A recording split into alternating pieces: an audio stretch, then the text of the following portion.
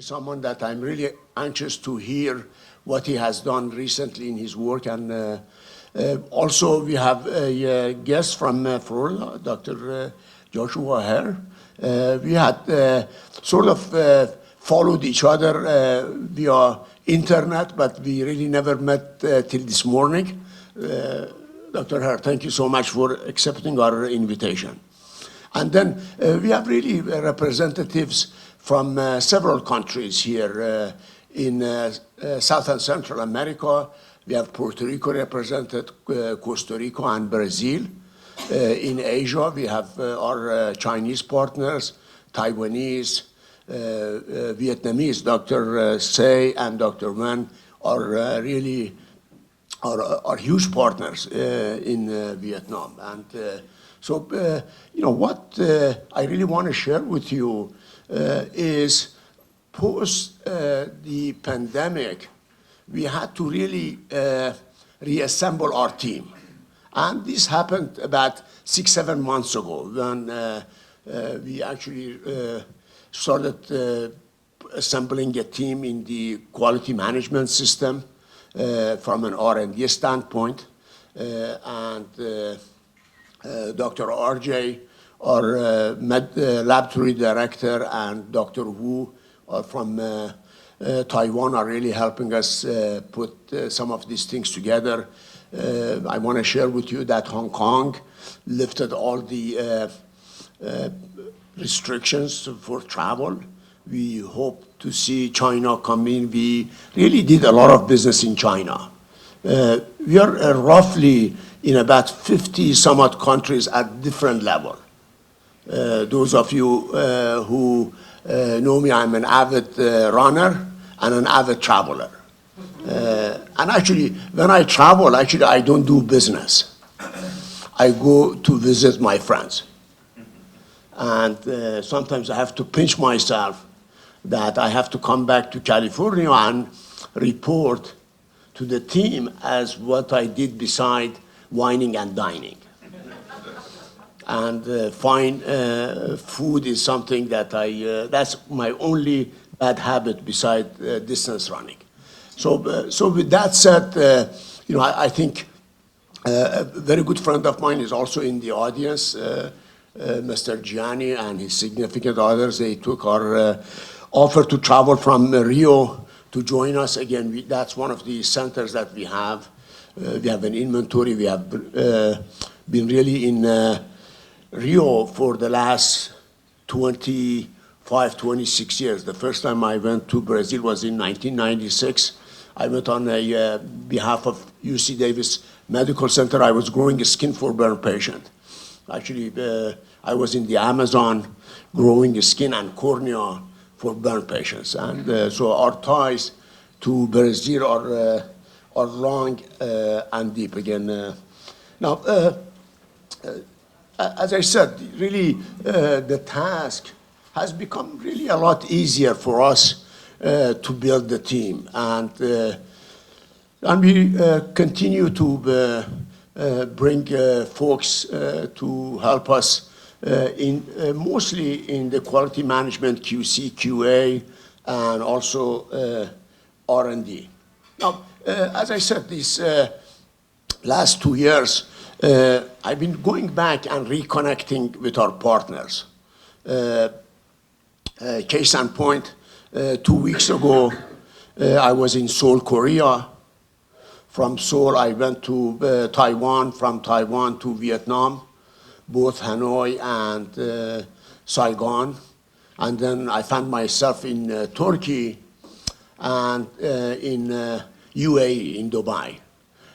Next Sunday, I'm going to do the reverse, counterclockwise. I'm going to Dubai, and wherever I buy my ticket one leg at a time. So my phone dictates to me where I go and what I do. Now, you know, I really want to share something with you that is really paramount. I really feel cell and regenerative therapies are what Silicon Valley was in the 70s and 80s. The potential is so huge. It actually is mind-boggling. I really feel if any of us that are in the field, if we play our cards right, there is a Google here, there is an Amazon here, there is really, there is a lot of potential. And I think I'm going to quote Dr. Gupta, I think 2-3 years ago. He basically mentioned that, he says, Habib, I think this thing is becoming mainstream. And I like to use the fact that the genie is out of the bottle. The cat is out of the bag. And I think we are a mid-sized company, and we run a very tight ship. We have a lot of relationships that really help us expand our market. We have committed to manufacturing. We are allowing our partners to do the sales and distribution. That's a different talent, that's a different science, and we have made the decision to basically try that path and focus on safety of this product and make sure that we do not do harm. Now, I do want to talk to you about the big gorilla in the room, and that's FDA and the agency. I think we have had a very challenging relationship. I think the new FDA commissioner that came in February, he had some experience in Alphabet. He has, and we are hoping that Dr. Khalif will give us an attainable path for us to basically try to do this work in here and guide us through the process. Do not give us an obstacle, a huge obstacle. We are a medium-sized company. We are not Pfizer. We are not big pharma. We cannot spend $3 billion and 10 years to get a product to market. And I think the new commissioner, I think, is thinking along that line, that he feels that why don't we revisit this and why don't we come up and give these small, medium-sized companies a pathway that is easier than what it is right now. What we have right now is absolutely positively no way, don't do it. Again, I think the ex-commissioner, Dr. Scott Gottlieb, who was also fundamental in his thinking process toward our field. But I'm really optimistic that we are going to see changes with Dr. Peter Marks and Dr. Khalif, that they would prescribe something that we can actually handle. With that said, I really, at this point, I want to hand the baton to my very good friend, Dr. Ranjan Gupta. We have assembled a wonderful team of speakers here for you, and all that credit goes to my good friend, Dr. Ranjan.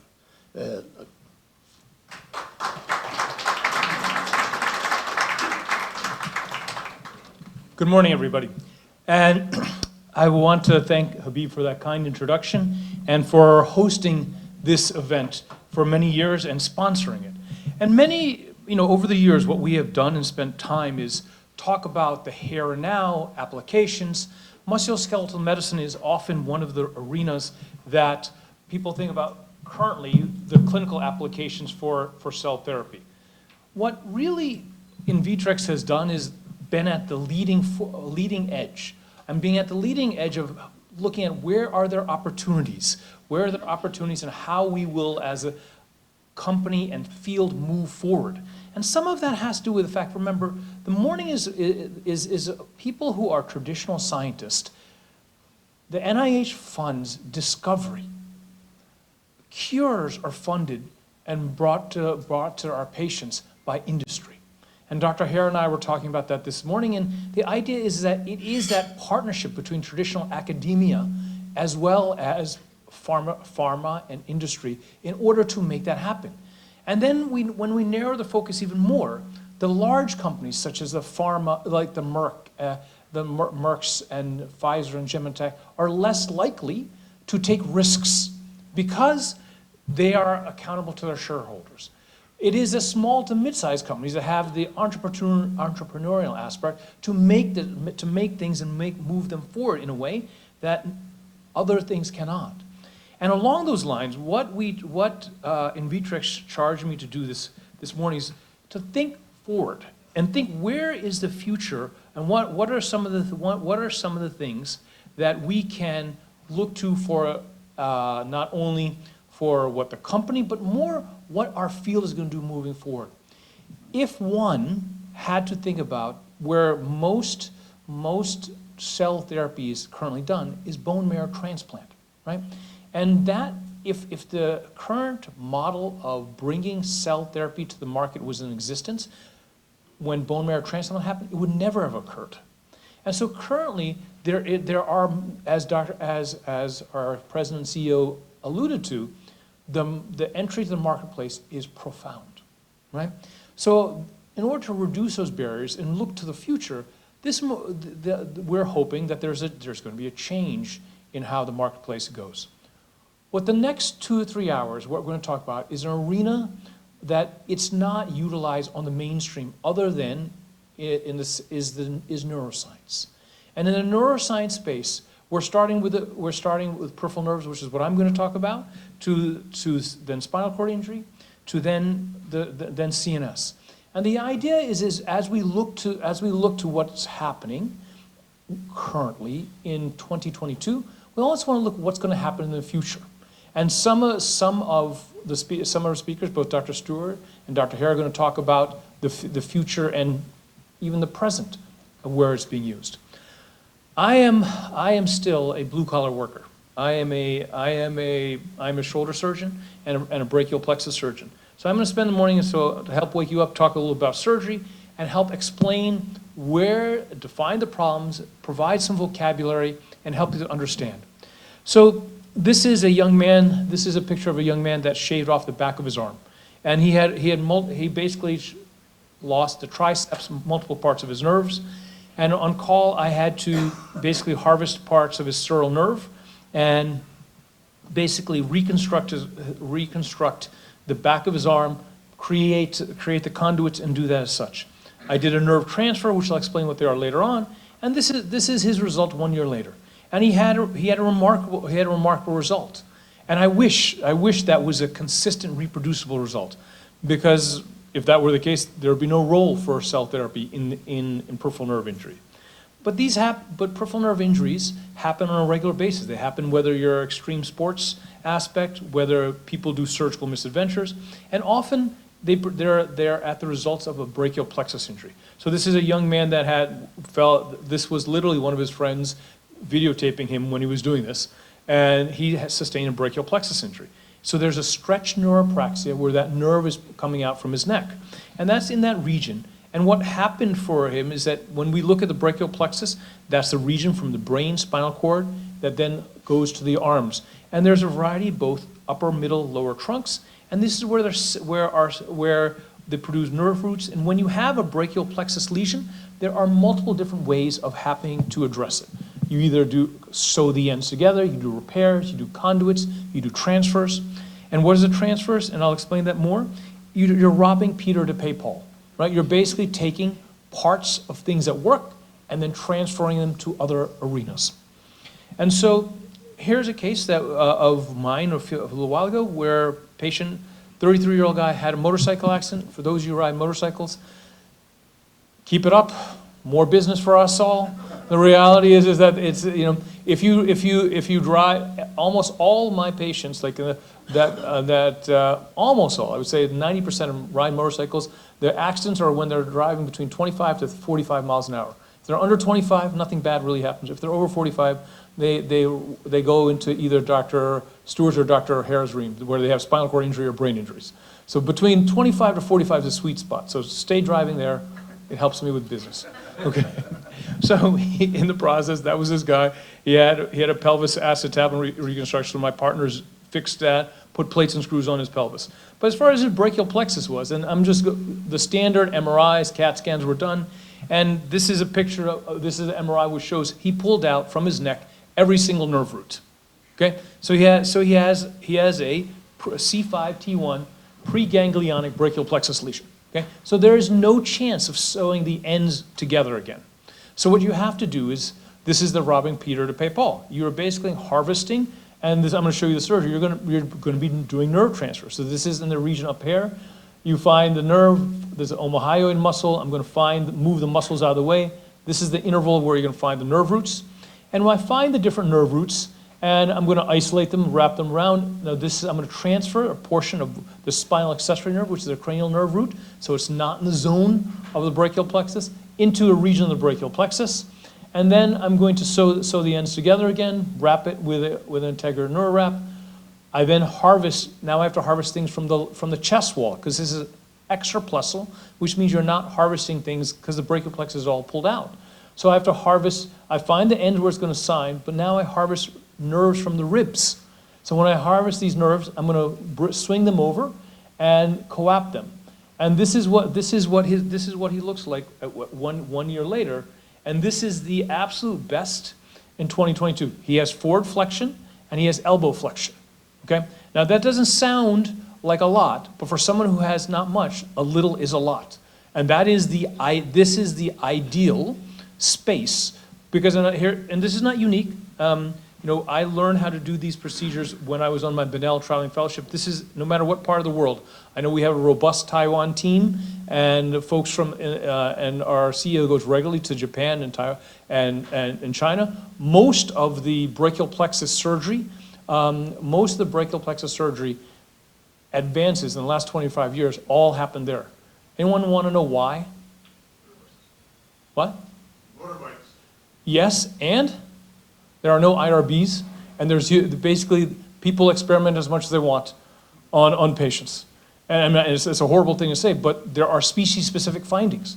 Like I'm doing things on mice and rats, but it doesn't translate up, right? So anyway, most of these advances, all these surgical techniques, most of these were things that are developed in Japan, right? There are other things that were developed in China because they basically did them wrong several times, and then they optimized it out.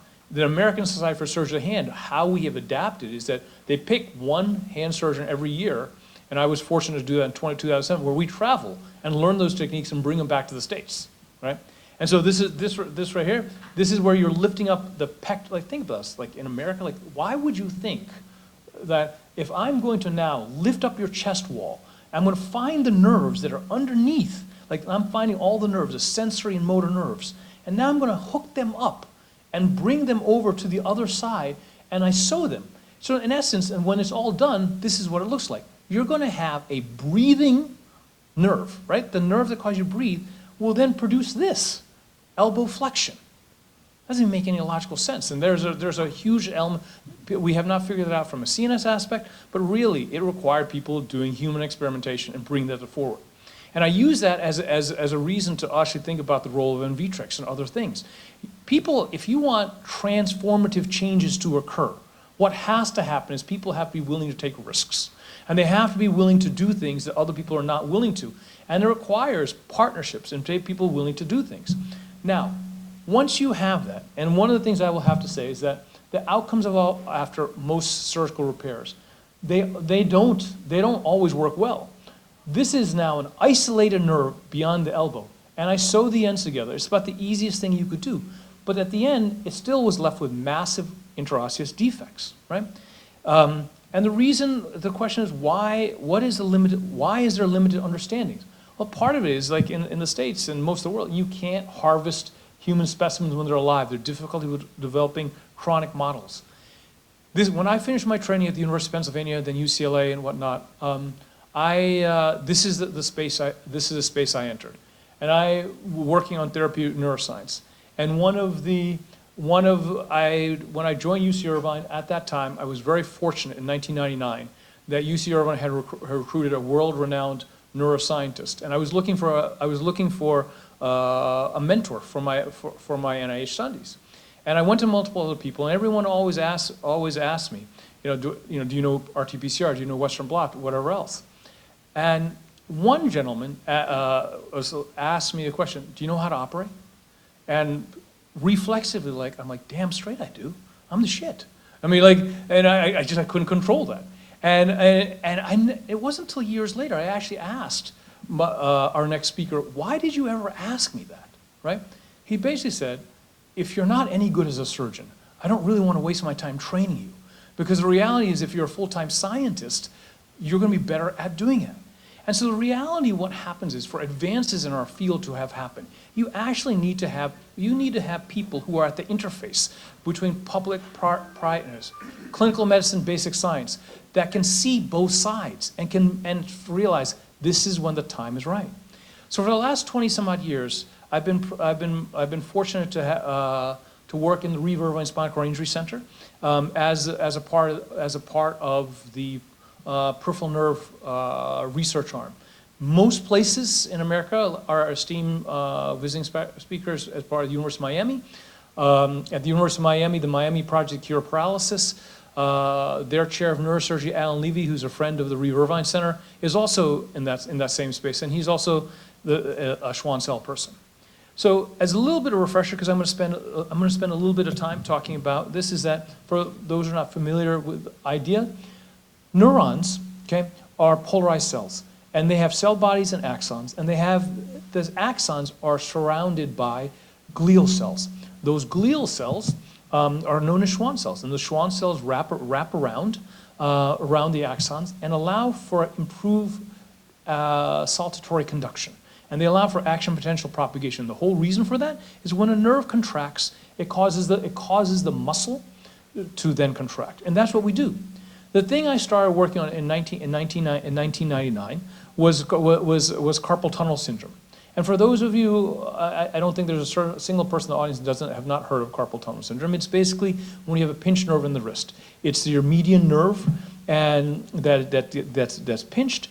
We have electrodiagnostic studies that we basically help make the diagnosis. We have surgical management. But the reason why we actually needed to study is that when you look at the best case surgical outcome, you still have massive weakness, right? The muscles in your thumb, and when you look right here, up top where the arrow is, that thumb muscle is atrophy. It's shrunk. And even if you do the surgery, it doesn't come back. So we started looking on the right side of the screen of doing compressive neuropathies. And this is the previous work that had been done. And over about 10, 15 years, this is the work in the lab. And this work in the lab was done by developing mouse models as well as in vitro models. And in vitro models, is where I learned it from our president and CEO. This is when he was a little younger, a little better looking. You know, he came down from UCLA and was kind enough to show me how to build these chambers and do tissue cultures. And funny, recently he had a chance to come to here, and the incubators that we use and the tissue culture hoods are the ones that he had actually found, bought, and whatever else. So he is a working CEO, right? And whenever I have problems with my incubators, I always ask him, hey, Beeb, what do we do? What sort of thing? And so it's one of those unique aspects and wonderful parts. And so we found a variety of different other things. One of our first main findings was that carpal tunnel syndrome is a byproduct, is in many ways is like multiple sclerosis, where it's a glial cell-driven process. And we helped define the sequence of cellular events that actually ended up having happen. Like look at what cells changed, what were the reactions along the way. To take it to the next level, we did a bit of gene looking at what molecules were upregulated. And we found them, and we looked at actually try to start understand why surgery works, why surgery doesn't work, and helped define the fact that compressive neuropathies are chronic wound healing models. And then we did work as, okay, if surgery doesn't do the trick, how could we actually make this into something useful? So when you have, I'll use this cartoon to help explain, when there's myelination and demyelinization that happens, the body produces new myelin, and when the body produces new myelin, which is that soft tissue covering, it actually changes, and that muscle, as I was showing you the thumb, gets smaller, that thenar muscle. And our whole goal of what we thought we would try to do is what could we inject into the thenar space, and then use that to help reverse the pathology. And so in order to do that, we started looking at different sorts of different molecules. We use a desert hedgehog knockout mouse model, use our animal model, and basically characterized that model. And over the course of time, using our chambers, we actually came to the conclusion, yes, okay, desert hedgehog was a viable therapeutic target, okay? Then, but like most things in life, you don't want to just use, most things are not just one agent, one molecule. So then we started looking at, because our background is in spinal cord injury, we started looking at glial skull formation. And in spinal cord injury, glial scars form by astrocyte fibroblasts, and they produce chondroitin sulfates, heparin sulfates. Schwann cells actually produce a different type of them, but they do form that. And there have been all sorts of folks that work in this space in the spinal cord injury, and there are a finite number of individuals that look in the peripheral nerve space, and we started looking at, okay, do peripheral nerves upregulate chronic chondroitin sulfate proteoglycans? And our hypothesis was that, yes, this upregulates these proteins, and perhaps if we injected an enzyme, we could reverse that pathology. So truthfully, we went and we went down that path, and we showed, and with our animal models, injected studies, and we published this work, and we did show, okay, yes, CNS injury actually does induce scar formation, and we could then reverse this. Now we're at this space where now we've identified a disease process. We identified what's wrong with the problem, and then we look at okay, what are candidate molecules? What are the candidate molecules for using to try to reverse that? That brings me to help educate our audience a little bit about the stages from discovery to translation, right? There are multiple different stages of when you look at basic science to disease-oriented research to then the practical outcomes and how that actually works. Beyond that, when you go to these different stages, you have to remember how the FDA talks about clinical trials. Frankly, all the stuff that I had done was preclinical work. We're not even close to phase 1, phase 2, all the way down to having patients do that. And this is a fairly well-known slide about the clinical trial cliff. And basically, how few molecules, how few things that were funded actually end up producing anything that's clinically relevant. And the key models for failing is a lack of funding, right? In that course of time, like all the stuff that I did for basic science, it stayed at the grants I received from the NIH, as well from the NIH, as well as from the foundations. It fit. I had raised and got $5 to $10 million. As I developed the therapeutic target, now I needed to get venture capital or someone else, and I made a critical mistake, which everyone said to me, where are your patents? Where are the things that you do that are relevant, that are yours? Well, in that space, as I was in frustration, I started thinking, because I went back to this is as an academician, I'm like, what am I going to do differently? How am I going to bring this? What am I going to do? And I realized also that while I was working in compressive neuropathy, which were one of the most ubiquitous things, it was also true that actual surgical intervention, the stuff I showed you at the beginning of the talk, nothing had really changed in 18 years. Yes, this is carpal tunnel syndrome. It's your hand and a simple and whatever else, and you can see that there's thenar atrophy. But modern peripheral nerve surgery actually hadn't changed much for 40 years. The only thing that people had come across was the idea of using tensionless surgery, right? And so during this time, I started switching my focus. in the research arena from looking at demyelinarization to true axonal damage. And in the process of looking at acute nerve, from chronic nerve injury to acute nerve injury. And in life, you have to not only be smart and hardworking, but you have to be lucky and have good friends. And I have been fortunate to have, Habib as my friend for a long time, as he supported me during this downturn. He just said, Ranjan, you got to reinvest and figure out what you're going to do next. And so with that, one of my other colleagues, who's also a university technician, was Tashin Mosafar. And Dr. Mosafar is a neurologist and head of the neuromuscular program. And he helped introducing me to the folks at Roche and Spark Therapeutics. And I started learning about Pompe disease and learned how to actually, how you actually can do drug delivery, viral vector therapy, and basically learn through the process of phase 1, phase 2 trials. And actually, Tashin and I, we actually had the first patient to participate in the phase 1/2 Resolute trial of SPK 306. and it's an investigated drug liver-directed AAV viral vector gene therapy for late-onset Pompe disease. And so with this, as I was learning this, I actually switched my focus. And I switched my focus from being a hand surgeon that worked only in neuroscience. I moved on to being a shoulder surgeon in the trauma space, still in neuroscience. And the reason why I did this, and now I'm going to explain a little bit more, is as we go down this path, is when you look at acute peripheral nerve injuries, right? There is, when you cut that nerve, even when they're sewn together perfectly, right, by the world's best microsurgeon, you don't feel right away. You don't regain your motion. And there's a process known as Wallerian degeneration, where there is phases of Wallerian degeneration where that upregulates certain molecules, recruitment of cells. And really what happens is there are distinct cellular and molecular changes that go down a certain path. The nerve, the part that regrows is known as a growth cone. That nerve has to grow from the neck all the way down to the fingertips for it to be successfully done. And the truth of the matter is that how does that actually happen? Like really, much of it is based upon the inherent biology. And there's limited stuff that we do. And what are the arenas? What are the issues associated with peripheral nerve injury?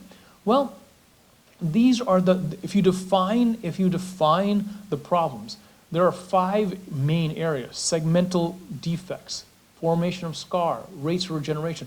These are things, they're not surgical manipulations, because one of the fundamental things that folks, if you take away nothing from my talk, is that the 20th century was where surgery advanced by manipulation of anatomic tissues. Most of those advances have plateaued. The 21st century, the true advances that are going to be transformative are going to be at the interface of how you use adjuvant therapy to actually make it better, to address these problems. Because even though I coapt the nerves together, none of those things are sufficient in getting you the outcomes you want.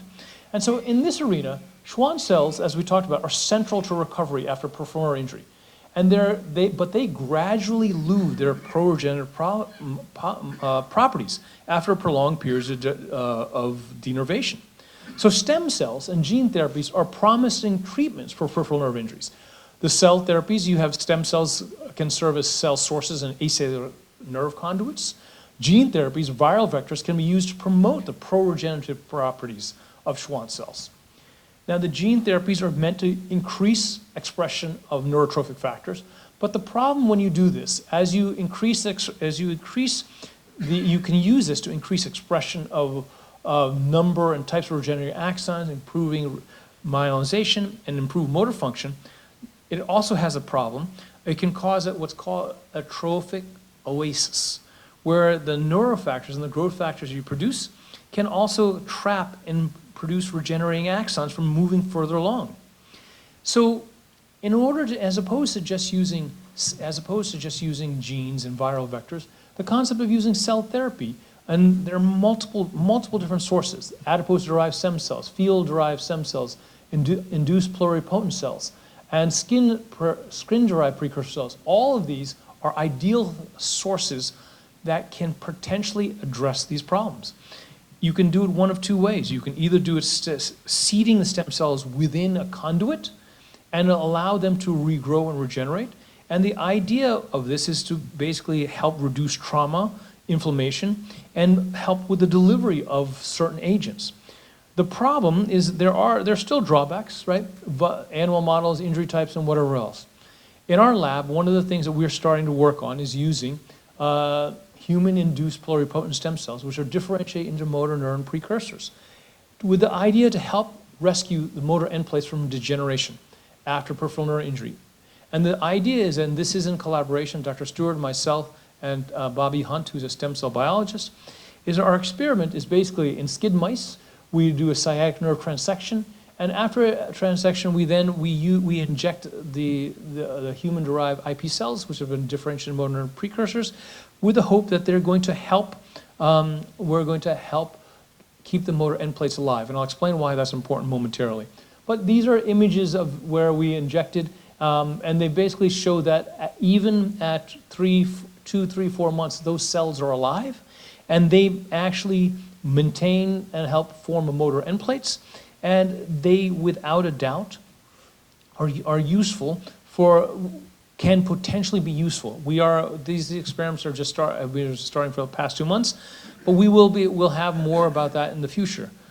But when we go back to this, for the past 3 years, or past 3 to 4 years, as a surgeon scientist, what our lab and what our group has been focused on is looking at the bottom right portion of this corner, looking at the degeneration of the target end organ, and looking at how do we prevent this, and what are the surgical manipulations, and what are the things that we can do here in this lifetime. And that basically has been the concept of this, robbing Peter to pay Paul. When I look at, and for this schematic, on the left side is the neuron, which then interfaces with a muscle. That region right here, this is the neuromuscular junction, where on the muscles are the motor end plates. And the whole concept is that long-term denervation leads to motor end plate degradation, right? So that when you cut the nerve, that stuff at the end goes away. We actually did some of the work in knockout mice, confirmed that, and the whole concept is that, so when you have that motor end plate, and I'm using those cartoons, okay, this is a dynamic process. Like there's a molecule known as neuroagrin that comes across the site, goes and helps maintain the postsynaptic clustering of the acetylcholine receptors. When you have a transection of the nerve, what happens is Schwann cells produce a molecule known as an enzyme MMP3, which then degrades things and allows for that. Now, it's much more complex than that. And one of the things that we have done is we proved that MMP3 is a target molecule.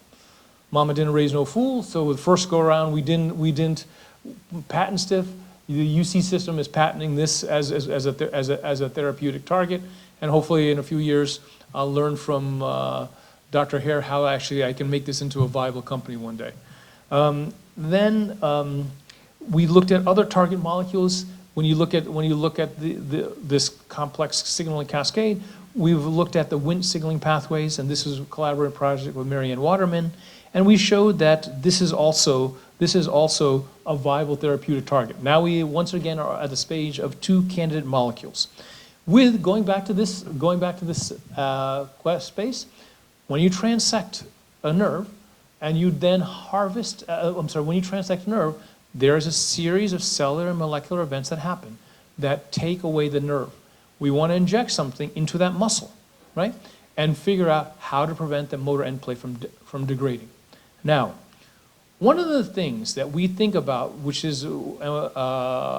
don't think about until we want to translate things, that are there things that are species-specific findings? Meaning most work that is done in the NIH is almost funded on small animal models. I do mouse, I do rats, and sort of thing. But the motor end plates, motor end plates are not the same. And right around the time, as I was working with the UC Irvine's patent office, and we were talking about this, they asked me, so when would you deliver these molecules? How would you know when to deliver them? And my response is, well, I don't know. And so what they said was along that. So how are you going to know when are you going to actually, you found those molecules, when are you going to give them to humans? When would you do them? So what do you do as a scientist? You go back to the drawing board and you gather more data. So we started looking at the idea that after brachial plexus injury, when do the motor end plates go away? And so in 2015, we started saying, for these exact same patients that I'm doing state-of-the-art, which is the standard of care surgery, I then harvest the muscle. So when I then harvest that muscle, we're no longer harvesting mice and rats. We are harvesting human tissue from the patients that I operate on.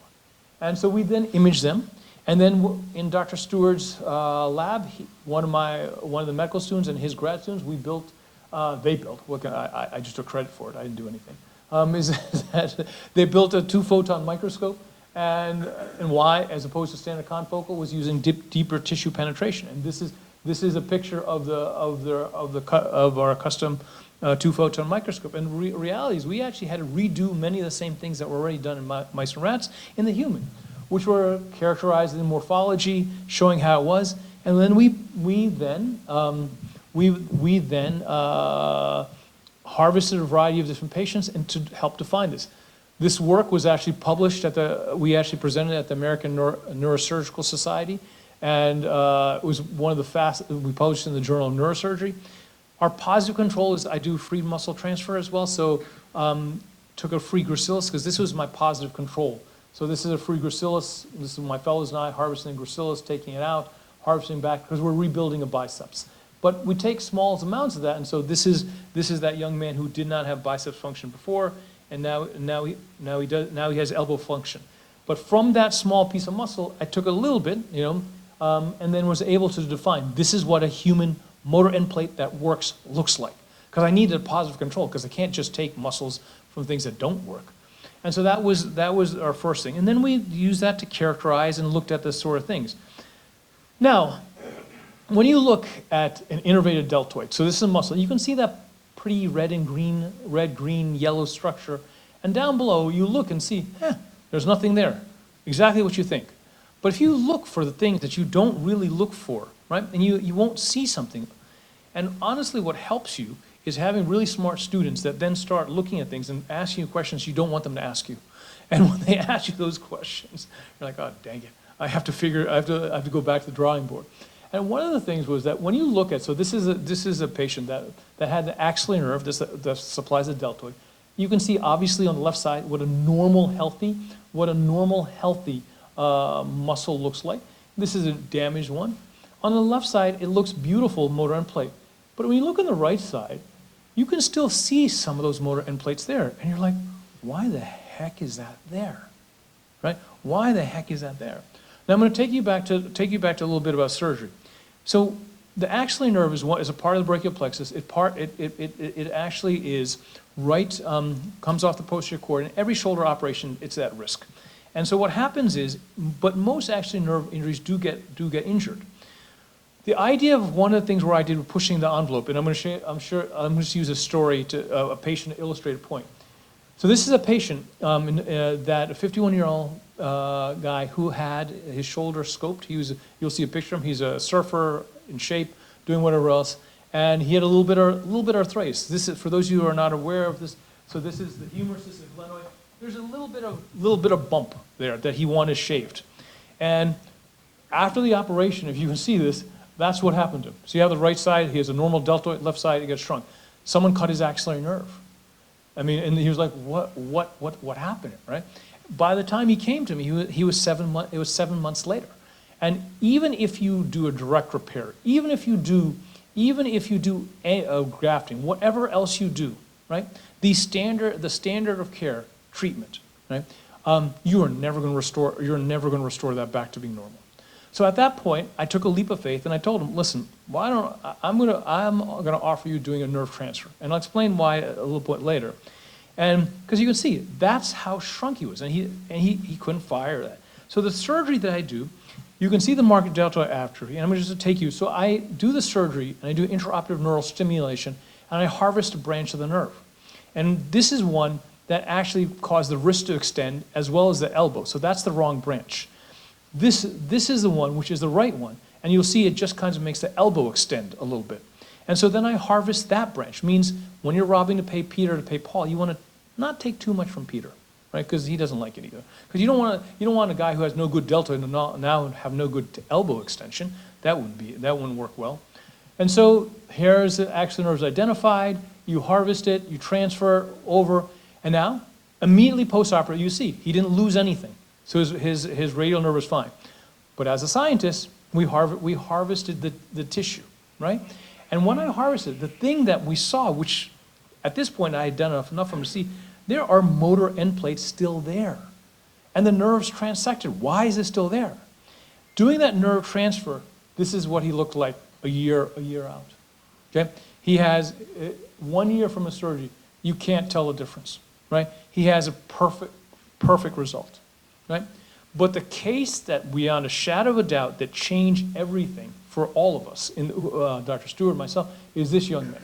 He's a 22-year-old BMX rider, right? And you can see the market shrunk.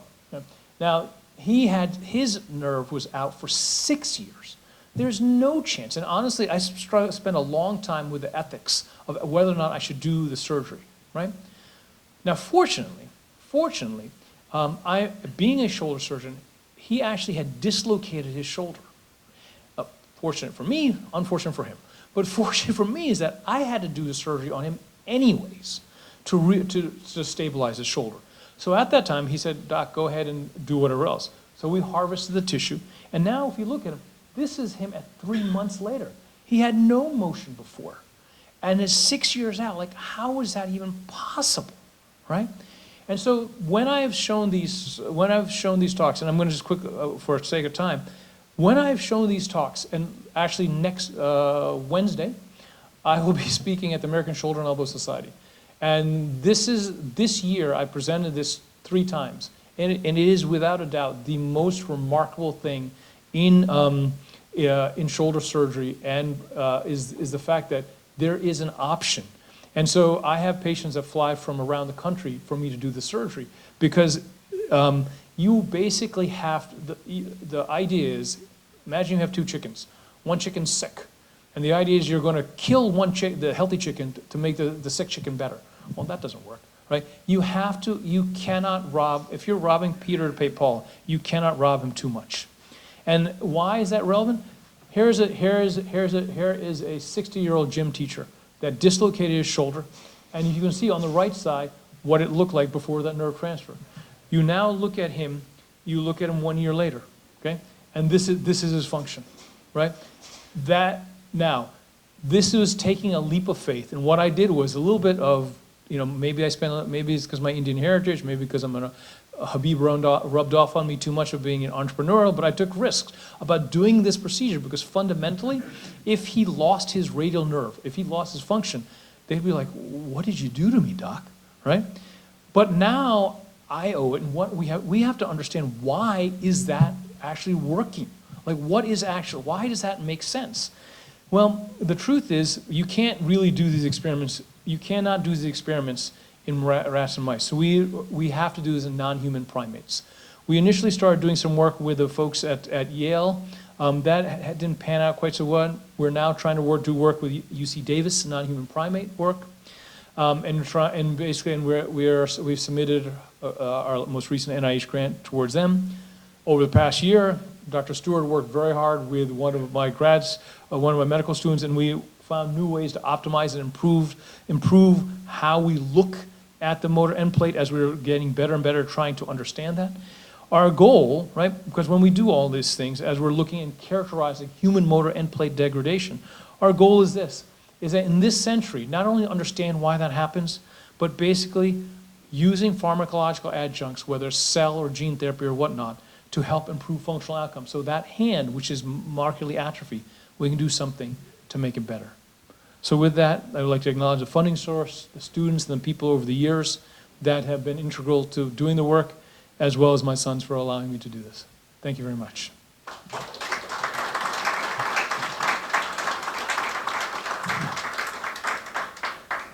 So we're going to have time for questions and answer later, but if anyone has any questions now, please feel free to ask. Go ahead, sir.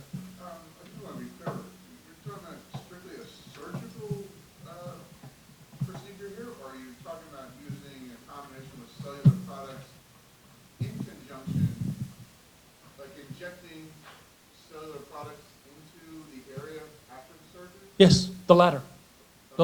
So maybe I spent too much time going back and forth, but right now, all we're doing is a surgical manipulation. But the goal is to add that, and that's why when we're looking at human IP cells, those experiments I was told a little about, those are human cells. The way that IP cells, I didn't want to be redundant from years past where I went over and talked about stem cell therapy and different types of cells, but human IP cells, you take your own cells, right? You grow them in a dish, and you grow them in a dish and then differentiate them down a certain cell line and see what they can do. And so those are the motor neuron precursors. So we're doing experiments with those. That's in one end. The other end is doing surgical manipulations to try to restore things. Dr. Hare? Great, fantastic talk. I really learned a lot. I wanted to follow up on the IPS work. You foresee, and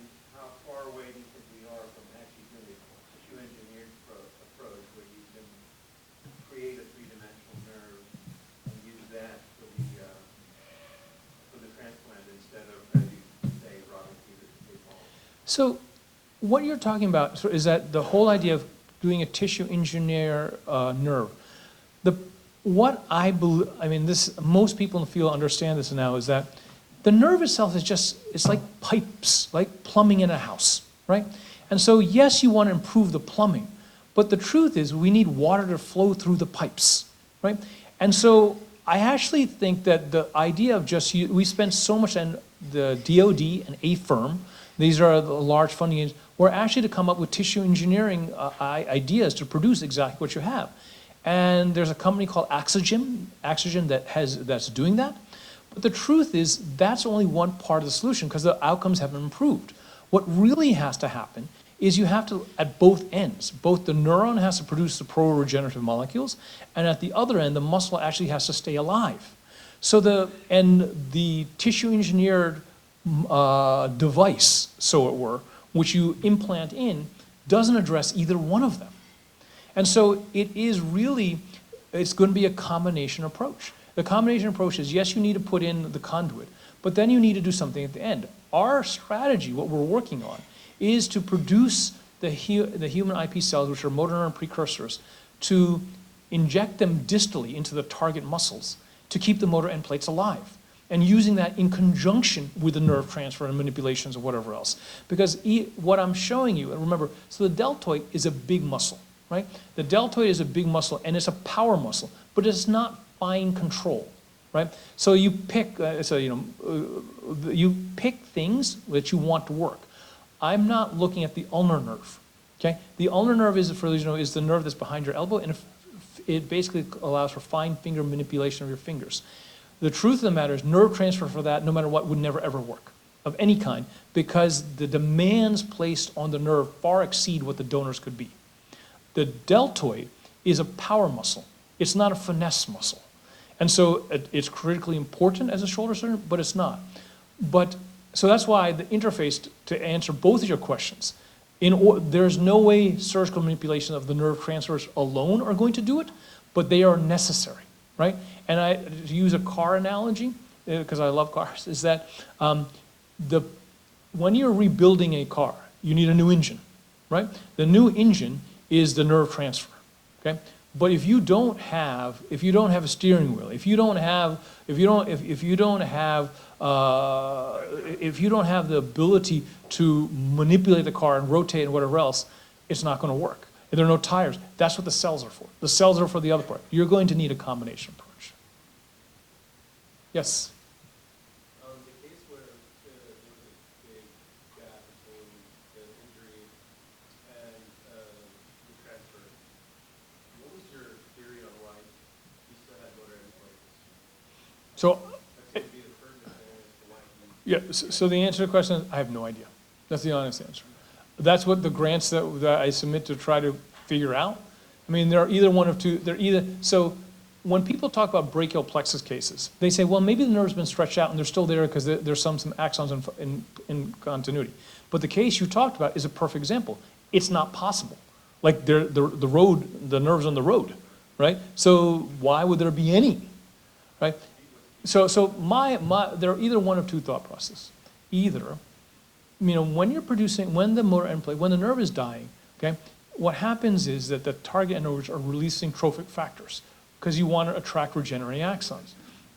My conjecture, and Dr. Stewart and I debated as well, maybe it's the nerves from the sympathetic nerves from the blood vessels, or it's from the skin, nerve fibers, which are then going to the target, to the end plates and keeping the motor end plates alive, right? But the truth is, if that's the case, it's hard to displace them if it was regenerating. So we don't really know the answer to the question, but there are multiple hypotheses, and if the NIH funds us in a few years, I'll have an answer. Both were complete transections. No, yeah, no, they're complete transections. So, okay, so with that, I have the distinct pleasure of, I don't think I've had the pleasure of doing this before, of introducing my mentor as a speaker. So Dr. Stewart so he has many titles, and I'm going to bore you a little bit with them. UC Irvine was fortunate enough to recruit him to from University of Virginia, where he was already a world-renowned scientist for helping understanding a little bit of the concept of synaptic plasticity as he helped understand how dendrites, one parts of them, actually upregulate proteins on a certain level. He came to UC Irvine and was a founding member of the Reeve Irvine Spinal Cord Injury Center to help lead the efforts as UC Irvine decided to do spinal cord injury. Over the course of the years, he has mentored many scientists, clinicians. I'm fortunate to be one of them. He has had extraordinary number of publications. NIH looks at him to do reproducibility studies to make sure everyone else is doing things right. Along the way, he has also formed his own company on looking at one of the discoveries, P10. So he's at interface. He is the current president of the Society for Neuroscience.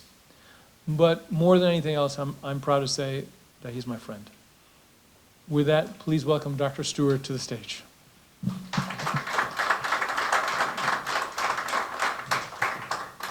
Thank you. I think that is the first time. That's great. I appreciate it. So, let's see here. I think I'm good. Oh, you know what I do? I need the... Is yours a Mac? It is a Mac. Okay. Good morning, people. Thank you for grabbing coffee while we switch over if you want to.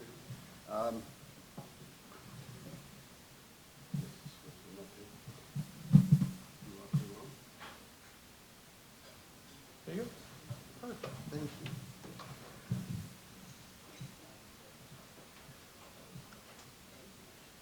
Let's see.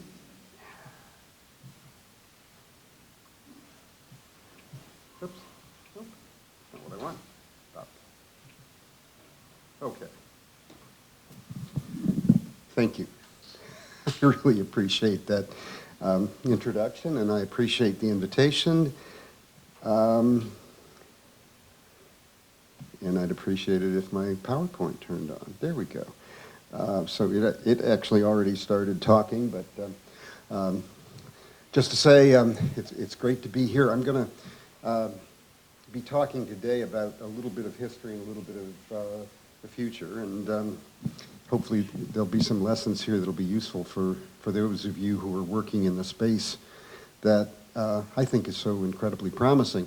Yeah, I have to say, just, I mean, you guys just saw a great talk.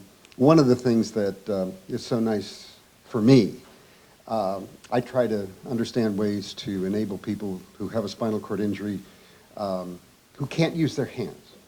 Imagine this, you're not able to use your hands at all. People with a cervical level injury, and that's about half of the population of people who actually are injured. Everybody who has an accident in the surf, basically, has a spinal cord injury at the cervical level. If you crash your bike, you're probably going to have a spinal cord injury at the cervical level.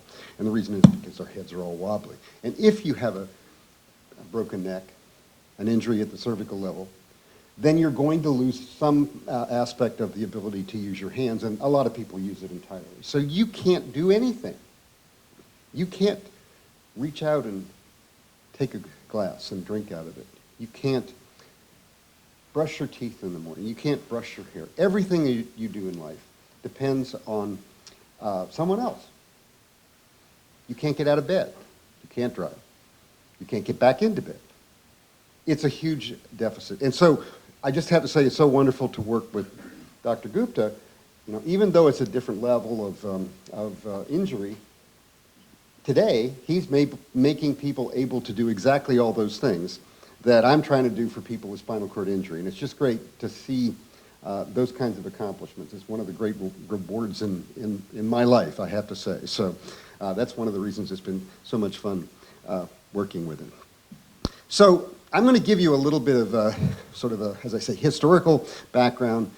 Talk about, I use the word regenerative medicine here. And in the beginning, regenerative medicine meant stem cells, and that's not quite so true anymore. And I'll take you down the road of how that changed, where we are now, some of the, I'll call them dead ends, or at least disappointing outcomes, because those are informative for what we're going to be able to do going forward. So, a little background. As As Dr. Gupta said, I came to UCI in 1999. Our center was named after Chris Reeve. He actually allowed his name to be used because Joe Norbrun-Smith called him and said, hey, I really respect your incredible personality, the way you're handling your injury. You are a role model for everybody. And oh, by the way, you didn't blame your horse. And it turns out that, of course, many of you may know Joan Norbrun-Smith is an equestrian, and so that made it her goal to actually do something at UCI to establish a center in his name. She worked with him, and he actually agreed to have his name associated with our center, and that was a huge honor. It actually was a great help toward getting us going. So before I say anything else beyond that, I do need to point out I do have a commercial interest. Dr. Gupta mentioned that I was co-founder of a company called Axonous Therapeutics. Some of the things that I talk about today are related to their IP, and I'll try to remember to say that as I go, but you'll see it, I think, pretty clearly. This company is seeking ways to actually develop therapies to promote neuron survival and axon regeneration after spinal cord injury and other disorders of the nervous system. So you can look us up if you want to see what that's about. So again, back in history, stem cell, I have to say, stem cell and regenerative medicine therapies, you have to just say from the very beginning that they are a legacy of Chris and Dana Reeve. They were the leaders in bringing this issue, the promise of stem cells, to public awareness, exemplifying what the promise of stem cells might be in terms of perhaps enabling people with spinal cord injuries to have some recovery of function. And they really led the charge. This was, of course, in the late 90s. And I just have to say that everything that I do and think about is in some sense in memory to them. I'm so glad to look out at an audience that actually is old enough to remember who Chris and Dana Reeve are. I lectured to students and who is this guy? What is he talking about? You know, so it's nice to be lecturing to a somewhat more mature audience. So I was appointed to the ICOC, the governing board of the California Institute of Regenerative Medicine in 2004. And really just to say, that was, in my opinion, maybe others have other opinions, but in my opinion, that was the key factor in launching stem cell research and enabling things to happen that would not have otherwise been possible. Some of you probably remember back in that day, there were a lot of issues, but this bill that was passed in 2004, Prop 71, provided $3 billion in funding for stem cell research. I was on the board. I was one of the founding members. I served for actually 2 8-year terms and a little extra. I served on the Grants Review Committee. My punishment for that, by the way, is that during that entire time, I could not receive a dime from CERN. And I thought, okay, that'll be fine. I'll eventually rotate off the board and perhaps can apply for grants. It turns out the prohibition against my receiving money from STERM is in perpetuity. They didn't actually tell me that in the beginning, but I can't vote on I can't receive any grant that I voted to approve in concept. And I voted to improve pretty much everything that CERM is doing right now with just like one little exception. And maybe the door's open just a teeny bit for Dr. Gupta and I to put in a grant here coming up with. Anyway, so this experience really taught me a lot. I have to say, I'm a basic scientist. I'm a PhD. I never understood translation. I didn't understand the importance of the private sector. I didn't understand the importance of IP.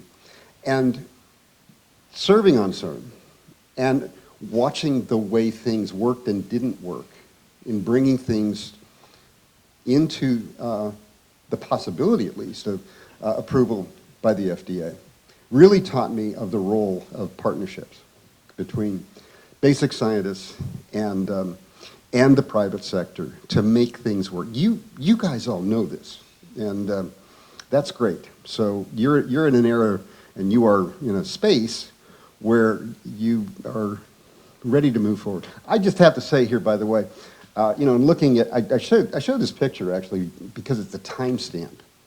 I think that it's obvious that neither Arnold nor I look very much like we did back then.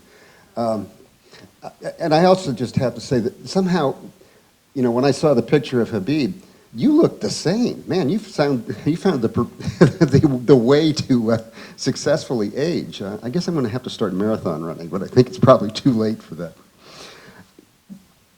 I actually first met Habib when I arrived in 1999, I think. That was the first time we actually met, so it's great to be back and see what you've accomplished. Okay, so, just to remind everybody, it was a long time ago, but some of the things that are issues now are recycling from what were issues then. So why was there controversy and in some cases laws that actually prohibited stem cell research at all? And the simple reason was that the human embryonic stem cells, which were all we had back then, were actually derived from early stage human embryos at the blastocyst stage. So these are basically, if you remember, these are little balls of cells, about 100 cells, and it was the inside of these little balls that were the stem cells, and the procedure was to essentially just open up the blastocyst here and remove the stem cells down here in blue. Oopsie. Okay.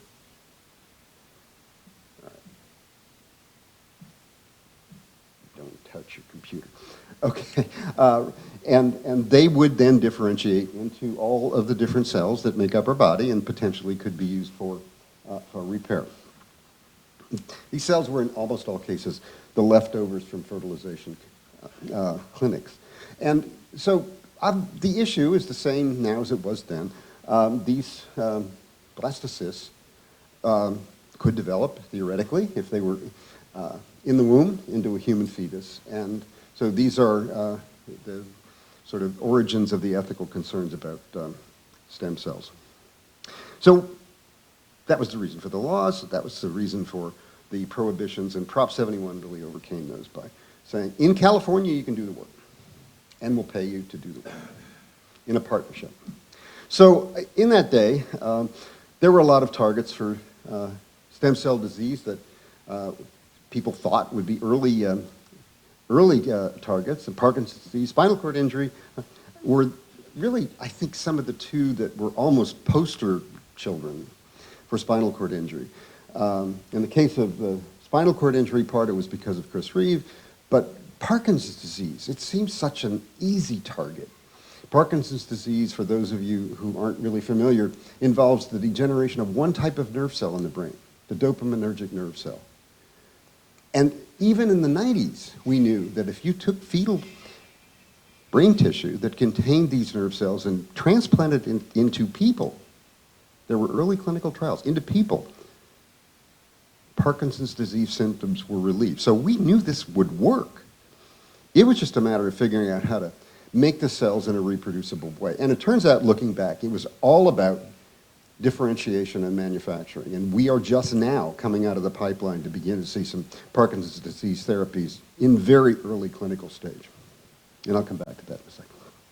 So some surprises, some disappointments. I was actually involved in the first, trial. I was involved in the research that led to the first trial for stem cells and spinal cord injury. This was actually work that was done by Hans Kiersted's group in the Reeve Irvine Center back really very early on. And the trial itself was run by the company Geron. And it was based on the idea that spinal cord injury, in addition to cutting connections, which Dr. Gupta has already told you about, also causes surviving axons, these connections between nerve cells, to lose their myelin sheath, right? It's the same thing that happens in demyelinating diseases like MS. And so the idea was, well, let's differentiate stem cells into myelin-forming cells called oligodendrocytes and transplant them in, and maybe they'll restore myelin, and maybe that will actually improve function. And so in a series of studies, we actually did that, made the cells. These are human embryonic stem cells. This was, again, a partnership, actually, the first one I'd ever kind of been involved in between Geron, the company, providing some funding, the university providing some funding, and that led to the early studies. And then we were able to do these very early studies to at least test concept. The idea was then to actually transplant them into a mouse or rat with a spinal cord injury. And just to say, the differentiation process took this ball of cells and ended up with these cells that looked just like the myelin-forming cells.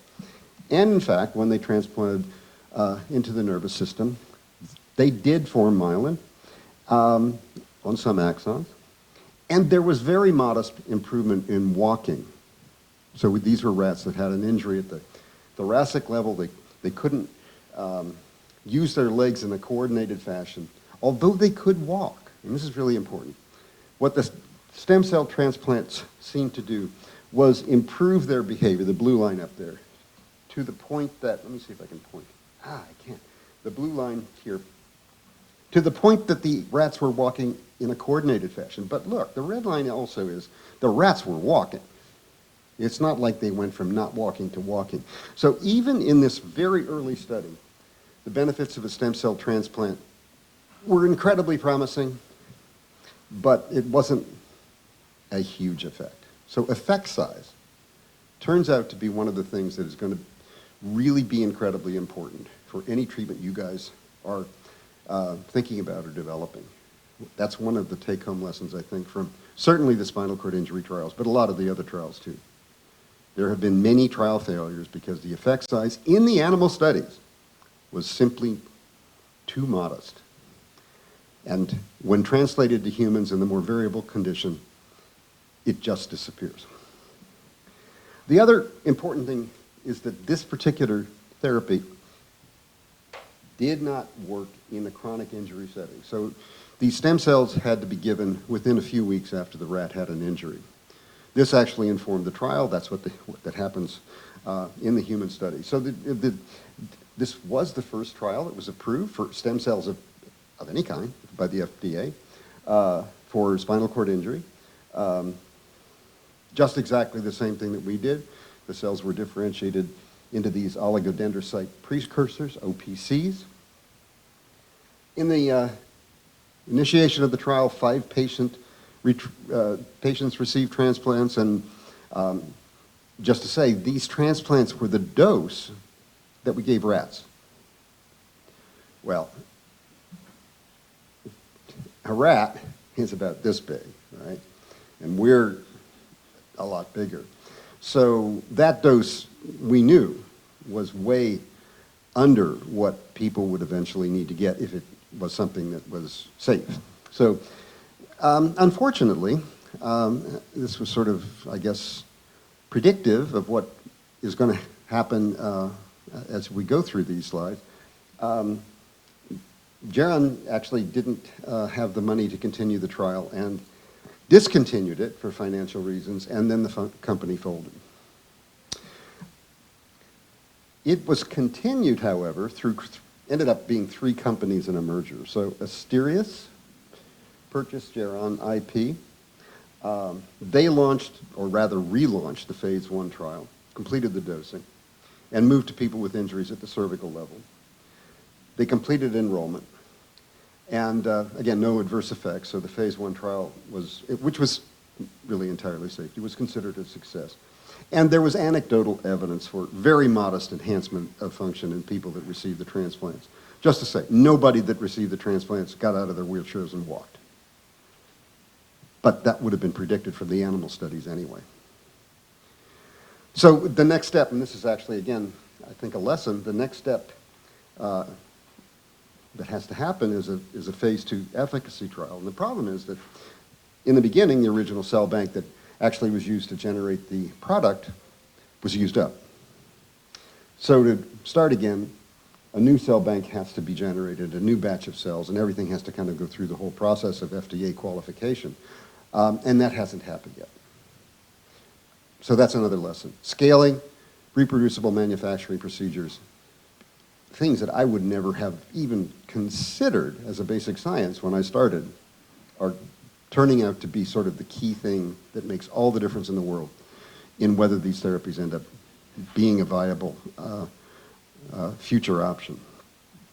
And just to say, it's now thought that our whole idea of how these cells work was probably wrong. These cells were doing something that had nothing to do with the formation of myelin sheath.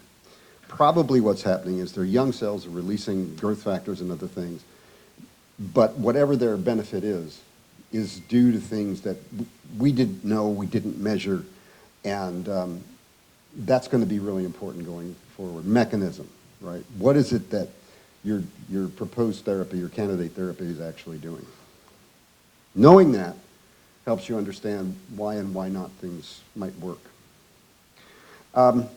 So just to kind of continue the history, second trial was for stem cells for spinal cord injury was actually, again, out of our center, this time based on research from Eileen Anderson's group, and this involved stem cells that were actually derived from a human fetus. So these were a different class of stem cells altogether. They were not embryonic, but still carried all of the ethical issues that embryonic stem cells carry. Kind of the same thing, you know. In the animal studies, these are scores of walking. So, yeah, the guys that got the stem cells are in the blue, and they did a little better. And again, this coordination thing is important. But again, effect size here was pretty small, statistically significant in a highly controlled animal study with lots of animals participating. So the statistical power was good, but effect size was small. So the company, in this case Stem Cells Inc., undertook a trial. And again, these are the products of stem cells that originally came from a human fetus. But about, I forget how many people actually received fairly quickly into the trial. It was discontinued. And the reason was that there was a judgment of futility. There was simply no reason to think, looking at the data, that carrying the trial through to the end was going to generate any significant difference between groups. And so again, the company discontinued the trial and the company folded. Now, one thing that was very interesting, it's going back to manufacturing again. The Eileen Anderson's group actually undertook a study, sort of a retrospective, because the cells that she tested in the animals were a test product. And it turns out they were not the cells that were actually the clinically qualified cells that were used in people. Well, when she retested the ones that were used in people, they didn't work in rats. A little extra basic science could have saved, $10 or $15 million in the trial here. So another lesson is manufacturing, manufacturing, manufacturing. It's all about consistency, and it's all about having the product tested that you're actually going to use. Another stem cell trial was by Neuralstem. So this one is actually, again, a stem cell population derived from a human fetus. This one started and involved transplantation into an injury site in people that were 1 to 2 years post-injury. So this was a chronic setting. And, kind of the same story, only 4, so they had planned for 12 patients. They had got FDA approval to actually test 12 patients. Only 4 received transplants. No adverse effects, that's good news. By the way, none of these studies showed adverse effects, so that's really good news. And of course, they were all safety trials, so in a sense, they met their endpoints if they had continued. But again, company discontinued the trial, and in this case, abandoned their SAI platform entirely. So manufacturing, product certification, consistency, and then you still have the issues with allogenic transplants that are genetically different from the host. So a lot of these cells are immunologically incompatible, and so these patients did receive immunosuppressants. The interesting thing is that when injected into the nervous system, it isn't clear how long a person has to actually continue on immunosuppressants because the brain or the spinal cord heals itself and there's a reestablishment of the blood-brain barrier. And it may actually be the cells are protected after a while. But again, not knowing, you're not going to take people off an immunosuppressant because of the risk of killing the cells. So it's likely that people will need to continue. Okay, and about, I've talked about allogenic, we've talked about the problems of human embryonics, and I'm sure now you're thinking, well, the solution is iPS cells, great. iPS cells, of course, the field truly was transformed by Shinya Yamanaka's discovery in 2006, that you could take a cell from your skin and you could treat it in such a way to introduce just a couple of factors into the cell. And lo and behold, that cell transformed into a young stem cell, a pluripotent cell. Dr. Yamanaka received the Nobel Prize in 2012 for this discovery, and it really was huge. Now, the basic way it worked is that you start with a skin cell, but everything else afterwards is really very similar to the derivation of a human embryonic stem cell. You have your cell, you make a ball of cells, and then in various ways treat it to differentiate into the cell types that you want. Neurons, astrocytes, oligodendrocytes if you want to go into the nervous system, heart cells if you want to go into the heart, pancreatic island cells if you want to treat diabetes, etc. So this was really huge from the point of view of, wow, we can now take a cell. We can take a cell that's been actually produced from a single patient and make that patient's therapeutic product. Now, there still is a lot of, I think, excitement about this, but here's the problem. 15 years down the road, we've learned a lot. I just told you about spinal cord, right? If you have an injury, you need to make your intervention fairly early in the post-injury period where things are trying to grow. If you wait 6 months, the nervous system is going to scar up. It's going to be a very inhospitable environment for anything to grow. Cells will die because they aren't connected. Things deteriorate over time. So time is important. But the problem is, it takes about 6 months, if you're really lucky, to take a skin cell and differentiate it into an iPS cell. And a lot of times it fails. You have to start all over again, and it may take another month. So that, even from the start, is a problem with iPS cells if you're going to use them in a patient-specific way. Cost. It's huge. Imagine, it takes you 6 months of laboratory work to do this. That costs money. And the problem is that the end result is unpredictable. We don't even know really, because none have really come to the point of being usable in a trial, we don't even know whether each patient's cells will have to be qualified for safety by the FDA. I mean, imagine the cost of that. Well, another 2 years to each and every treatment, right? Now, maybe that won't happen. Maybe the FDA will qualify the process.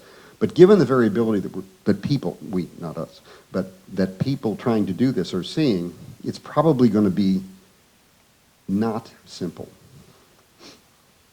And, you know, honestly, from the very beginning, patients have to be involved. This is not something that is going to be deployable to a huge number of people in underserved areas of California or the United States or anywhere else. The patient has to be involved from the beginning, and so that is going to seriously limit the procedure to a very small number of patients.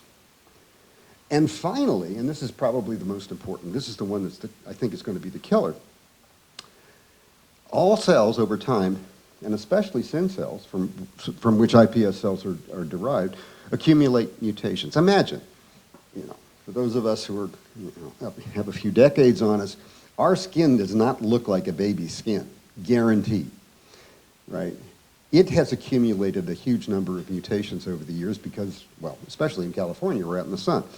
And most of these mutations, if carried over into the iPS-derived cells are going to essentially disqualify the cells for therapeutic use. And this is actually what's being found in a lot of cases. Imagine a person with Parkinson's disease, sort of, again, poster application. Parkinson's disease happens in people who are older. Their skin is not young skin.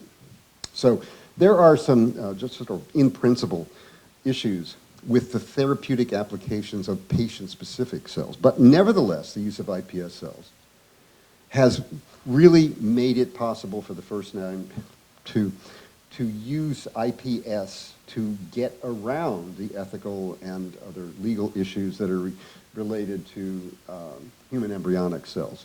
So if you start with young skin, you can make cells that'll do pretty much anything. They can be differentiated into all types of cells. And what this allows is production of off-the-shelf stem cell products that would be usable for any disease, or well, maybe not any, but lots of different diseases or disorders. The cost is going to be an order of magnitude less than an individualized stem cell for a person. So again, manufacturing, consistency. Now, to just sort of put this whole issue back in terms of spinal cord injury, again, we want to make people able to do the things that they can't do. And everything I told you was that so far the stem cells have not been overly efficacious, I would say, in improving functions, even under the best circumstances, in the best control studies, in mice and rats. So we already know that we need to go a lot further if stem cells themselves are going to be actually applicable for spinal cord injuries. And so the other sort of overall thing, though, is that stem cells, at least so far, don't solve what is really the fundamental problem in spinal cord injury, and that is the regeneration of connections. So again, back to the person with a cervical level injury. The injury here is damaging axons that control our ability to move our hands and walk and run our autonomic functions and be able to void voluntarily and everything that we need to do. Those connections are interrupted. So a stem cell that just goes in, no matter what it makes, unless it can somehow regrow those connections, then it's not going to have a huge effect on function after spinal cord injury. It may have an incremental effect, and I don't mean to diminish incremental effects. As Dr. Gupta said, if you have nothing, getting anything is hugely important. So are there ways to make nerve cells grow? And here we go into sort of the second aspect of, let's call it regenerative medicine. And I say regenerative medicine because when CIRM was refunded with Prop 14, you may know that it isn't just stem cells anymore. Now CIRM funds what they are defining as gene therapeutic approaches. And I'm going to end with a consideration of what that means. But what we know already after years of research, kind of outside of the stem cell biology realm, is that it's possible to actually use viral vectors to deliver gene-modifying cargoes into cells that have some very profound effects. And I know you've probably heard about some of these, and I'll just remind you about some of these. And I'll really start with what might be possible in terms of spinal cord injury.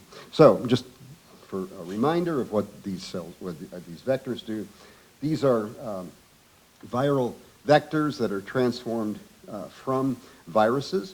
A lot of the work involves adeno-associated viruses, viruses that infect human beings. We all probably have antibodies or were infected at one point or another by AAVs, but the associated viruses are derived from them, so theoretically, relatively, well, they're totally non-infective, so that's the first thing, and then they are not disease-causing, and perhaps will evade the immune system to at least some degree. But even if they don't, for what is their application here, it kind of can be overcome. So these vectors are engineered to carry some cargo. They're taken up by a cell.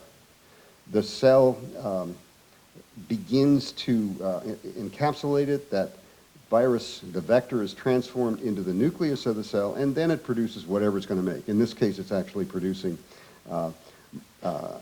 SI or shRNAs that are used to actually knock down genes in the cell that is transduced. Once in the cell, these vectors continue to make their cargo, well, at least as long as we've looked, which is almost a year. So they are for the opportunity of a very long-term delivery of whatever the therapeutic product is. So what we have done actually over the past almost 10 years is to begin to deploy these viral vectors to deliver gene-modifying cargoes to actually make neurons able to grow. So there's two reasons nerve cells don't grow. Again, Dr. Gupta has already introduced you. One is that they just don't grow in adults. Once development is complete, all the connections are established, genes are turned on, growth is shut down. But it's possible to actually shut off the genes that are turning down the growth process and essentially make neurons young again. And so that's the approach that we took. We actually followed on work from Zhigong He's lab at Harvard, where he knocked down or deleted genes that are tumor suppressors, actually. The idea being these are the ones that are shutting down growth and development. And we were able to introduce these into nerve cells with SI or shRNA technologies. And the result was very substantial regeneration after spinal cord injury. So here's just an example. This is a mouse spinal cord. There's a complete lesion here. These are connections of a tract I'll tell you about in a minute. One we care about very much, the corticospinal tract. And in the control, they stop at the lesion. They do not cross. There are no connections between the upper end, in this case coming from the brain, and the lower end of the spinal cord. Lesion's complete.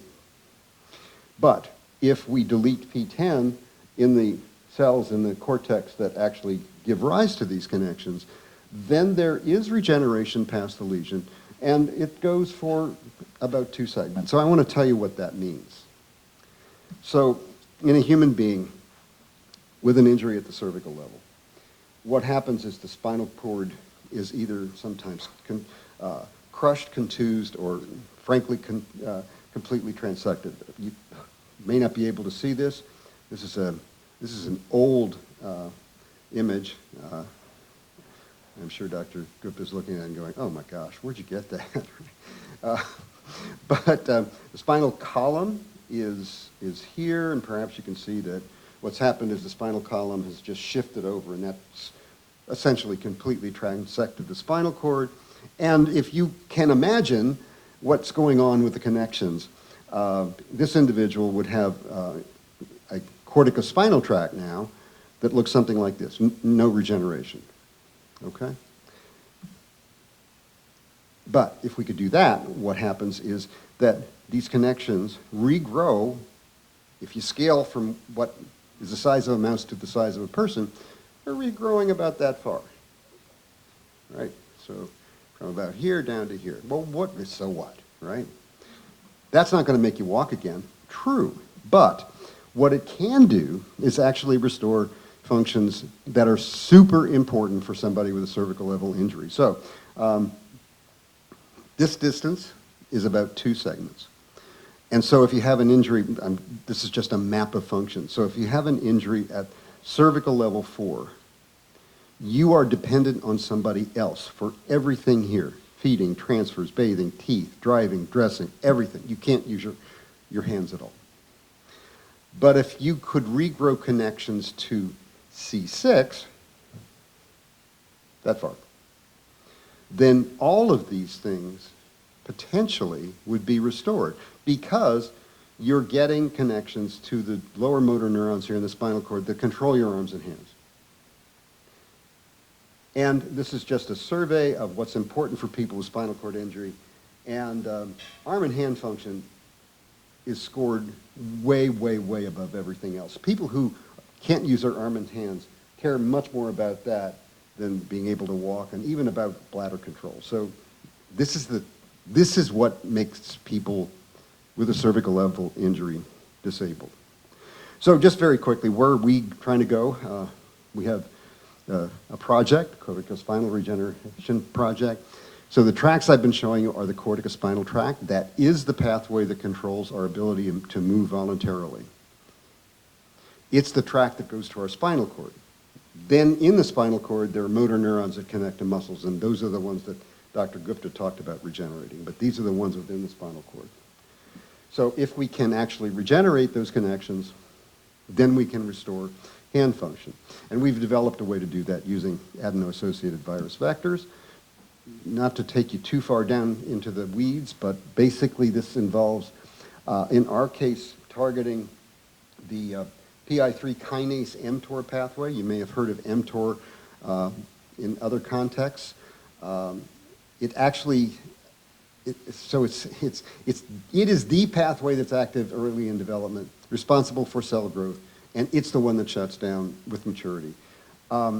So activation of the pathway is driven by PI3 kinase. P10 is a phosphatase that actually reverses the reaction. So if you delete P10, the whole pathway is activated. And it turns on the mTOR pathway, as we can reveal with just immunostaining for phosphorylated form of ribosomal protein S6. So that's what enables this level of regeneration. We can do that with a vector that actually produces siRNA. We've been able to do this routinely. We've been able to establish that this delivery is sufficient to restore motor function, that level of regeneration.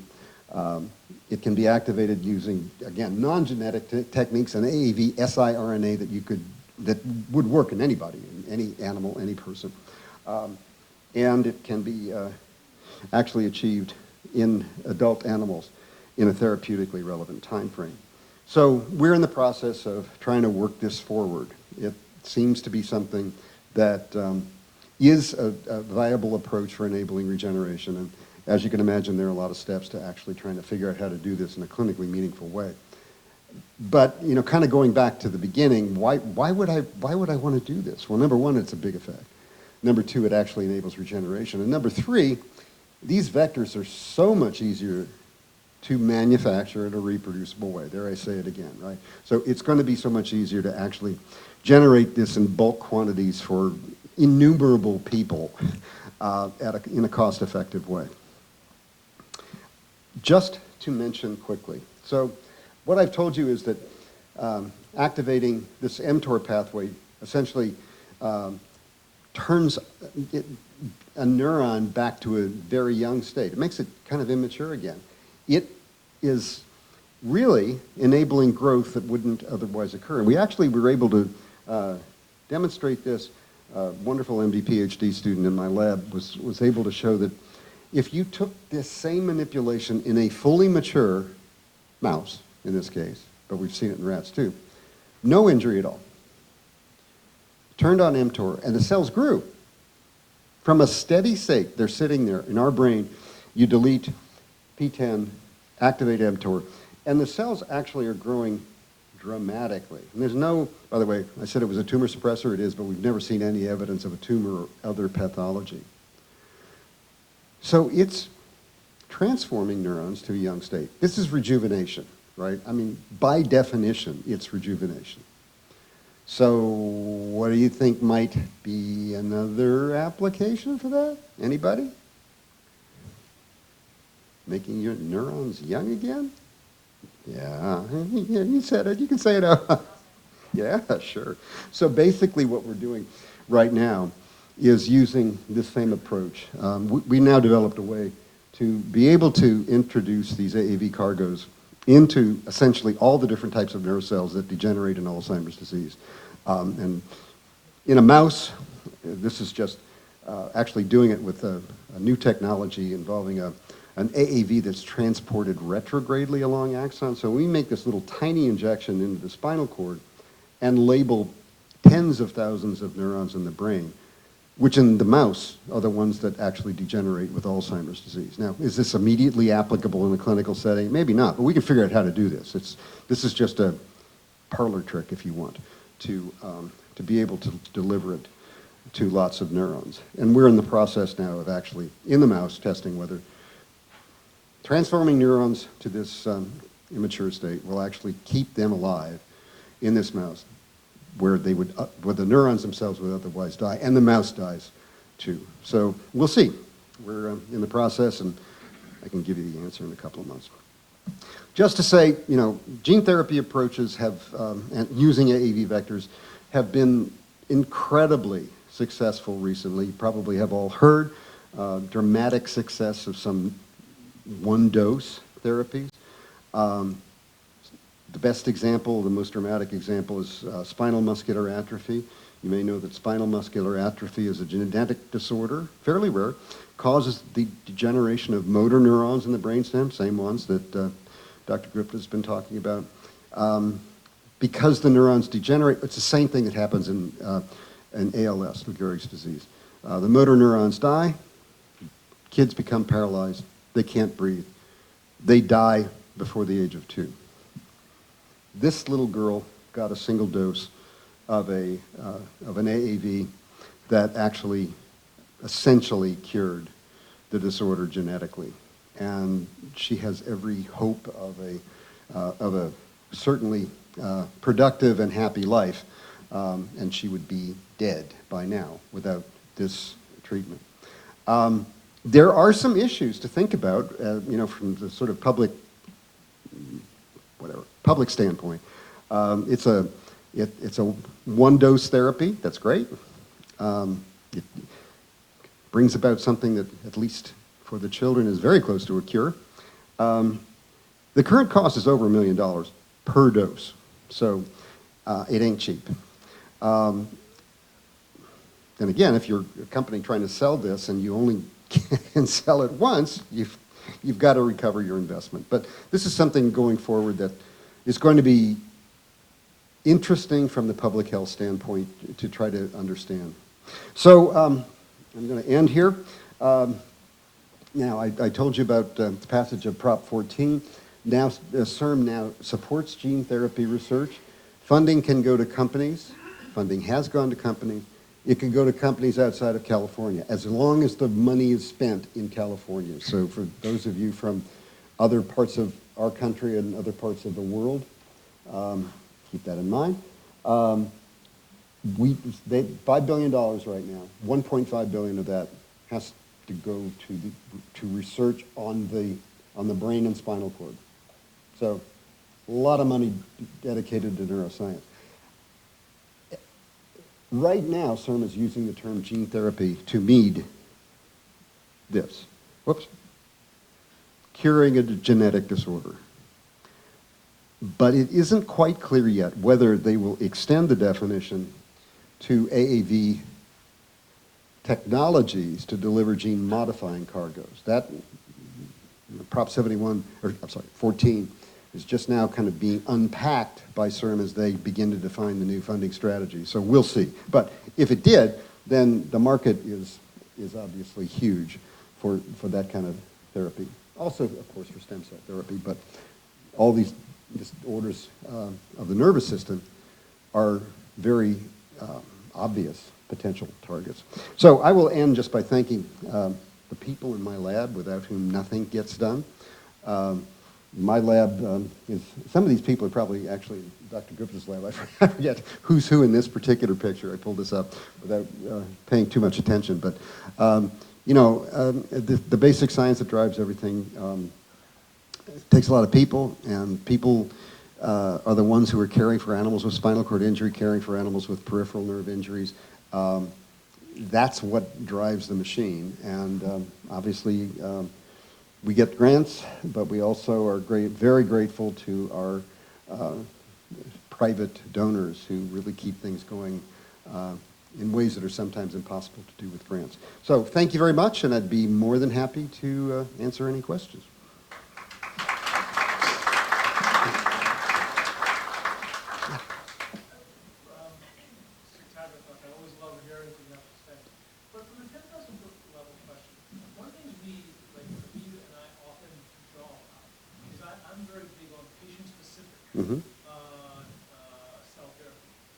something that's not viable, right? And he's often right, and so I don't like it, but he is.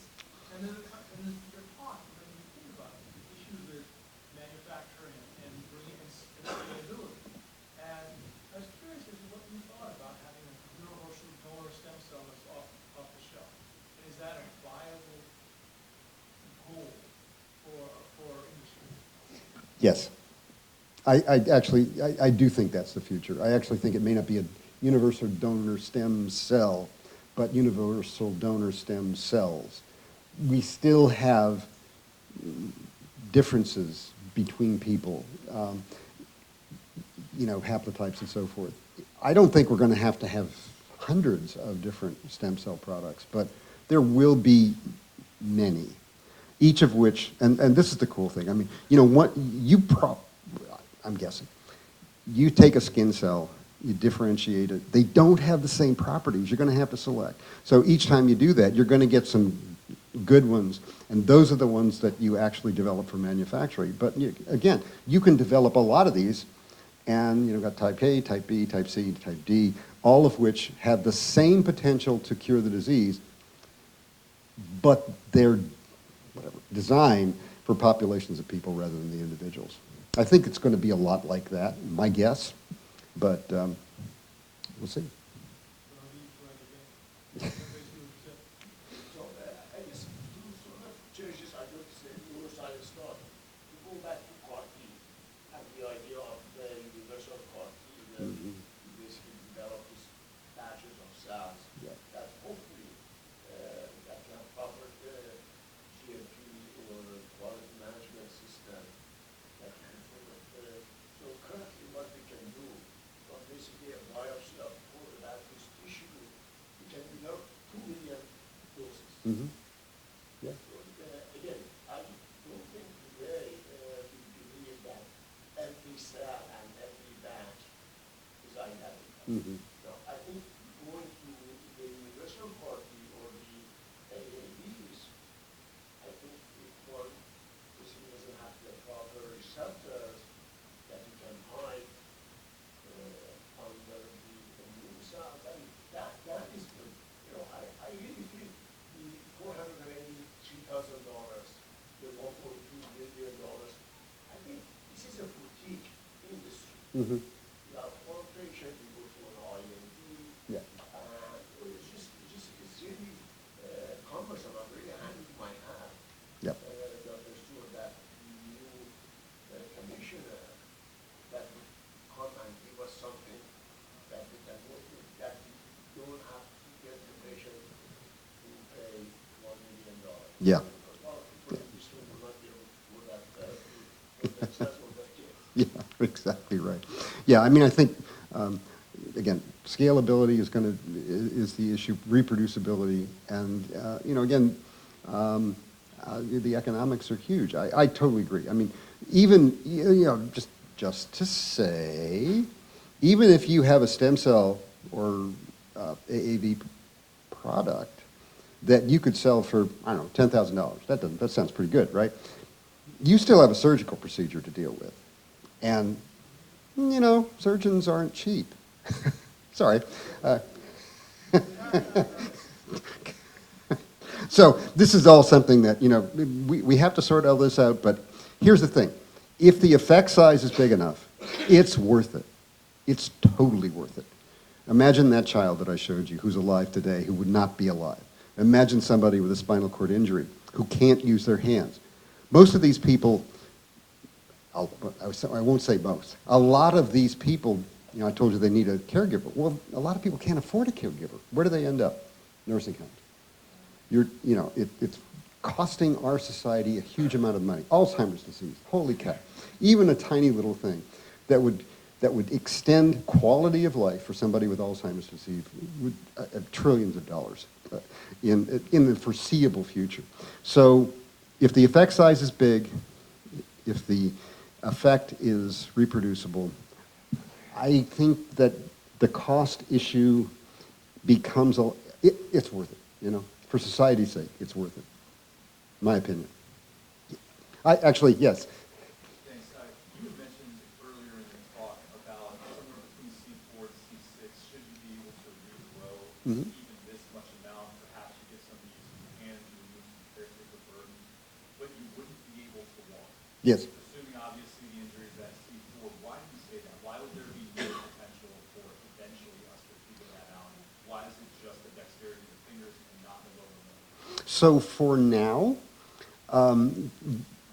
getting that much growth, I emphasize, would hugely improve quality of life. That's not to say that we're not shooting for the whole thing here, right? And the connections that make us walk actually are pretty complicated in the sense that, we think, well, walking is voluntary. I do it because I'm, doing that. It's not, right? Walking is something you do naturally. I can talk and walk backwards and walk forwards and, see people guiding tours, carrying signs, their brains are, so it's not the same thing as reaching out and doing that. So it's going to be more complicated. When I talk about it, one of the things that Dr. Gupta, really taught me and inspired me is think about the things that are doable in a reasonable time frame. If I can make somebody who can't move their hands able to reach out and pick up a glass and toast me, I'm happy for my life. I really am. But in terms of the damage that was initially done, obviously we know the nerve innervations from those particular levels of the spinal Yeah. cord. I guess what I'm asking really is, everything below that is essentially terminated based on the level of the injury? Oh, no, not necessarily at all. Yeah. In fact, it's interesting that you actually say that. So it turns out that a major connection to the part of the lower spinal cord, the lumbar level, that drives our walking, actually comes from cells at about C6 or 7. And they're innervated, it turns out, by these descending pathways. So again, I'm not saying you're not going to get that back if you regenerate those connections. I'm just not counting on it and trying to sell. I'm not trying to sell you on it, right? Okay? So, yeah.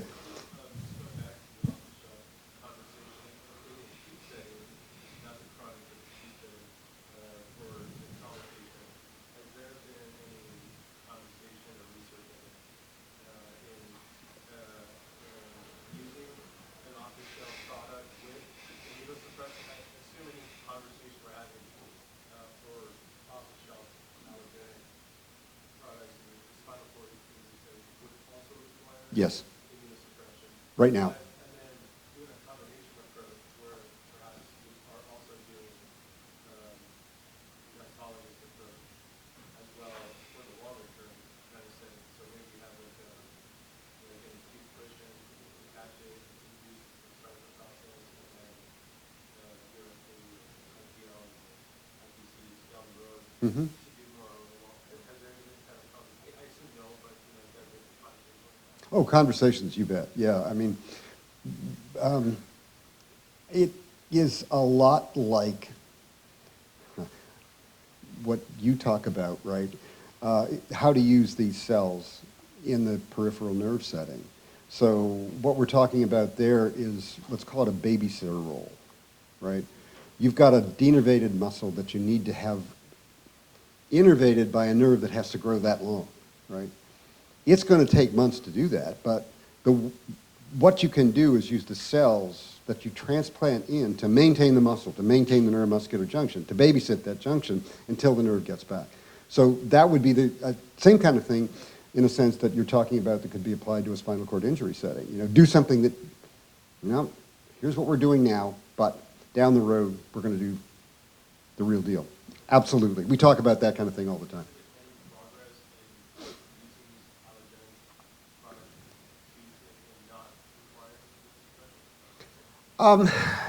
Yes. Yeah. No, I mean, yes. There's lots of consideration about it. I would say that, well, all of the stem cell trials right now are, as far as I know, using immunosuppression. What the regimen is, that's another question. It goes back to the problem of rats ain't people, right? So how do we work out the parameters that would allow people to be weaned off immunosuppressants without killing the transplanted cells. Those are not experiments that we can do, because if you kill them, they're gone. So it's tough. I don't know, I cannot in my own head imagine how that's going to actually go forward. You know, lots of people are living with immunosuppression, so it is a big deal, but it's not a big deal, I guess. So where moves that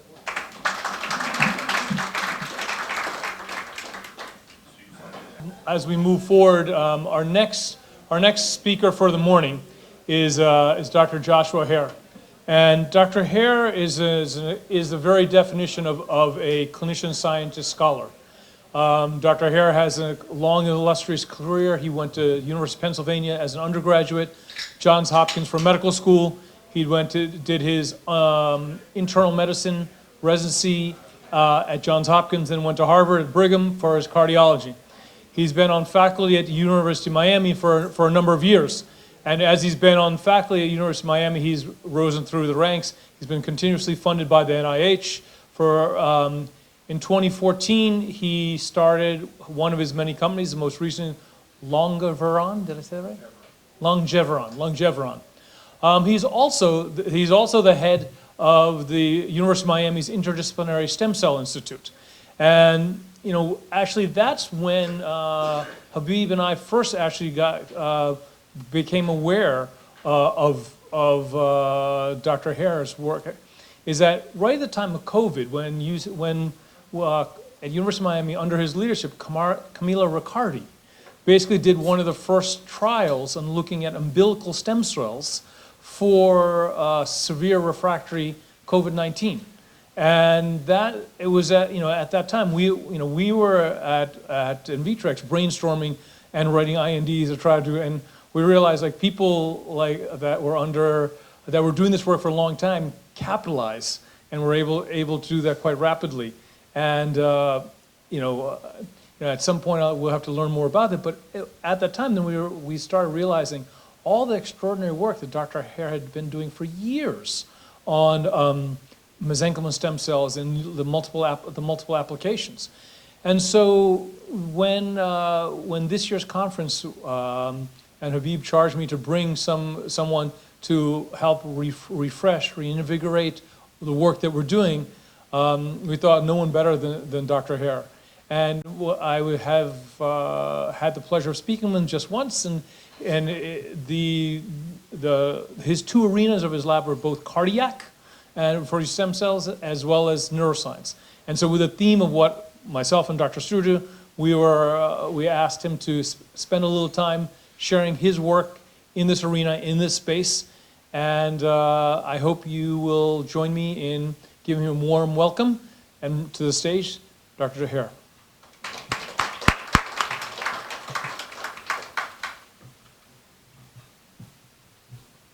Thank you for that very kind introduction. Actually, I was going to come up and step on the stage this way, but I didn't want to take any risk that I'd have to come and see you for a brachial plexus injury. It really is a great pleasure to be here, and I've really enjoyed all of the comments of the previous speakers.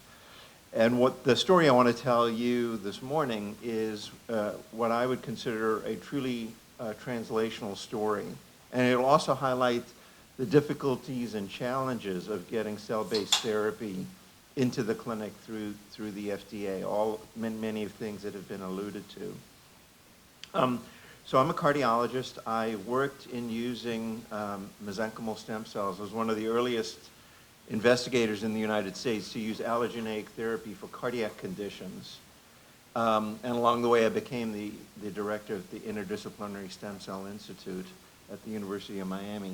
So I'm not a neuroscientist, and I'm not an expert in Alzheimer's disease. I don't see patients with Alzheimer's disease clinically. I still focus my clinical practice on cardiology. But as somebody who had been working in the field extensively for 20 years now, when the time came to do some tech transfer and take a license from the University of Miami to a company called Longeveron, at the time, the concept was let's focus on aging and Alzheimer's, and that's the story I want to tell you this morning, how that came to be. and how in translation you can really build on from what you learn in one disease area to other disease areas. Now, the other important concept that I'm going to really talk about this morning is in cell therapy, and this has also been alluded to.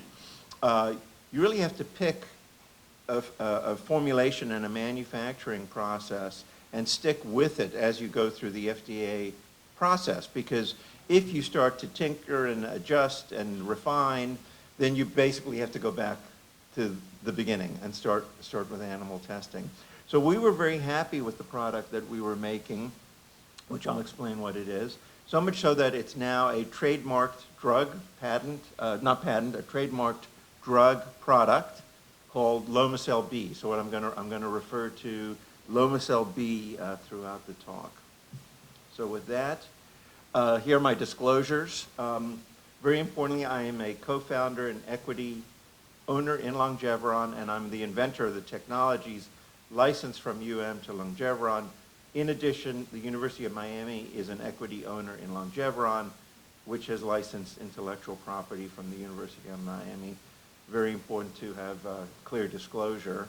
Longeveron is a publicly traded company, and therefore I'm also required by the SEC to show you the forward-looking statement. In the interest of time, I won't read it, but if anybody wants a copy of this, I'm happy to share it with you. Now, we became, and I have been very interested in, as a physician since the beginning of my practice, almost 30 years ago now, in the aging process. Aging is something that, if we're lucky, we all will go through.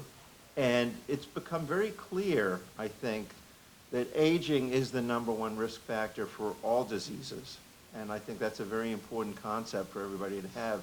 There's actually a term that's been promulgated by the National Institutes of Aging, which is the geroscience hypothesis. And the geroscience hypothesis holds that no matter what disease you're studying, age is going to be the dominant risk factor, not the traditional risk factors. This is very, very clear in cardiovascular medicine. We always think about cholesterol, hypertension, cigarette smoking, family history, but really, if you look at the epidemiology, it's age is much more dominant. So having a heart attack when you're 80 is a much, much more serious event than having a heart attack when you're 50.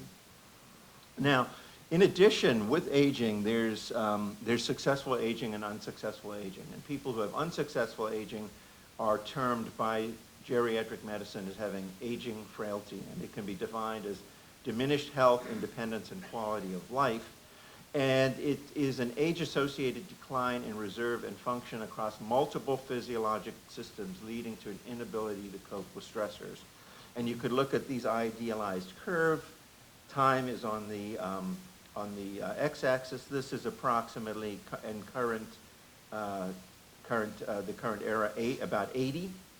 And you could see that many, many people are aging successfully. When they're 80, in their 80s, they're still functional. They're still able to carry out the daily activities that they wish and enjoy life.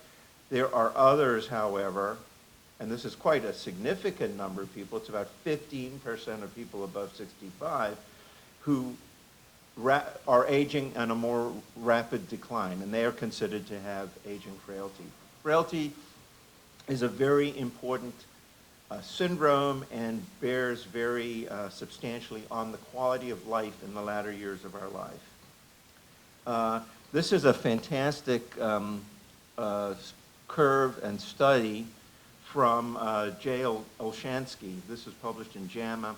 And you could see, if you compare 1900 to 2016, across the lifespan, how survival has been impacted. So one of the really amazing statistics is that from 1880 till the present day, human lifespan has doubled, absolutely doubled, from an average of 40 to an average of 80. But I think we all know people who are in their 80s and their 90s still doing well. The problem with that is health span hasn't kept up. So health span, the period of poor quality of life is shown here in the red. And what you could see is that in 2016, there are many, many more people than in 1900 who are in that age range from 70 to even 110 here, but these people are at higher and higher risk for having a poor quality of life. So our lives are expanding, our lifespan is expanding, but by and large, we're spending the last 10 plus years of our life in poor health, spending the majority of our healthcare dollars in that period of time, and many of us, unfortunately, needing extra support, nursing homes, wheelchairs, walkers, etc. So they really, this has always appealed to me as a problem to try and work on and solve. And the work I was doing in patients with congestive heart failure, giving mesenchymal stem cells to them to treat cardiac conditions, led me to the hypothesis that we could treat aging frailty as well. And then that led me to the hypothesis that we could treat Alzheimer's as well. And so that's what we're going to talk about this morning. So there really is an unmet need for aging-related frailty. This is not there are no drugs approved for this, but it's widely recognized by the medical community, particularly the field of geriatric medicine, that this is a true medical syndrome. It needs to be recognized and treated. There are guidelines and clinical tools that geriatricians and internal medicine doctors are encouraged to use to detect frailty. Now, this is, although it's a very important problem, it's a biologically driven problem. There are no medical therapies. And basically what geriatricians get to do now is advise their patients on diet,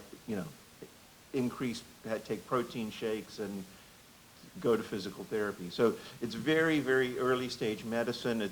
To me, it's very reminiscent of the practice of cardiology 80 years ago when somebody had congestive heart failure or heart attack.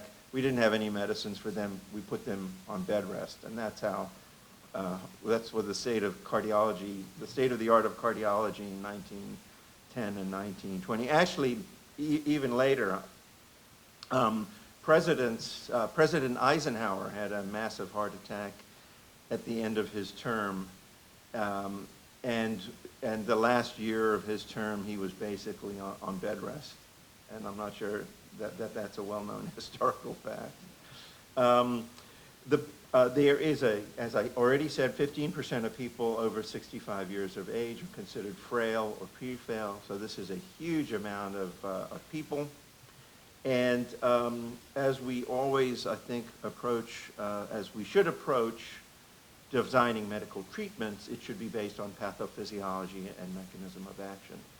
Now, the pathophysiology of frailty is known to be based on inflammation, a weird kind of inflammation called inflammaging. It's not just unbridled inflammation the way you do in inflammatory diseases, but it's low-level inflammation that causes sarcopenia and endothelial dysfunction.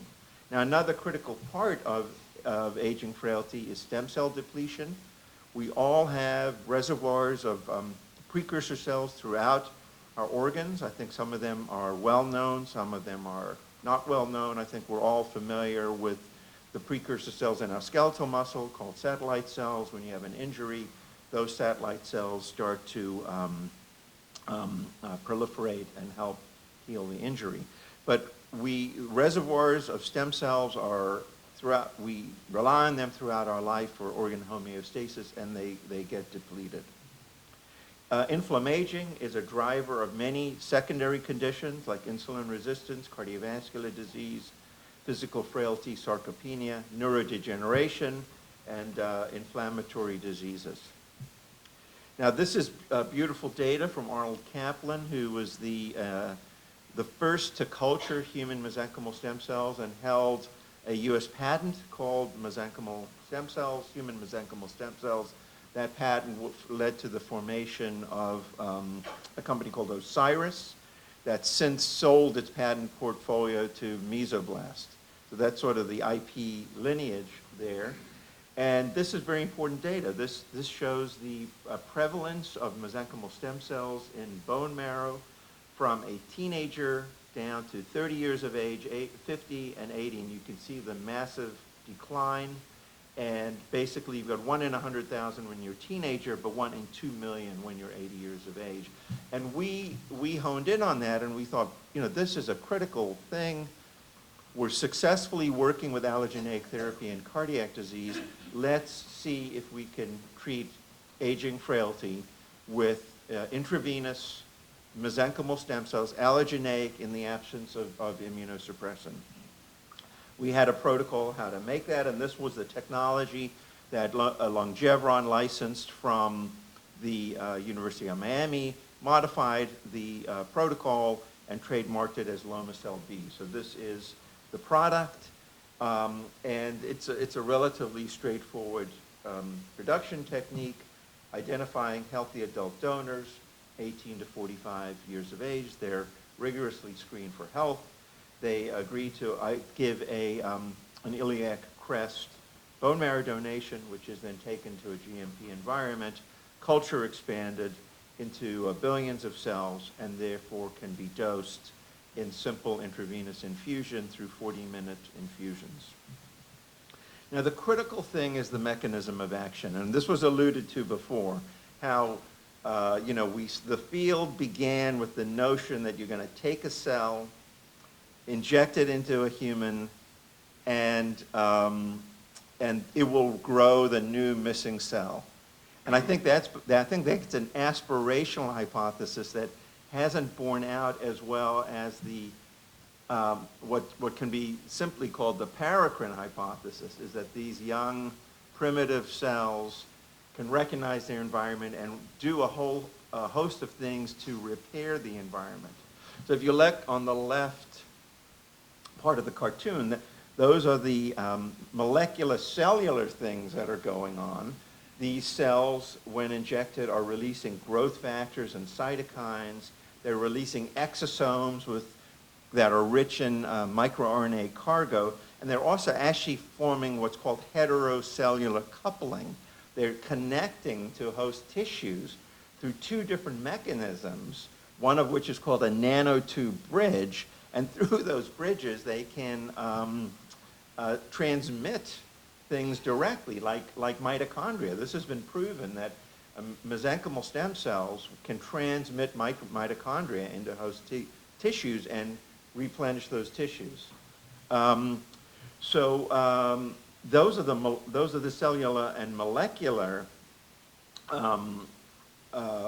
things that are going on. And one of the things I got very interested in the very early days doing animal testing was to try to articulate and define what the functional outcomes were of injecting these cells. And I came down on 4 things that have really, I think, stood the test of time and continue to be proven over and over again by our group and many others. That what the cells do at a functional level is create a pro-vascular, pro-endothelial environment, an anti-inflammatory environment, very importantly, an anti-fibrotic environment. So in diseases characterized by fibrosis, there's an anti-fibrotic effect. But perhaps the most controversial, but something I still continue to believe the data supports, is that they stimulate intrinsic regeneration and repair.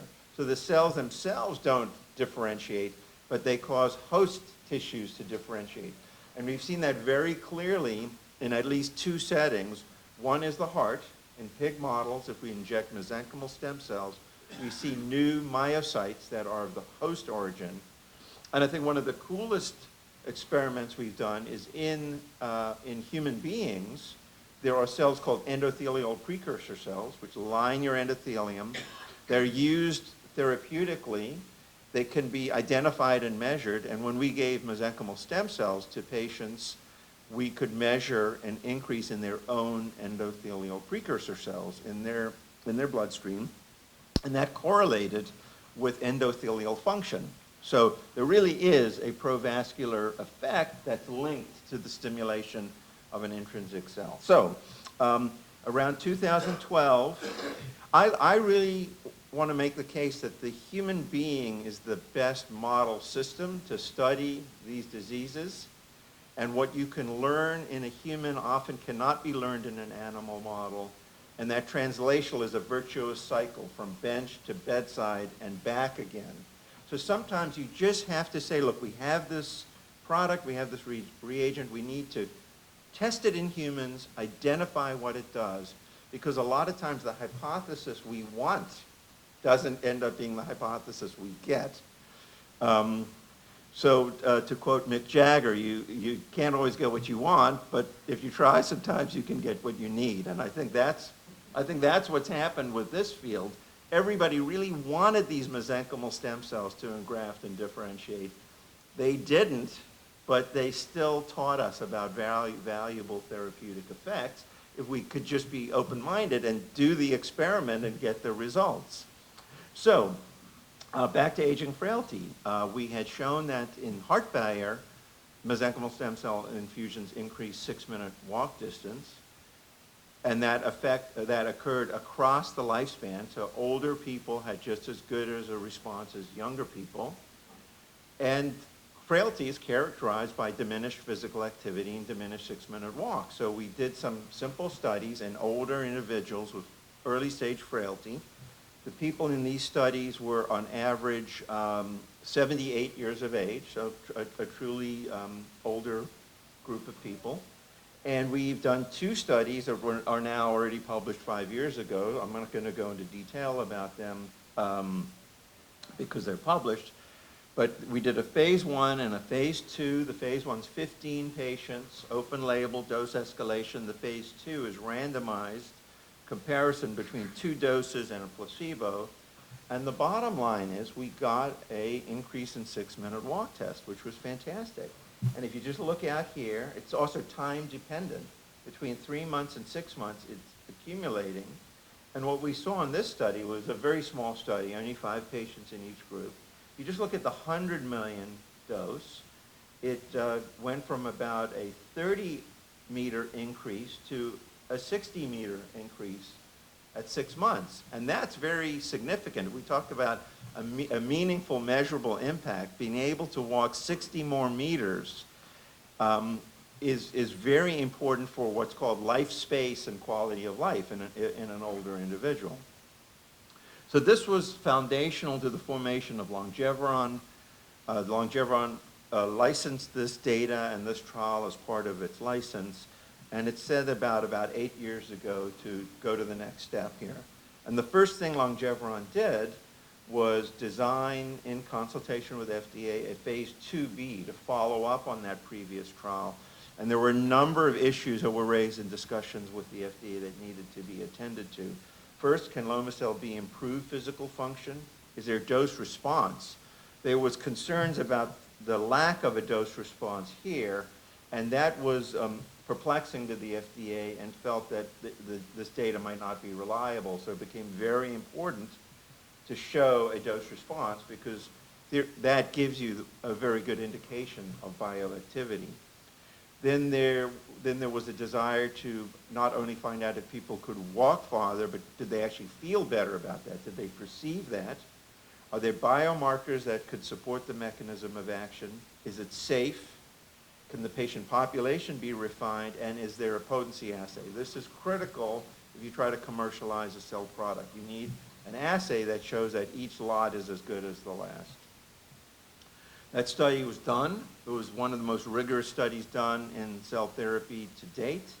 It was 148 patients. There were 4 doses in the dose response curve. And the company was very gratified to receive actual funding from the NIA to conduct this study, and they were able to enlarge the study. The primary endpoint was the change in 6-minute walk and the dose response curve. So this is the patient population, very similar to the last study, average age 76, and you could see that they were mainly mildly frail to moderately frail, which was Canadian score 5 for the most part. The other thing that was done in the study was to enrich for inflammaging, and the patient group had a TNF alpha level measured at 2.5 picograms per ml or greater, which is moderately elevated, not massively elevated. So just jumping to the results, These are the results. They're just about a year off the presses. And I think this curve pretty much says it all. You could see immediately that there's something going on here in terms of an increasing response, right, amongst the groups. And the great news is that that is the dose response. The more that was given, the more the response was. And also, I think it's very biologically plausible. The patients in the placebo group have this slight decline over 9 months of period of time, which is what you'd absolutely expect for a group of 76-year-old people who are pre-frail. They're going to have somewhat of a decline. And the highest group had, again, reminiscent of the previous study, about a 50 to 60 meter increase. Now, if you look at the dose response curve, it's statistically significant, however you model it. And this went from 20 million cells to 200 million cells. This is 6 months after the dose, and you see the dose response curve in the increase in the 6-minute walk test. This is clinically significant. There's much data in the literature that suggests a 30-meter increase or 30-meter decline actually correlate with survival, increased or decreased survival, and this is about a 60 delta between the highest dose and placebo. Do patients feel better? Well, there was a weak relationship between a questionnaire called the PROMIS Physical Function questionnaire, but it is statistically significant. So the R is only 0.3, indicating that only about 30% of the association is due to each other, but it was statistically significant. So more work will have to be done in this area. Now, with regard to a biomarker, we found a very exciting finding, which was that a protein called soluble Tie2 inversely correlated with the amount of drug given or cell given. And this makes sense, and I'm going to show you in a couple of slides of how this makes absolute sense, that this is a vascular biomarker, and the lower it goes in the blood is a correlation with vascular health. So it makes physiologic and biological plausibility, and there's a statistically significant dose response curve as shown in the right figure. Another vascular marker is VEGF, and this increased in the highest dose of Lomecel-B versus the placebo. So what's the biological plausibility here? Well, Tie2 is a receptor on the endothelium that is the receptor for angiopoietin-1 and angiopoietin-2. Activation of this receptor activates downstream the PI3 kinase AKT pathway and the NF-kappa B. It blocks the NF-kappa B and activates PI3 AKT kinase, which works in conjunction with VEGF activation of its receptor to stimulate angiogenesis and endothelial integrity. Now, what happens in disease is this receptor is cleaved from the surface by MMP-14 and circulates. So the higher the soluble Tie2 is a measure of decreased vascular health. And the lower it goes is a measure of increased vascular health. So we were really excited to see that the soluble Tie2 goes down and the VEGF goes up, suggesting increased vascular health. Now, there's even more biological plausibility about this because we know that mesenchymal stem cells release TIMPs, which are tissue inhibitors of matrix metalloproteases that can block MMPs. And so therefore, this suggests that there is bioactivity of the MSCs to reduce the cleavage of Tie2 from the cell surface receptor. So this was very exciting. It was completely safe. There were no product-related SAEs. And therefore, if we just summarize this trial and the amount of things we accomplished relative to the list of goals we had, we accomplished many of the goals. We showed that there was a significant improvement in 6-minute walk test over 9 months. There was a dose response curve. Patient-reported outcomes correlated with the functional change, albeit weakly. Biomarkers supported the mechanism of action. We reproduced a safety profile, and we refined the patient population based on the inclusion criteria of this study. And our potency assay work, which is required before we go to phase 3, is ongoing.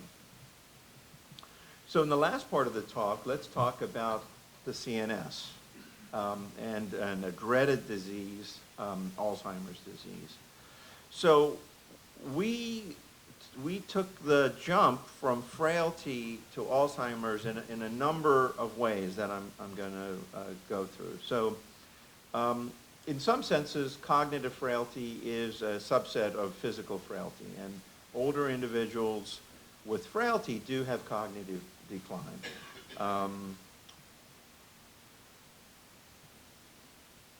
Now, Alzheimer's disease is a dreaded disease. I think we're all familiar. It affects millions of Americans. The number is expected to double by 2060, and the cost in last year was $355 billion.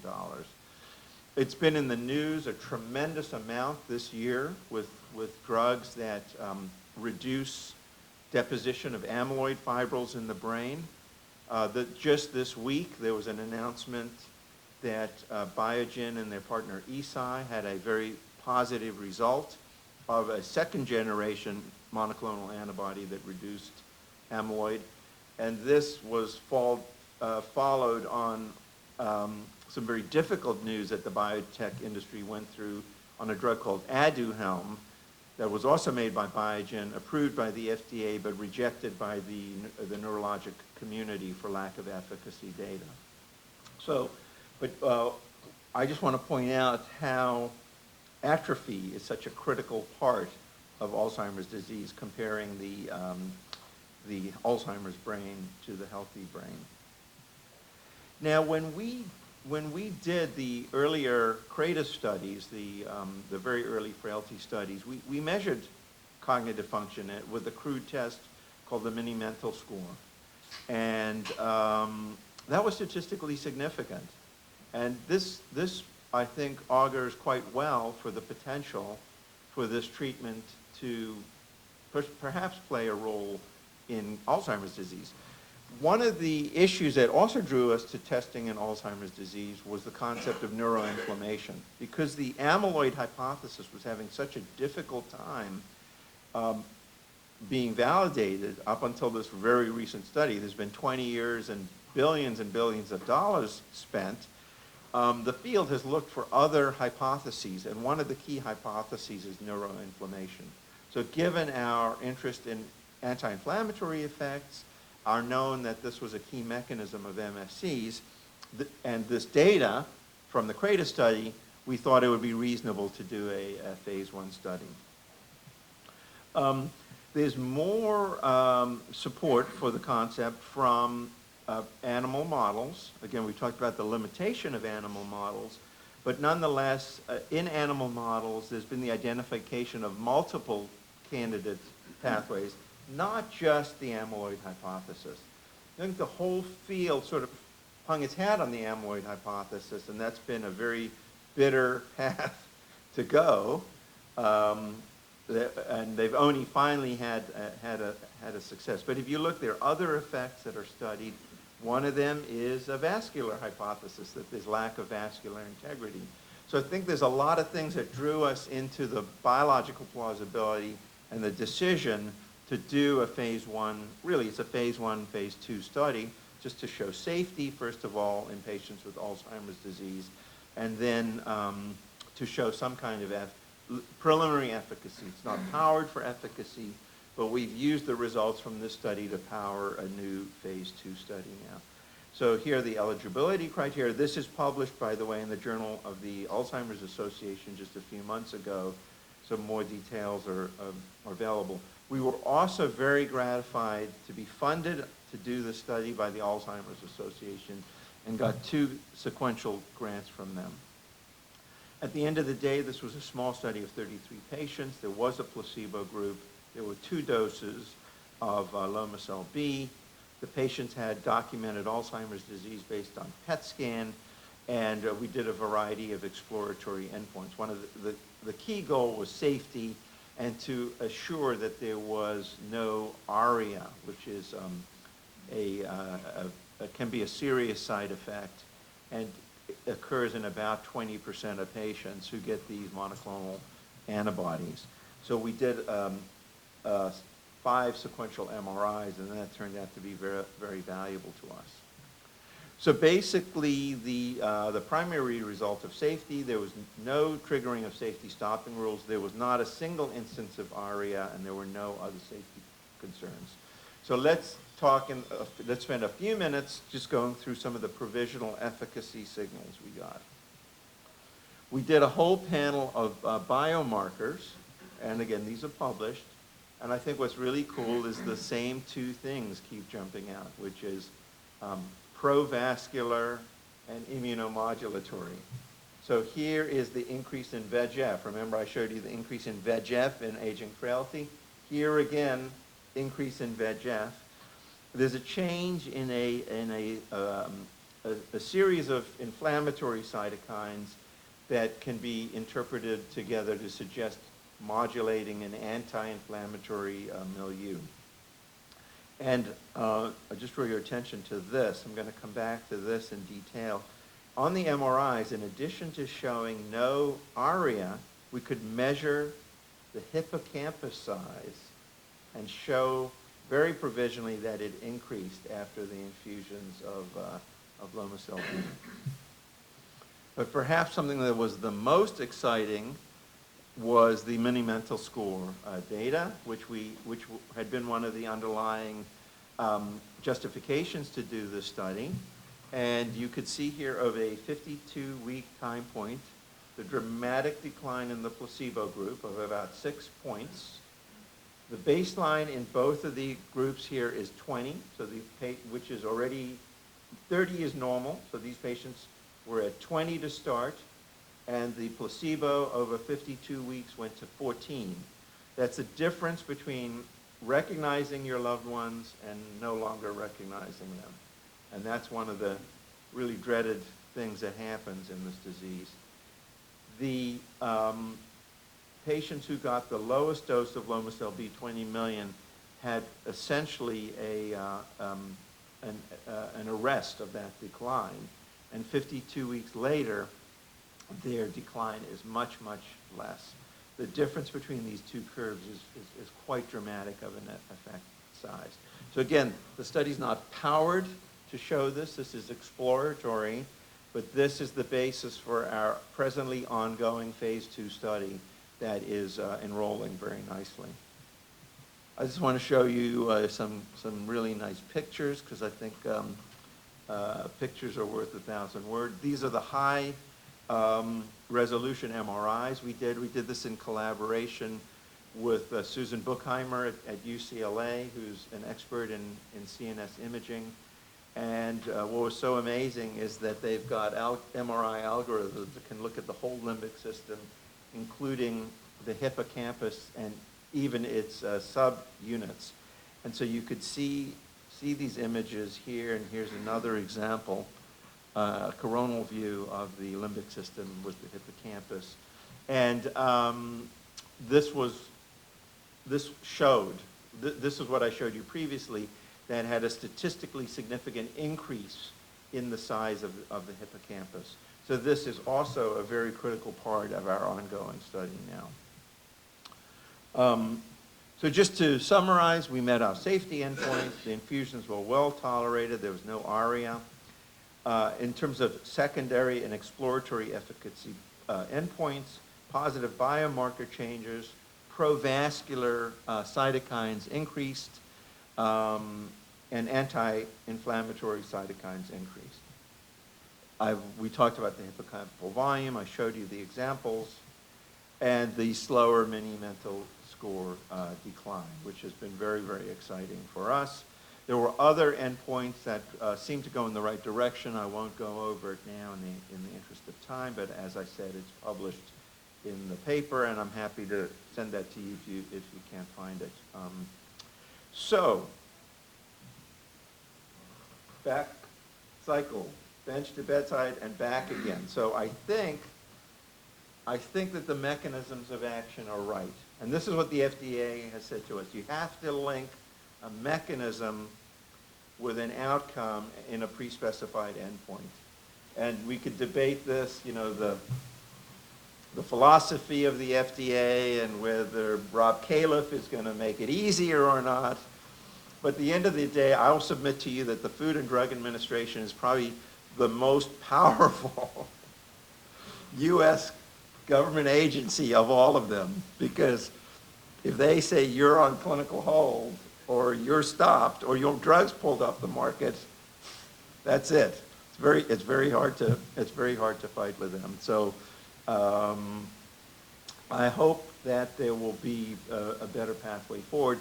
There already was thought to be, you know, there was a part of the 2016 21st Century Cures Act was regenerative medicine with funding to the FDA and the creation of what's called the RMAT designation, the Regenerative Medicine Accelerated Therapeutic. This unfortunately has not led to any approvals of regenerative medicine, but it has led to approvals of CAR T therapy and gene therapy. I think the gene therapy you alluded to came so fast because it was part of RMAT. I think the mechanisms of action are correct, and if we can link these mechanisms to outcome, this will be a key pathway forward for approval. Provascular, pro-endothelial, anti-inflammatory, anti-fibrotic, and the stimulation of endogenous repair. So Longeveron stuck with a product for 8 years, has done a lot of rigorous trials under a standard production technique, manufacturing technique. And I think we can summarize what I've tried to say today is that allogeneic MSCs have clinical relevance in diverse disorders characterized by inflammation and or vascular endothelial dysfunction. Lomecel B is in testing for a variety of these disorders. It's safe and well tolerated in a broad spectrum of patients, and particularly in older individuals. And this was particularly important for COVID.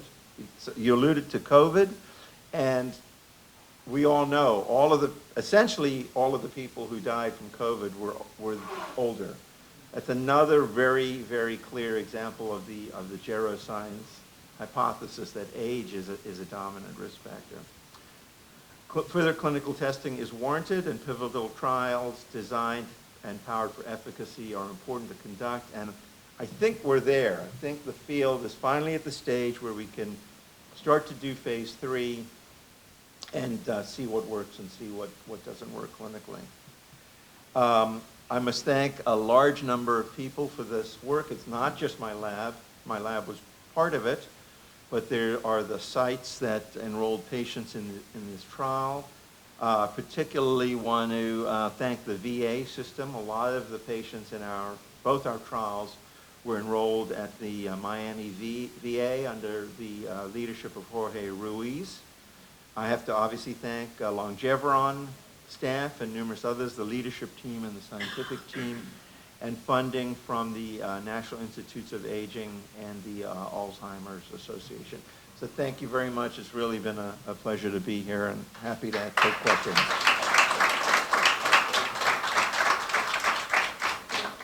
Dr. Eric, thank you for that extraordinary talk. I'm going to start with a question that's going to sound a little silly, but I apologize. We all know the FDA halts trials on a regular basis for adverse events, and they roadblocks.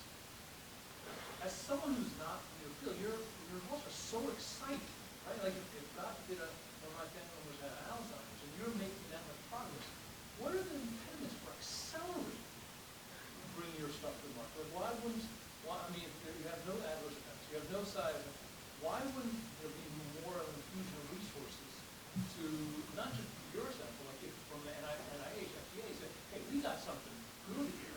What are the impediments for making it accelerate? Well, there are accelerating mechanisms. The FDA has enormous discretion about accelerating.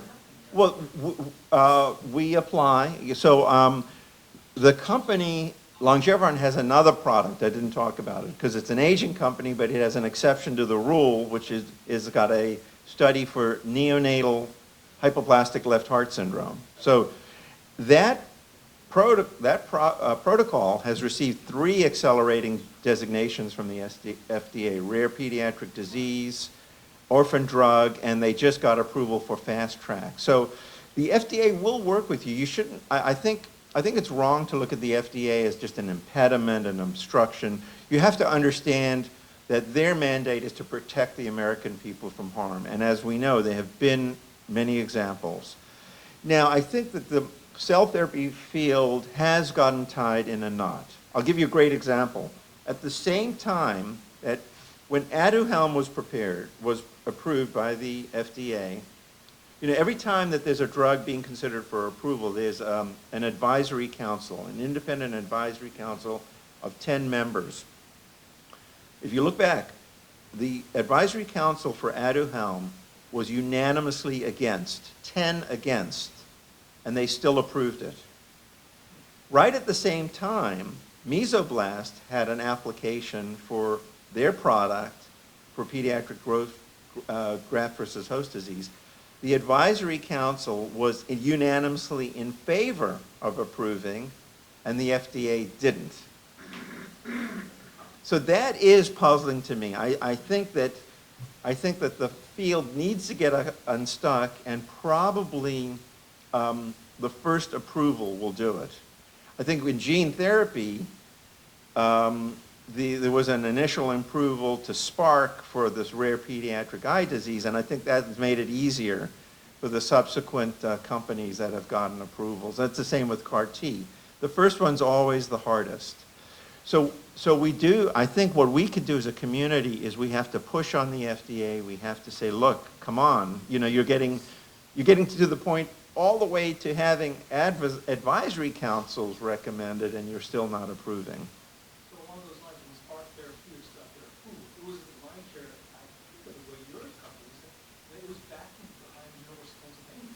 And Penn Yes. pushed hard as Yes. to say with everyone else, and this political aspect, Yeah. to make it happen. It just wasn't smart.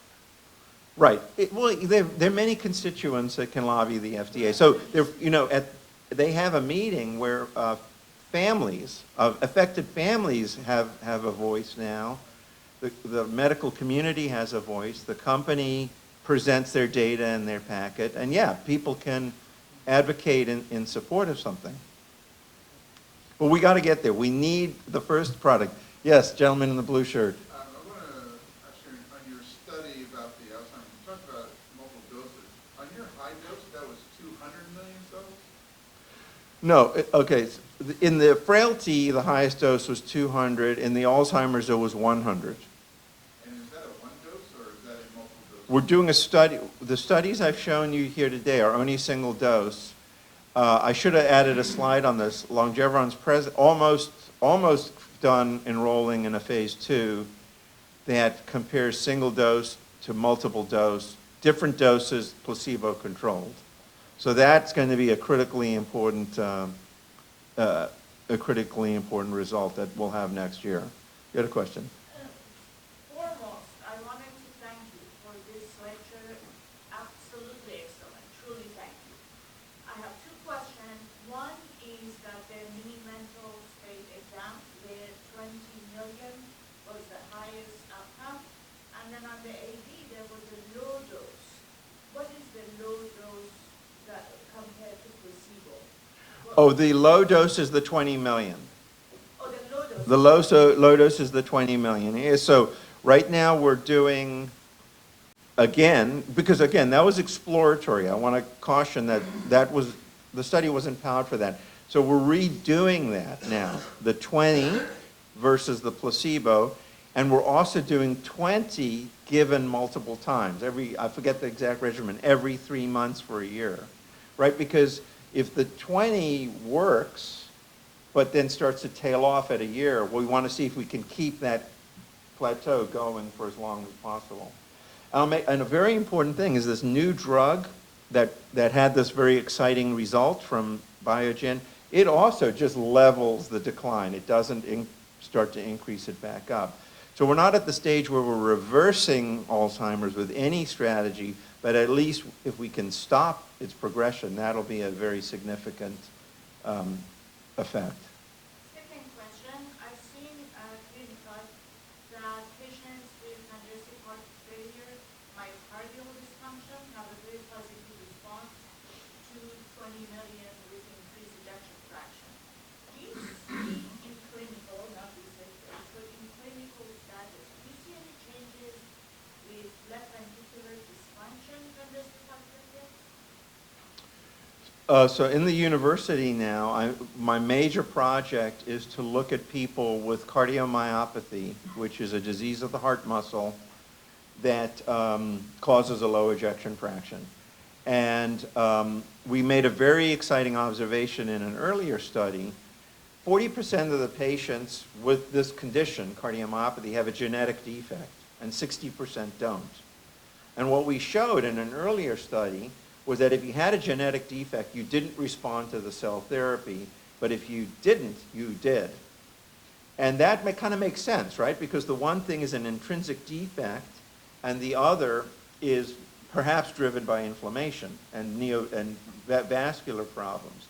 So we're very fortunate right now. We have funding from the Department of Defense to do a 136-patient study where we can very rigorously look at that. We do the genetic testing first, and then the patients are randomized into their group. If you're in the genetic group, you're randomized to people with genetic disease. If you're not, same thing. And that study is ongoing right now. If anybody has any patients, they can refer those patients to us. Actually, we have a site here on the West Coast for that study at Stanford. Oh, just to answer your question more specifically, the patients who had no genetic defect had a huge increase in ejection fraction. They almost were cured, so the dysfunction in their heart went back to normal. I think there's one more question in the back. Well, it wasn't the same about it. There was a great presentation. Thank you so much. But I can just chip in with regard to the last question. I'm a cardiologist. We haven't seen much improvement in ejection fraction. But I'm going about a year of other patients on four patients. So clearly the end-stage heart failure just shows that right up. And who had very loud ejection fraction, she can just get heart transplant, but couldn't get them for whatever comorbidities or other reasons. But despite a lack of improvement of ejection fraction, functional capacity statistically, as you showed in the 6 numbers, great data. Thank you. Yeah, I think the point you make is really, really important, and there was another way in which there's more controversy in a field than is necessary. I think what we've observed in our group, in our studies with heart failure patients, is that if the heart failure is due to an ischemic cardiomyopathy, in other words, a previous infarction, the EF doesn't go up much, but the quality of life and functional capacity does. But we were able to carve out this subgroup of the non-genetic, non-ischemic cardiomyopathy, and that appeared to be the responsive group. But it's been very troubling to me that so many cardiologists have become naysayers and have fought against the field, largely because of those observations that the EF hasn't gone up in some patients, even though those patients might be clinically better. Yeah. I'd like to invite our President CEO up to the stage to final words for the morning before we head to lunch. And a big round of applause for Dr.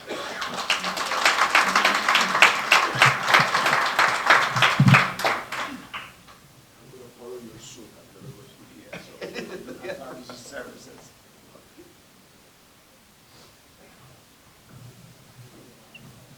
Well, it never ceased to amaze me as far as how this meeting is coming to be solidly scientific. I think the three speakers, one outdid the other one, and what a really trip in basic science and their experience. Again, I think Dr. Stewart in U.S. has ran the serum. I mean, this gentleman is deep. He knows what is happening in the world of cell therapy. Dr. Herr and I will have a separate conversation about potential collaboration. But more importantly, I think Dr. Gupta always dazzles the audience. With that, I'm stopping you between myself and lunch. I would say we all go and grab something to eat, and let's try to get back at 1 o'clock so we can give a chance to the other speakers to present their work. Again, thank you so much. Thank you for. A focused presentation on hair loss. And this year, just I think in continuity with the earlier presenters, we're going to also dive in and do a little background on the basic science and a summary kind of the field and how INVITRX in particular and the field in general has kind of evolved in the last decade of the regenerative medicine movement. It's kind of an exciting afternoon to get you guys excited. So we're going to do dermatology, then we're going to jump to cardiology, then we're going to jump to ophthalmology, and then I'm going to finish with dentistry. So we have a very multidisciplinary afternoon. Okay, so kind of without further ado, disclosures, I am, as Dr. Habib mentioned, involved here with INVITRX. So some of the presentation will focus on the products that I use through INVITRX and one of the analysis devices that I use for the post-procedure results, I'm also the director with. So let's dive in here. So background, some of these questions stem from some of the newer distributors, some of the newer physicians who are part of the growing sort of cell therapy network. Some of these questions might not be as relevant to others when it comes to your experience level, but I think one of the newer questions, since INVITRX in particular has evolved in its product line, is like, where do these cells come from that we currently use? I think everyone in here knows what an MSC is at this point, but there are some pretty specific definitions that haven't changed that much in the last couple of years. As we've evolved as a company, we've sort of moved away from cord blood. So a common question I get is, what is the difference with respect to dosage and efficacy between cord blood-based cell therapy and cord tissue-based cell therapy? So we'll talk a little bit about that. Another common question, which of these products is best to treat my condition? I think this is one of the most challenging questions. There's no real head-to-head randomized clinical trials to answer these questions in a very objective manner. So a lot of the questions are going to be answered in anecdotal sort of format because we just don't know the answer to that.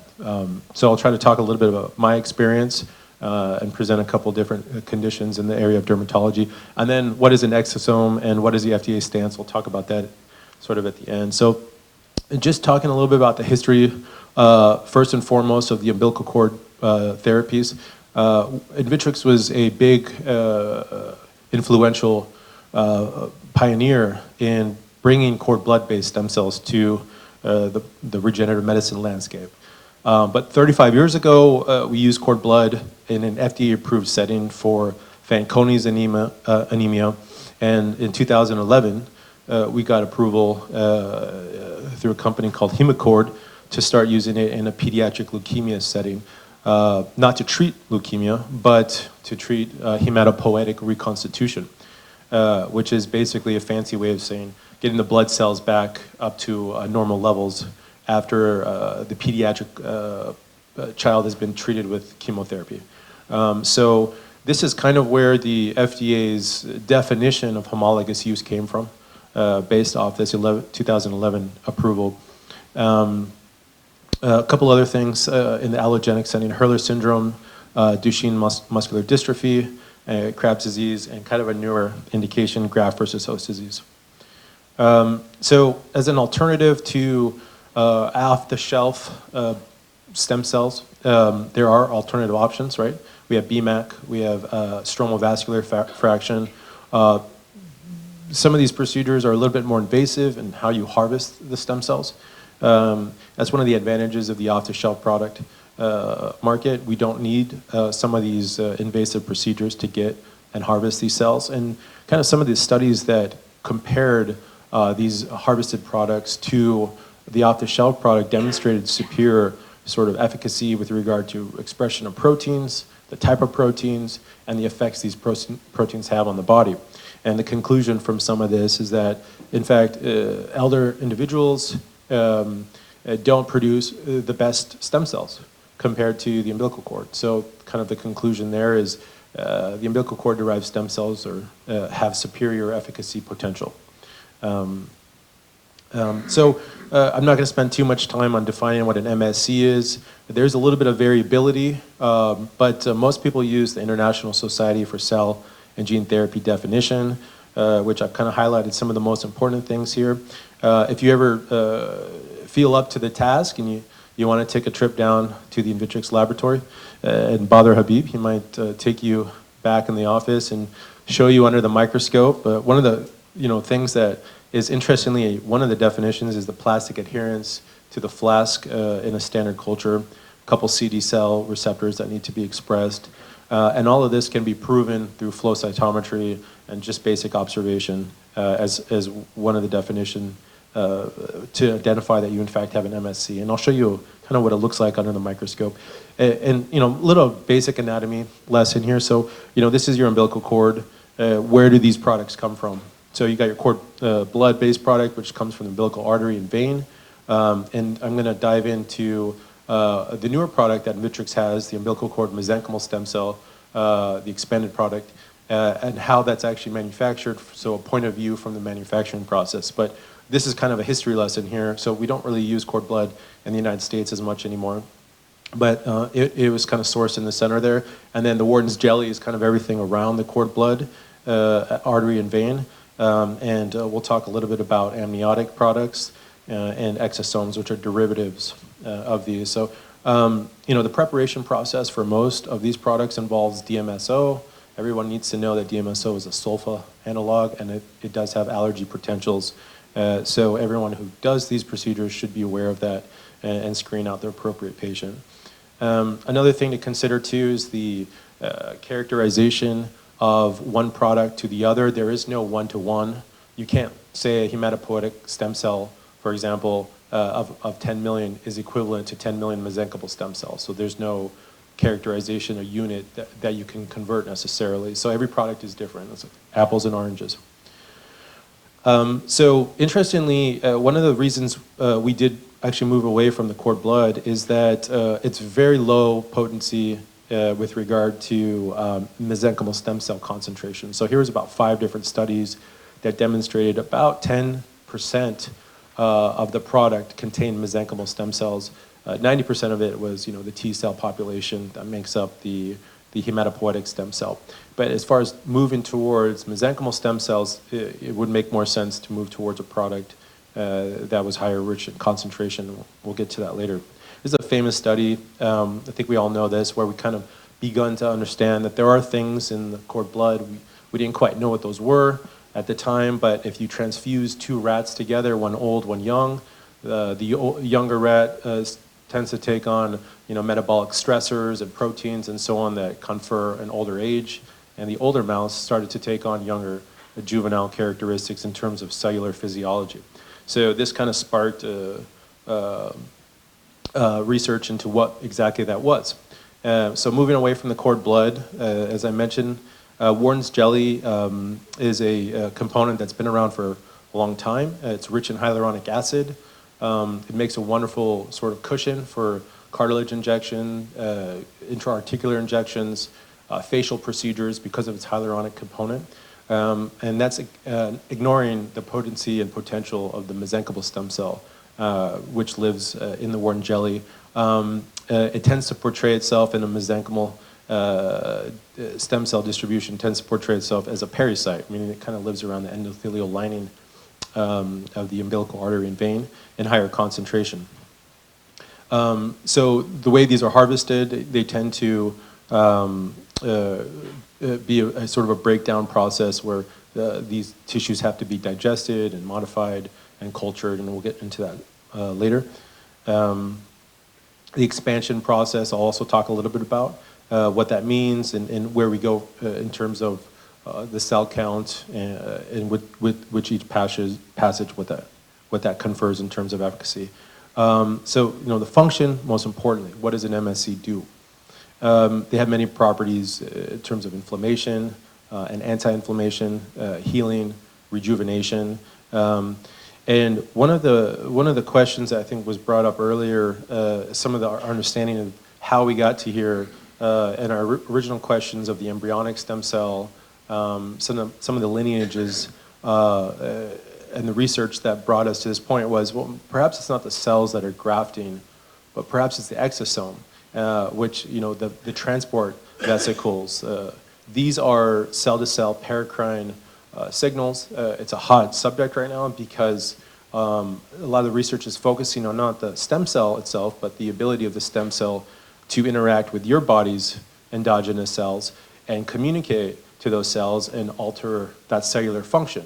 So let's say, for example, if you have a differentiated hair follicle and we introduce exosomes into that area, or let's say we introduce a mesenchymal stem cell, because a lot of the majority of the exosomes that we produce are mesenchymal derived. In contrast to some of the alternatives, which are dermatofibroblast derived, which are skin-derived exosomes from dermatofibroblasts. So the mesenchymal stem cell can produce a milli, and I'll show you that shortly, of growth factors, from interleukins to platelet-derived growth factors. There's about 200 different expression proteins that have been already characterized and identified that a mesenchymal stem cell excretes. And all of these have been, for the most part, part of your basic medical physiology, biology textbook, and sort of intermediates in terms of how and what they do in our body. So it's hard to predict 100% what a packaged vial of exosomes from a mesenchymal stem cell will do, because there's so many different things that is packaged in there. But the basic concept here is it's perhaps the exosomes in these mesenchymal stem cells that are responsible for causing the change in your body. So when you give your patients these products, it might not actually be the stem cells directly, but the way that your cells are absorbing these 100 micron particles, taking them in, are they altering the host stem cell cellular DNA? Is it just a temporary effect where the exosomes are producing sort of a transient change? And those are important questions because we have to answer, what is the right protocol? If it's just transient, then we probably have to do multiple infusions. If it's a kind of a one-time thing, for example, is there some kind of degree of gene therapy going on here in a way where the proteins expressed by a stem cell are being absorbed by your body cells, and there's a change in DNA expression? Is that permanent? Is that transient? So we don't know. But I think we can all kind of agree that the exosome is kind of one of the most profound, discoveries in the last 5 years in the, anti-aging era. And sort of a quote by Arnold Kaplan, and a couple others mentioned his name earlier. I now urge that we change the name of mesenchymal stem cells to medicinal signaling cells. So the concept, again, isn't the cell itself that's doing the change, but the intermediaries that it's releasing that's causing these cell-to-cell interactions. And this is some examples of the different peptides and proteins and growth factors that are found in a typical exosome microvesicle. VEGF being one of them, for example, well-known peptide for growth factor. And here's a sequenced mesenchymal stem cell secretome. Goes through basically approximately 30 to 40 different things, and it compares amniotic-based exosomes, mesenchymal stem cell-based exosomes, and so on. So kind of diving into one of the subjects that I really wanted to sort of throw out there for this year. It's kind of a lot of questions on what is the product that we currently mainly produce, not the exosome, but the expanded. And I just wanted to give a point of view in terms of how we produce these products and show you guys the step-by-step. So I don't know if anyone has ever actually dove into this in a presentation for INVITRX and actually explained how we actually, from step to step, produce the stem cell vial that you guys get in the clinic. And it really starts with a consent form, a standard operating procedure consent form from a mother and a impending pregnancy, and their desire or willingness to donate their cord blood to science or what have you. So in that process, a lot of people end up banking their umbilical cord, right? Well, what happens in that sense? It's no different than this process here, just different lineages, right? Hematopoietic processing versus the mesenchymal stem cell processing. So in this case, your umbilical cord would, for example, arrive to INVITRX. It would arrive within 24 hours. It has to arrive in a slightly cool temperature, not frozen. We want a pack of ice in the umbilical cord, but we don't want to freeze the blood component. That's not good. So that's part of the reason why we need to put cryopreservative, because as the temperature lowers, the integrity of the cellular membrane starts to disintegrate. So let's say you gave birth yesterday. You would FedEx overnight your product to the INVITRX laboratory. They would receive it, and they would immediately begin to process it. In addition to the umbilical cord, there would be 3 or 4 vials of the maternal serology, basic blood test tubes, and we would send that off to a laboratory, and we would test all of the maternity serology for things that I'm going to discuss, HIV, syphilis, Chagas disease, Epstein-Barr virus. So I think that's a common question: is what's tested, what's not tested, and I'll show you guys that. So once we get the umbilical cord, Habib's in the clinic, in the laboratory, starts chopping in the. A funny story on that. He's going to tell you this if I don't. So my son was born Christmas Eve, which happens to be Habib's birthday, and we were going to send our umbilical cord to get processed. And so this is exactly the same process that happened. Fortunately, we're local. Unfortunately, it was Christmas. So Habib drove down to Newport, picked up the umbilical cord from the hospital, and took it to the laboratory. And so all these things that you're seeing right now is kind of what he did for us. So I can never forget his birthday moving forward from at this point. So we end up processing the umbilical cord into 1 centimeter segments. We divide it and then size it longitudinally. If you're going to take the umbilical cord, artery, blood, that's a separate process that you'll do separately. You'll separate the wart and jelly, potentially, and the cord lining. You don't have to, but most importantly, in step G, we'll start to digest the tissue with the collagenase to break down all the hyaluronic proteins and so on, so we can free the stem cells from this jelly layer. And you end up with this flask kind of looking thing in G. It's a culture flask. And from there, we start to add some of the growth factors that these cells need to survive. And this is actually what you end up getting. If you leave it for a couple days and you look under a microscope, you see these spindle-shaped cells that continue to grow. On image B on the upper right, that's where we seeded the culture dish. We took a little swab of the this little petri dish here in G, and we swabbed this, and from that, all of these spindle-shaped cells started to grow. And you can also start to look at this from a quality control standpoint, right? Well, do these have the characteristics of a mesenchymal stem cell? How do we define these? And we went through that earlier, right? We can do cytology, we can identify if they're sticking to the flask, and so on. So we seeded the stem cells, we grew the stem cells, and now we're going through what we call passages. We're going to expand to a certain number, and then we're going to trypsinize, which is going to release the cells, and then we're going to expand. And you can see kind of over time, in these different donor cells on day 3, 4, 5, the expansion process starts to lead to millions and millions and millions of cells. One of my favorite things about the current product and process that we have compared to the previous is we can take an umbilical cord and make a unilateral product that can potentially treat tens of thousands of patients that came from one umbilical cord. And why is that important?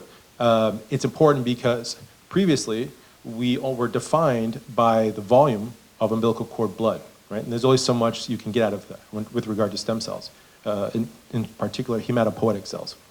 In this product, we actually can get a product that we can treat many patients. And what does that mean from a safety standpoint, especially with regard to quality control that we're focusing on right now? That's fantastic, because what better way to identify whether there are adverse events? We'll see trends. We'll see trends better that way. We can monitor outcomes better this way. If there is a trend, we can easily identify it. As opposed to the previous, we had different batch numbers and lot numbers, and every single one of those came from a different donor, and every one of those we'd have to track back. So it's just also safer, because there is no, even though it is a blood-based product, there isn't actually a significant amount of cord blood in the final product. It's digested, filtered, washed, and what you end up getting is basically a purified mesenchymal stem cell, as opposed to the cord blood product, which is kind of considered like a blood transfusion to some extent, right? So it is a lot safer product. And so when we get that final sort of passage, we centrifuge, we filter, we isolate, we cryobank, and this is what you end up getting, some kind of mysterious looking vial in your clinic that you have to keep on dry ice, right? And how do you store these, right? So there's interesting sort of rules with regard to the FDA and releasing these products as a drug, right? Every drug that's released, regardless of stability testing, has to have a defined life. You cannot just simply say, here's a product. You have to put a set of expiration date. So if this product stayed in a nitro tank in INVITRX headquarters, it could last for decades without any risk or concerns or anything. But the second it's released to a physician or distributor, we are legally required to slap on an expiration date. So it's kind of a technicality, right? It's still kind of frozen, it's never been thawed, but the moment it's released, it has a 2-year life expectancy. If you took that product and you put it in your own nitro tank, probably couldn't last 10, 15 years. I'm not saying to do that, but it's a very nebulous definition to say that it has an expiration at 2 dates. But we're following the FDA guidelines. And kind of just on that subject, here's kind of some of the storage stuff. So I had this question 2 days ago by email. I hope the physician's not in this room. I don't think he is. Can I store the stem cells in a regular refrigerator or regular refrigerator freezer? And I said, no. What, people don't know that, right? You either have to store it -85 degrees or dry ice, or get a nitro tank, which is a little bit harder to maintain, and combustion and stuff goes on with it. I burned my hand a couple times, so I don't recommend the nitro tanks. But the exosomes are different. Exosomes are very stable at room temperature for approximately 6 months. So you don't actually have to keep these on frozen anything. So in the beginning, there was a misconception that we didn't understand, we didn't actually understand from a degradation standpoint how long this lasts. There have been many studies on the stability of exosomes since then. So you can actually keep these at room temperature. They're delivered on ice per our protocol, but you can actually store them at room temperature and your efficacy won't change. All right, so again, if you're ever interested, set up a date with Habib. Come check out the Clean Lab and this ISO room. It's a fantastic facility. If anyone's curious, we are, GMP facility. It's all done by the books. Habib has wonderful experience in this department for decades now, so he's really translated that there. And so this is, I got to get updated with some of the umbilical cord mesenchymal stem cell stuff, but this is the cord blood characterization reports that we did, our old white paper. We do spend a lot of time sort of examining the products, what their receptors are, the different types of receptors, and quantifying to meet the definition. So, previously our cord blood-based product had a viability of 70 to 75%. Nowadays, with the umbilical cord mesenchymal, it's above 90%, 95%. And when we slap on 10 million, we understand we're going to lose 5 or 10%. We generally put a little bit more in that to accommodate knowing you're going to lose about 5 or 10%. So safety concerns, right? There's a lot of questions. Does it cause cancer? Do I have to match donors? Graft versus host disease, as we talked about earlier. the nice thing with these products are they're non-immunogenic. They don't express MHC class 1, or they minimally express MHC class 1, and they do not express class 2, which are really important for major histocompatibility issues. And they don't really induce an adaptive immune response. So from a safety standpoint, they're very safe. Dr. Riordan published a famous study in 2007 on this subject. Do we need immunosuppression for mesenchymal stem cells? And we basically do not. You will probably still see in major clinical studies that they will do immunosuppression. That seems to be a standard of care, and some of the earlier presenters today alluded to the fact that there might be wiggle room in that department, but because of the risk, sometimes people put them on. So when you see major clinical studies, there will be probably some immunosuppression, but in many of the smaller non-clinical academic studies, we usually don't use immunosuppression. And I did talk about this, kind of what do we test for? These are all the tests that are commonly done. This is kind of a typical product analysis certificate. We generally don't give these out as much with the cord blood-based or cord tissue-based, because it's a single test. It's accessible anytime you want because we produce so many from the same vial, or the same donor. Okay, so money line here. Let's get to the cases. So a couple of newer things. I usually just do hair loss, as I mentioned, but we're going to talk about acne cases using exosomes, acne scars. We have a new product that we put to market with an exosome dermastamper with Reluma's conditioned media. I'll show a little video of doing that. And then eczema, atopic dermatitis, and then a case of psoriasis, and then a post-squamous cell cancer excision that I did using exosomes to treat. So it's a really severe young male, really severe acne. I've done chemical peeling on him. I've done Retin-A, blue light therapy. I've done Accutane. We were talking about Accutane earlier. He just didn't respond to anything. We've changed his diet.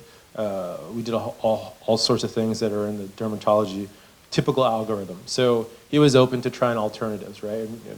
The most aggressive thing you can do in acne is oral options, and of the oral options, the most aggressive is Accutane. So he had already failed the most aggressive treatment we can give him. So we looked at some of the literature in terms of exosomes. We found some different pathways that induce a number of growth factors that control inflammation. There was a number of studies that basically encourage topical applications of exosomes in terms of growth factors and so on. So we find that this presented an opportunity for us with the right patient to try something. So first and foremost, I put him on some topical antibiotics and eventually some oral antibiotics. We did some extractions. Given the fact that he had such severe acne, we didn't want to just put topical things on that without cleaning the infection out to some degree. Never inject products into an infection. I mean, other than potentially steroids, I think that's common sense. You could potentially worsen the local infection and create a super antigen reaction, so you don't want that. So we actually, after cleaning them out, put him on antibiotics. We used topical exosomes, approximately 5 cc's. We also did some systemic exosomes, 2 to 3 vials. We always pre-treated with Benadryl just to be on the safe side. And we did this in 3 cycles, 4 weeks apart. All of his sort of acne, inflammatory pustules started to dry up. This is an older case. He didn't want to go through the next phase of this, which would have been maybe addressing some of the acne scars, which I'm going to talk about in another patient next. But I was really happy with the fact that the pustules, the inflammation, everything sort of began to resolve and head in the right direction. So that's one example. Moving on to what I would have given him next would have been sort of acne scar revision. This is a common procedure called vampire facial or PRP facial. We've just modified it to use exosomes. In addition to the PRP procedure, we also did a CO2 laser procedure to kind of reduce the microrhytides and collagen bands that create these scars. So this is one of the newer products, Reluma infused microderm stampers. You don't have to do it this way, obviously. This is a nice thing to consider adding to your microneedling procedures. For example, people will go on Amazon and buy dermastampers. They cost $10, $15. But the nice thing about this is you can allow them to do that in combination with a dermatofibroblast-based exosome procedure. So a lot of people are always looking for what they can get to add in terms of growth factors and serums to their dermastamping procedures. And so if this works, let's see if I can do this. I'm going to show a little demo here. Very simple procedure. So inside the stamper are exosomes. We use a vial of dermatofibroblasts. I added a little PRP as well with a mesoderm needle that didn't want to cooperate, so I took it off and just put some topical on. I like combining PRP and exosomes. Generally speaking, I think I've pointed this out a lot. I think every procedure that involves exosomes, you need a scaffold.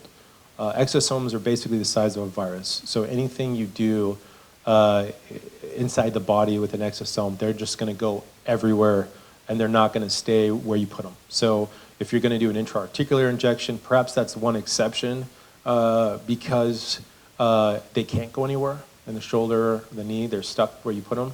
But even in that case, sometimes I'll add some PRP, or I'll add the umbilical cord mesenchymal stem cell product because it's basically a scaffold. It's rich in hyaluronic products.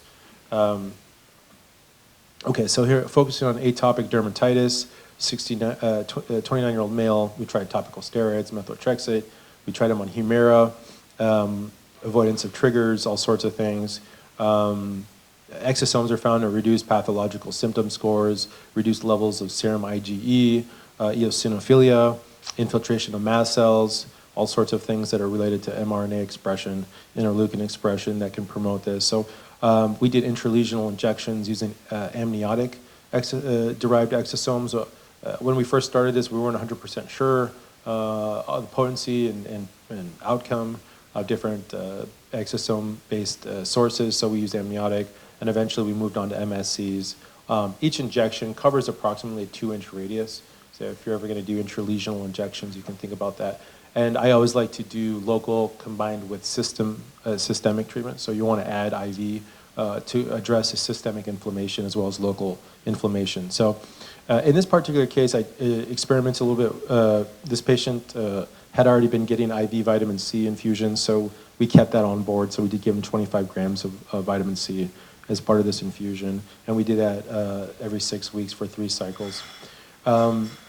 This is a different case study. So we're actually treating this gentleman, myself and Dr. Hino. He actually is in Mexico.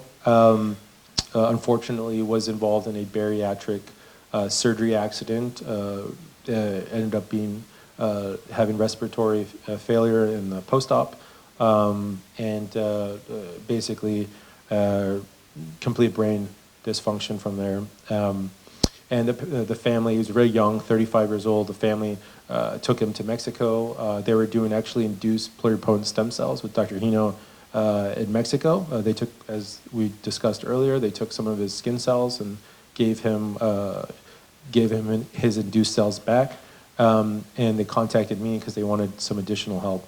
In the process of focusing on his neurological disability, we happened to notice his eczema got dramatically better after giving umbilical cord-derived mesenchymal stem cell infusions. I'm not sure if it was the PSCs or the mesenchymal stem cells, unfortunately, because they were given simultaneously. But this is actually a case study reported actually by our very own Torfi. This was a study using cord blood for psoriasis. Dr. Naidu and Dr. Torfi put this together. This is a pretty great case study of INVITRX's previous product here. And so building off that, I also did my own study using exosomes. There's a case study of this patient with psoriasis. We did intralesional injections using exosomes, and you can clearly see clearing of the lesion. It's a pretty severe plaque psoriasis. I did continue her on methotrexate. She had been on methotrexate already. It wasn't clearing these lesions up though, so we continued as kind of a control, and then we added the exosome injections intralesionally as well as IV, as I mentioned, kind of the same cycle. You give 5 cc's intralesionally, you're going to get about a 2-inch radius for your injection, and then you give 2 to 3 vials IV. This is a basal cell carcinoma of the nose, 56-year-old male. We had already done a resection once. There was reoccurrence. And fortunately, we're going to have to dig a little bit deeper down to the cartilage. We called in a plastic surgeon. He was going to do a Z-plasty, difficult procedure. We started with some topical 5-FU, which is a topical chemo. We downstaged it again, and then we did a second excision. We got negative margins, and then it recurred a third time. In this case, we looked at MSC-derived exosomes in terms of tumor suppressor. As I mentioned earlier, there's a competition of factors. Some are pro in terms of growth, like VEGF, and some are tumor suppressors, like MAR. So it's hard to know exactly what direction these lesions will take. But once we removed the cancer, my focus at that point was reducing the defect. So we had a pretty large defect. It was a pretty deep defect. Once we got the pathology report and we're clear, we started to apply topical exosomes to try to do that. He didn't want to do the Z-plasty, plastic surgery. And it worked out pretty good. 14 months later, he was cancer-free. He had a really small scar compared to the original, so that worked out. Okay, so before I start here, I just briefly wanted to mention most of my previous hair stuff is based off exosomes, which I'm going to present today. But since the new product came out, the mesenchymal stem cell, I have 9 patients in the pipeline for the newer stuff, so we'll probably present that maybe next year and see how things go. So a little bit of background about hair loss. Most hair loss occurs in the telogen phase, which is the final phase of the cycle. One thing important to know for anyone who's doing hair, most hair procedures are not effective until a new hair cycle starts. So you might, take a sample of your hair at any particular time and see different hair follicles at different phases. If you did biopsies, some are in anagen, catagen, some are in telogen, and some are at the end of telogen. So the ideal time, which no one can really time properly, unfortunately, is to actually start the procedure if all the hair was in the telogen phase, because the cycle ends and all of the new sort of root and follicles will begin to absorb the growth factors and reflect it in the hair that's coming in the new hair follicle that's been that just lost its recent hair bud. So, but unfortunately, that's not the case, right? I mean, there's some hair follicles that are in the anagen phase. So whenever you do hair, you have to explain to the patient, there's going to probably be some hair in the beginning, some hair at the end of the phase, and not all the hair is going to get affected. And even when it starts to get affected, it can take 3 to 6 months in additional hair cycles and additional procedures to ramp up the thickness of a hair follicle, right? And so a lot of patients need to be cautioned. It could take up to a year, 9 months for these procedures to really work. And how do they work, right? So this is something that we've been exploring a little bit more in terms of what exactly does PRP, for example, what does PRP with exosomes do? And a lot of studies have concluded that it thickens the current hair follicle. And what ends up happening is as the hair follicle thickens, just like a tree trunk, it can support more branches and thicker branches. So as the hair follicle thickens, you get more hair developing out of that same hair follicle. We call those triplets. If there's a 3-hair follicle, or doublets. If you take a scalp analysis of somebody who's at the aging, 65, 75, 85, you'll see a trend. The hair follicles are starting to thin. The hair itself is a lot thinner, and it goes from triplicates to duplicates to a preponderance of singular hair follicles. So what you'll see when you do PRP, when you do exosomes, when you do MSCs, you'll see a reversal of that. So we'll see doublets and more triplets, and we'll see thicker hair as a result of sort of the same phenomenon as fertilizing your plants and seeing thicker roots. So that's kind of the process of how it works. We kind of talked about the different phases here. There is sort of a basis of physiology for why men lose hair and a basis of physiology for why women lose hair. Apart from stressors and traumatic events and things that change our cortisol levels and our hormone levels in an acute setting. The majority of men lose hair through a mechanism that's well established called DHT. DHT is a hormone, it's a byproduct of testosterone. So the most common medication that's given in the United States, Propecia or finasteride, it was originally a prostate cancer medication at the 5 milligram dose. The purpose of that, prostate cancer, is obviously testosterone driven. So they would break testosterone and DHT stimulation, and they noticed men were growing hair when they're at the 5 milligram. And obviously that's a high dose. There are side effects at that dose, so they cut it down to 1 milligram, and it crossed over into mainstream hair treatment. And the way that DHT is blocked is through finasteride, which is a 5-alpha reductase. And sort of the mechanism, it shrinks your hair follicles, it reduces and promotes hair loss in that process. So we call that process miniaturization. Sorry, I'm gonna take a photo. So that's what we call androgenic hair loss. So androgenic hair loss, most common form of hair loss in men. And this is another example of miniaturization. So female hair loss, there's obviously men also have hereditary, but that's another term for that is androgenic. Also females do experience DHT mechanisms of hair loss. Those DHT mechanisms are exacerbated by menopause on top of that. So estrogen is very important for hair loss. Some common treatment modalities for a 50-year-old female experiencing hair loss is actually to see the gynae and get your hormones checked and do a symptom analysis for early menopause and do HRT if you don't have risk factors for HRT. Now, to differentiate age-related or family inheritance-related hair loss is autoimmune hair loss, alopecia areata. I treat a lot of these patients. It's an unfortunate condition. It's very almost affects their confidence significantly. Men, both and women, equally. Imagine just having one day waking up and having a complete bald spot. I mean, it's completely bald in your hair. So it's the mainstay treatment for this is steroids because it is autoimmune. Right? If you took a biopsy of this, the definition of this would be non-scarring hair loss. We don't see any scarring or atrophy. We would see an infiltrate of white blood cells, for example, underneath the hair follicle. That's sort of what the pathologist reports. So those are the different types of hair loss, and this is kind of the current state. I already kind of summarized it. The mainstay treatment is finasteride and topical minoxidil. There's a recent trend going around of doing oral minoxidil, not as well studied for hair growth, but it is a hypertension medication originally. That's its original formulation, but there are more and more patients taking oral finasteride at 2.5 milligrams. But as you can see, there's a huge unmet need here. I mean, we all go through age-related hair loss. It's inevitable. Some younger than others. I have 20, 25-year-old patients, sometimes 30-year-old. I have a couple 18, 19-year-old patients. And it's clearly obvious that they're experiencing hair loss.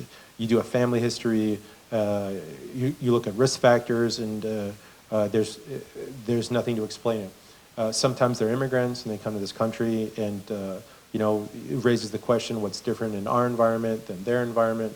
That raises questions sort of different cultures and the water, the food, all of those things kind of come to mind when they come into a different environment. So. Really the key here is trying to identify risk factors, right? Before we dive into biologics or we dive into cell therapy, you really want to do a thorough assessment of controllable factors, right? Do they have eczema?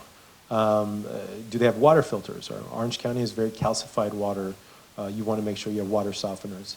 How often do they shampoo? If your hair's thin, you don't want to shampoo every day. What type of shampoo are you using? Have they exhausted their options like Rogaine, minoxidil?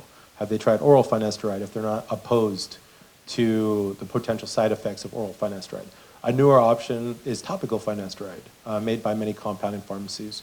Not as well studied as oral, but definitely fewer side effects. So topical finasteride is something I've incorporated into my practice a lot. So once you've exhausted all this, including blood tests if you're worried about thyroid disorders, anemias, all of these conditions, Hashimoto's, psoriasis, all of these things you need to do a thorough clinical history, a family history, make sure that there's nothing going on there.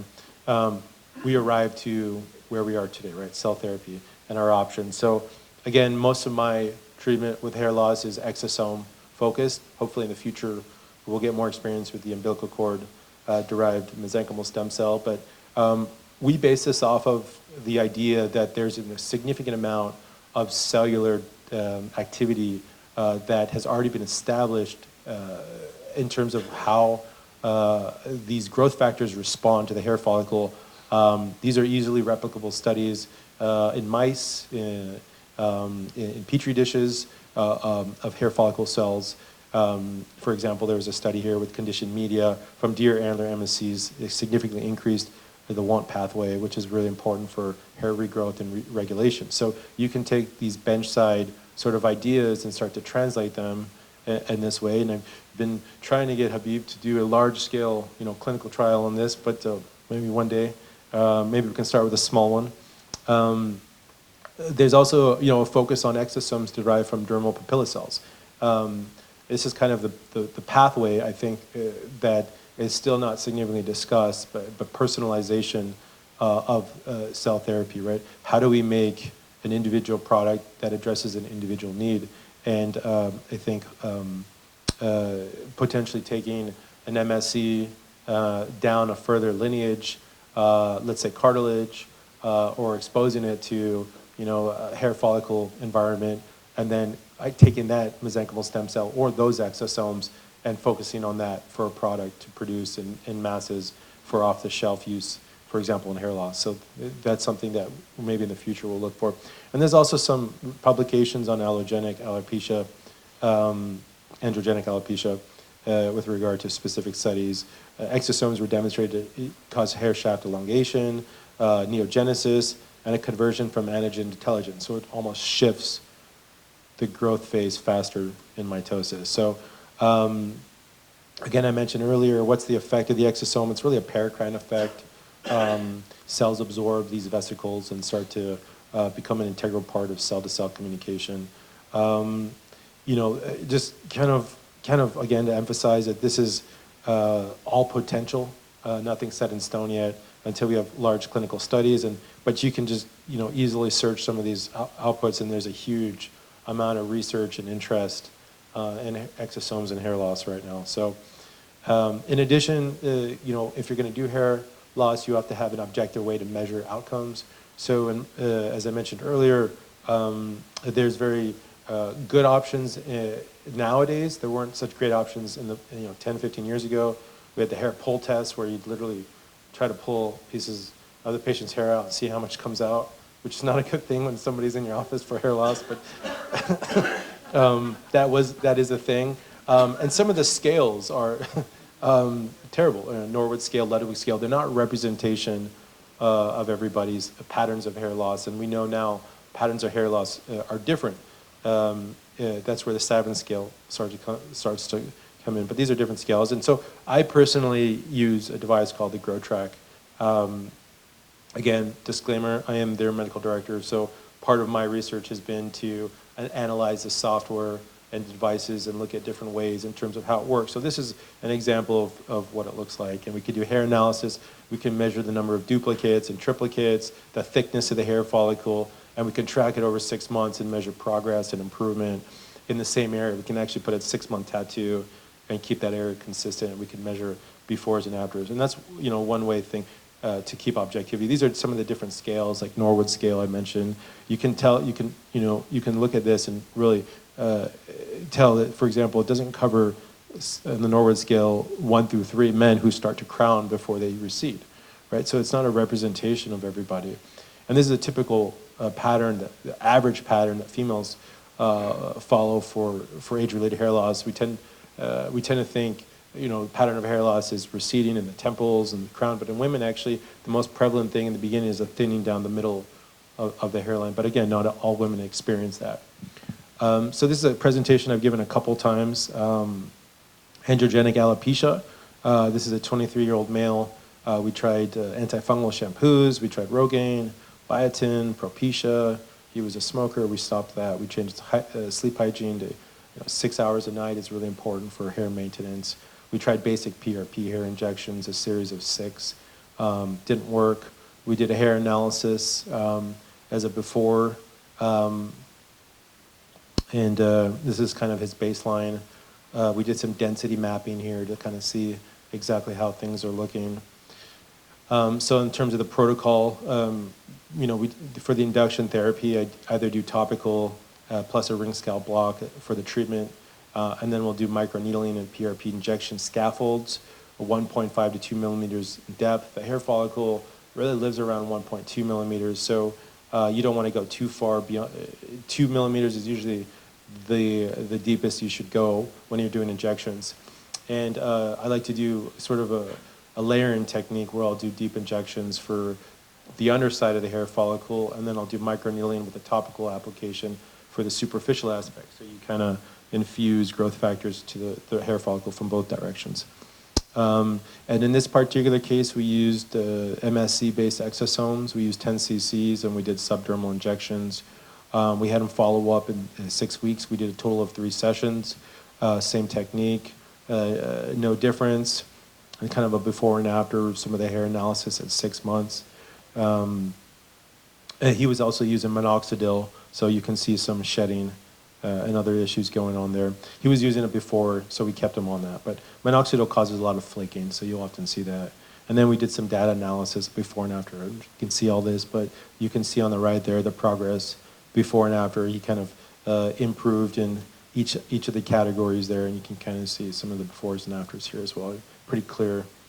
He had a significant response in this case. So always important kind of lesson from that is to make sure you control all the factors before, because one thing I commonly tell my patients, even if you do have a good response to your regenerative medicine, but you smoke and you don't sleep properly and you're taking testosterone supplements and so on, the same mechanisms are going to promote hair growth. I have some patients who are taking testosterone for andropause, and then they're taking finasteride for hair loss at the same time. It doesn't make any sense to me, right?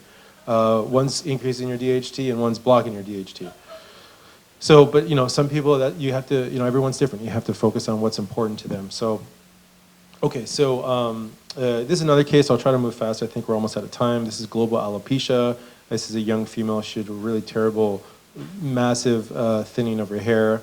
We did basically the same approach. In this case, because it was a larger surface area, we did 10 billion particles, which is equivalent of 10 cc's of exosomes. Same approach. We had them come back 6 weeks apart. She had a significant response in terms of her hair growth. She had thickening. I didn't actually have the hair analysis device at the time when we started this case, but she was really happy with the results. Thickening kind of in everywhere, and a reduction of her density issues. So, just in conclusion, very sort of important to try different modalities, but be consistent, since there's no objective, straightforward approach right now. It's sort of still a jungle, as we like to say, with regard to which protocols to take. Make sure whenever you do exosomes, you use a scaffold. If you just injected exosomes in the scalp, you might end up healing their toe fungus. There's no guarantee it's going to stay where you do. The idea with the PRP is it's going to coagulate or gel under it, so some people will even mix the PRP and the exosomes. I don't recommend you do that, because PRP in and of itself is a good treatment for hair loss, but you change the density of PRP and you reduce its efficacy. So I often do PRP injections first. We mark out where we're going to do the hair loss injections, do the PRP injections, give it a couple of minutes, and then you can start your exosome injections, give the PRP a chance to start to coagulate. Okay, just very briefly, I'm not going to spend too much time on this. I just really wanted to say there's a lot of changes going on in the regulatory landscape. So, everyone who's doing these procedures do them safely. We've gone through a lot of iterations with the FDA since 2017, all the way to the present, through the discretionary period. There's lots of reality checks that we as manufacturers have gone through in terms of having to adjust, change our sort of communication methods, change our GMP procedures. And now the focus is on adverse events and quality control and so on. So This is kind of one of my simple sort of summaries of what I was just going through. But basically, some products might not seem this way, but they are lower risk. Exosomes are reconstituted in normal saline. They almost look like saline. You actually might get patients complaining they don't look red or they don't look like anything special, but that's sort of what they are. Versus cord blood, which is a deep red product. It has a distinct smell to it, and so on. And obviously the method of administration is important, right? You hear people doing intrathecal, intraspinal. So everyone's sort of still at their own risk level of tolerance in terms of doing things. Cord blood at this point is considered higher risk, and obviously cord blood done intrathecally is at higher risk. Cord tissue and exosomes kind of considered a little bit less risky and more established, especially the mesenchymal stem cell. All right, so, and kind of with that, I just, I don't know if you guys heard recently, there was a really good sort of win for the industry in terms of the judge's ruling in Riverside. There was a big sort of FDA lawsuit against Cell Surgical. And in contradiction to some of the Florida rulings a couple years ago against clinics, this particular judge stated that the FDA does not have significant jurisdiction over the practice of medicine in clinics. They are, in fact, regulators of the manufacturing and pharmaceutical process itself, and which was interesting because that now shifts the burden onto the medical board, in this case, of California, to start taking action if necessary. So we'll be watching their response to this case, but obviously I thought that was a big win, came out a couple weeks ago.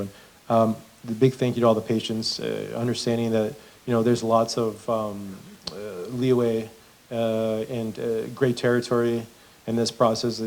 All in all, I think personally treated maybe 600-700 patients over maybe the last 5 or 6 years, and so many different indications, from Lyme disease to eczema to psoriasis, some pediatric populations, and so on. So, a big thank you to the patients for their trust, and knowing the discussion sometimes centers around telling them that we don't know what we're doing, we don't have approval to necessarily do this, and they trust us enough to proceed with that. So, it falls under the label of compassionate care.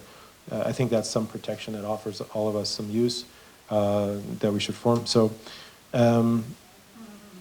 it wouldn't be appropriate to talk about stem cells unless I had a photo of my 9-month-old in here, right? So, but yeah, that's it. Let me know if you guys have any questions.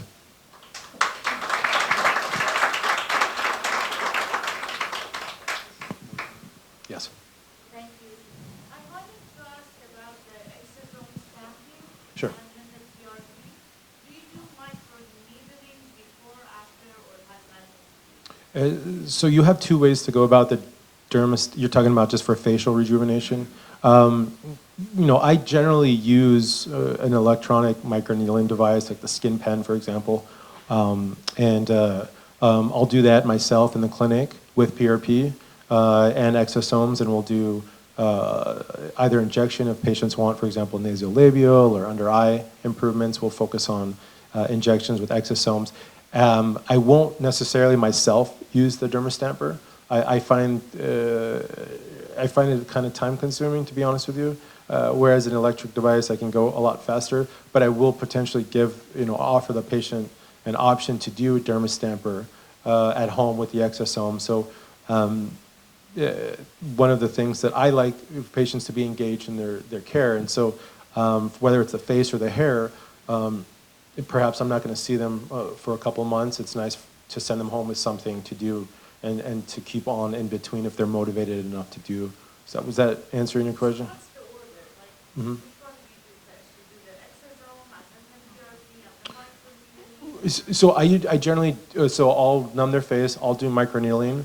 I'll use I'll use the PRP as my topical to microneedle. Oh, so you don't inject it? I'll use it both topical and injection. So I'll start with PRP microneedling. You need to use some kind of substance to microneedle. Otherwise, you're going to be on dry skin and it's not comfortable. So you can use hyaluronic too. I find hyaluronic to be a bit thick.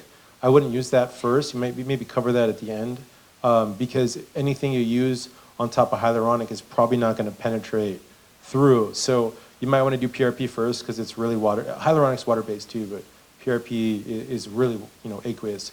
So I would use PRP first, microneedle with that, and then usually it dries, and then you could start with your exosomes. You can do injections with the exosomes. You can do a topical layer with the exosomes. So I generally do PRP first, and then I'll do exosomes second. Thank you very much. Yes. Thanks, that was really terrific overview, and the cases are great. I just wanted to really pin you down on 351. Yeah. And regardless of the court decision, are cells covered under 351 and are exosomes covered under 351? And if so, does a practitioner take a risk using them in the United States? Because, Yeah. regardless of the court decision, my understanding of 351 is that it does require Yep. a BLA, and so if you don't have a BLA, you could be running some liability. No, absolutely. Either the manufacturer or the practitioner. You're right. I mean, it's a regulatory question. I think we're stuck with those rules, and we can't get around them necessarily. There was, I think, a couple years ago, a question of what is the exosome as far as 351. I think the answer has been yes. It needs to be regulated. It is considered a biologic product. I guess for me in my practice, as opposed to cardiology, for example, it's a very low tolerance procedure, or not low tolerance, but lower risk, right? I would not necessarily go about doing this for congestive heart failure and conditions like that. A lot of my procedures are cosmetic, which is nice for me because these patients are doing elective stuff. It doesn't mean if I don't have a complication and they file an FDA adverse event report, it won't come back, and then the questions come up, and I have to defend myself. You absolutely are falling under 361 and 351, and I think that the exosomes are considered, something you need a BLA for, just like mesenchymal stem cells. They're definitely manipulated. They're considered a drug. There is another thing to consider too. Like one of the other products I use for hair is called A-Cell. A-Cell is actually FDA approved for burn wounds. 75-80% of hair specialists will use A-Cell or offer A-Cell in their practice for hair growth as well. It kind of crossed over at some point when they were doing burn wounds with PRP in the burn units, and A-Cell demonstrated significant growth of hair follicles and neogenesis of hair follicles. So crossed over into hair, but you won't necessarily be able to buy A-Cell if you call the A-Cell manufacturer and you say, I'd like to buy 5 things, I'm going to do a hair case. They'll close their ears and say, I don't want to hear it, right? So not sure necessarily that it's not going to be without risk to do these things, obviously, but I think in some sense, we're here today, for example, Dr. Gupta said there were nerve grafts weren't a thing for peripheral nerve injury. But so do you want to be at the forefront and take those risks? Not necessarily, but if you do, maybe minimize your risks. I do a separate lecture on do's and don'ts from all the patients I've treated. I have like 20 pearls that I've learned over the years of ways to navigate from not advertising and things to keep your practice safe. I think that's probably one of the biggest things is just you got to be very, very careful. I don't have anything on my website. You can't advertise anything. And only, it's hard at this point, but a lot of it is just word of mouth that we use channels of word of mouth of patients. I see Xerxes, back there shaking his head. He, a lot of it's word of mouth. Same concept. You have patients who you've treated in the beginning of this, and they have family members. And it's actually funny. Dr. Gupta's it came full circle for me today. I think he was one of the only surgeons in Orange County for a long time doing that nerve graft. And I have a patient who the mother had a child and sent her umbilical cord to INVITRX to be processed.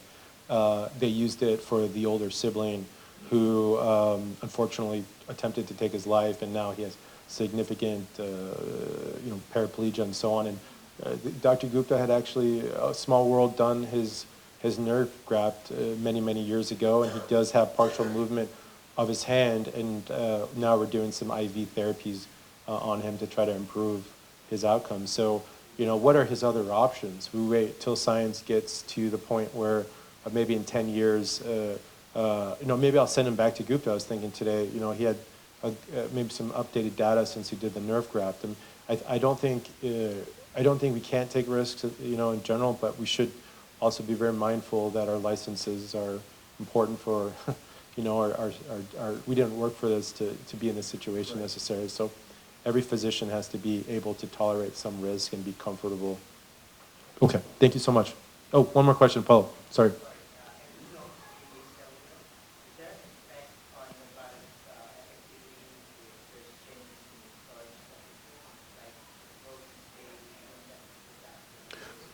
No, because the stability studies really focused on some different values. The only thing that really changed as the temperature changed was swelling and shrinking of the exosomes, the size. That's why when you saw the presentation, it went from 30 nanometers all the way 100. So the size changes, but the efficacy doesn't. It's still the same package. The most important thing in the exosomes is the integrity of the membrane. And the degradation studies looked at integrity of membranes, and it did not change at all. So the peptides inside, the mRNA, everything inside hasn't changed either. So, yeah. Thank you. Yes, one more. So when you find the original stem cells, the first lineage, do you see any variability as the cells are started, say lineage 2, 3, in terms of mesenchymal stem cells? Yeah. No, that's a good question. Viability or efficacy change? There is a passage sort of restriction. We generally stay around 3, 4 passages. I think the magic number is don't go past passage 6. Yeah, but generally, we stay under that. And I think the idea is each passage has slightly lower potency, and as was mentioned up here, some higher potential for DNA errors and mutations within it. So, but the miraculous thing about the physiology of most of these cells, just like a first trimester embryo, if the DNA is dysfunctional, the cell begins the process of apoptosis and begins sort of its mechanism of cell death. So it's not necessarily something that's going to impact us. It's just going to be eliminated by the natural processes like apoptosis. So, but generally speaking, you don't want to give passage 9, 8, 7. I don't know anyone from INVITRX to Dr. Riordan in Panama who does any passage, beyond 5, 6 maximum. Yeah, you're welcome. I think we got to move on here.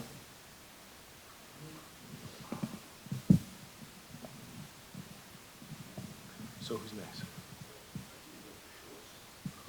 Okay, is he here? Oh, no, there he is. Oh. Okay, thank you so much. So Dr. Schwartz, cardiologist, I had the pleasure of watching him speak last year. He's got some amazing data. As you heard him earlier, super experienced with the stem cell outcomes for cardiology-related pathology. So we welcome him again this year. Thank you. You want to take this? Yeah. Great. Thank you very much. Thank you, Habib, for inviting me again. It was a pleasure coming last year, and it's again a pleasure coming this year, of course. Usually I'm like Dr. Hare, I'm sure you do the same thing. We go to the American Heart Association, American College of Cardiology meetings. There's 50,000 people sometimes. I like this forum much more. It's more intimate, and more things come out usually than out of those major big meetings. So it's my pleasure. Thank you again for inviting me. So the topic is basically allogeneic cell therapy for patients with advanced heart failure, our initial results, and beyond. So I don't want to talk only about our studies in patients with cardiomyopathy, but also about a few other things you will see in a little bit. And I would like to thank Dr. Natalie Busse, who is back in Germany right now, and Dr. Paul Bogart, who is in the back, who helped me, of course, doing all that stuff. So let me just go back a little bit about why are we even talking about regenerative therapies, stem cell therapy.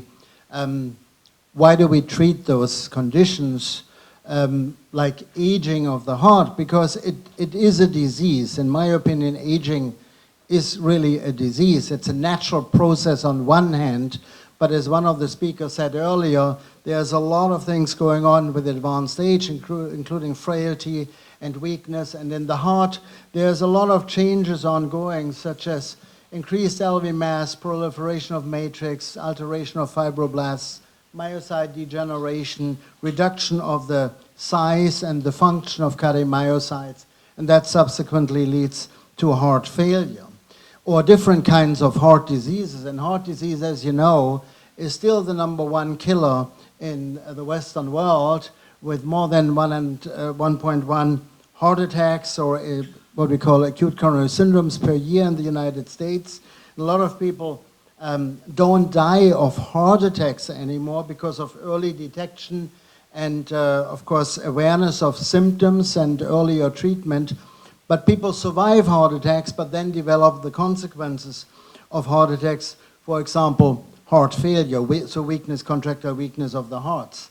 So aging of the heart by 2035, 1 in 4 individuals will be considered an older individual.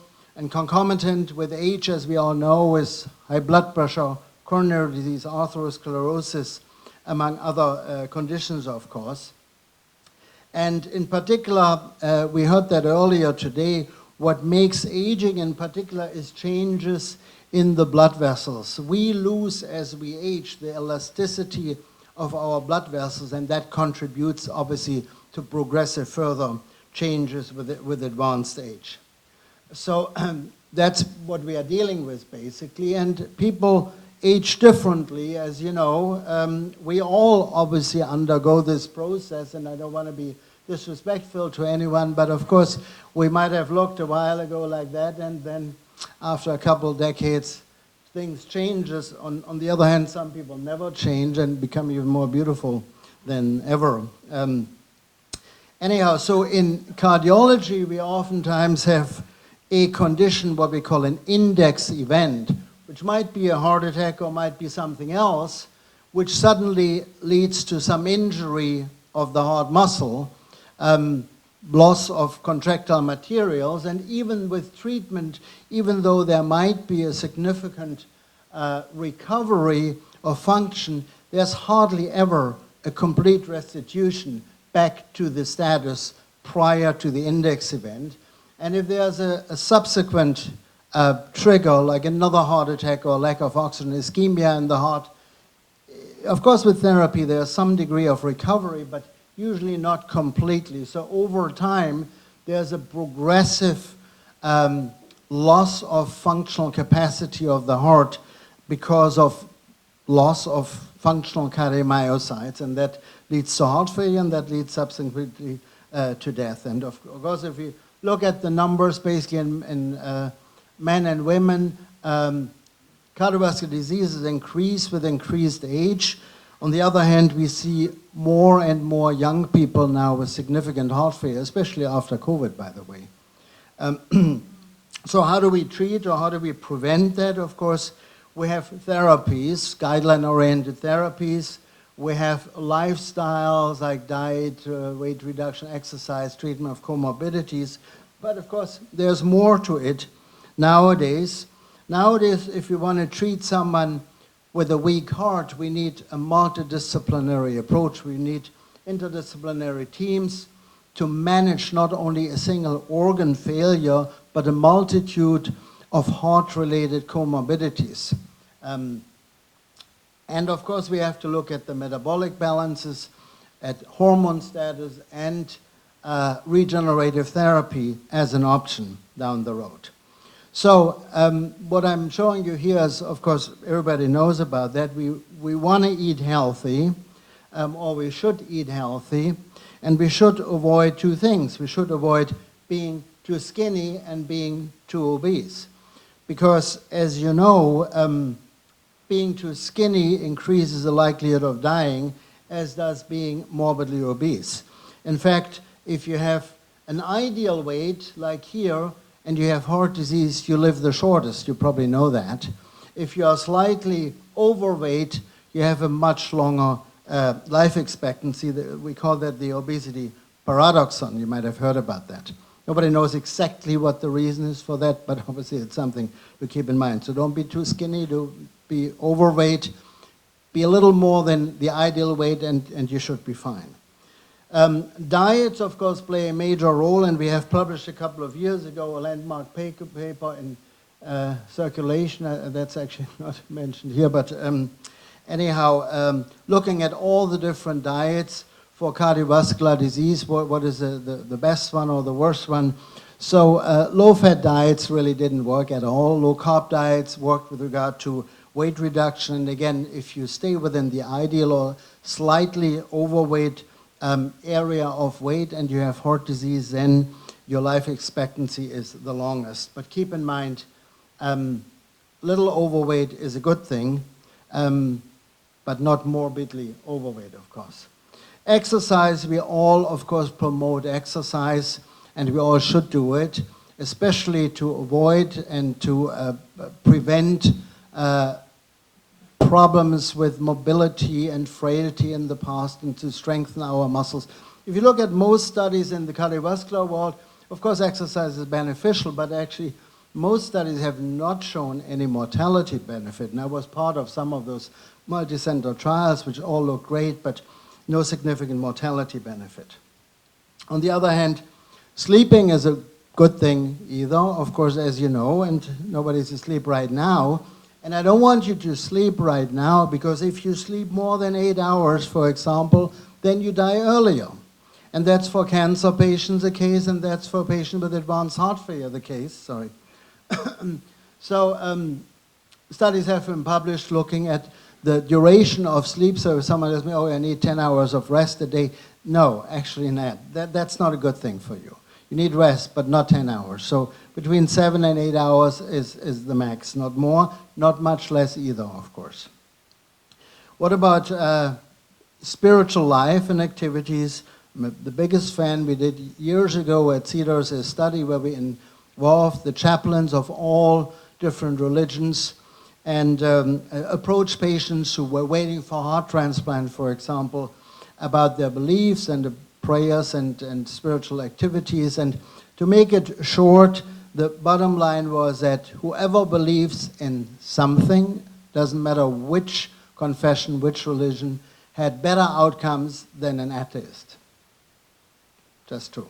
With regard to length of hospital stay in this particular study, with regard to readmission rates, and with regard to quality of life measurements.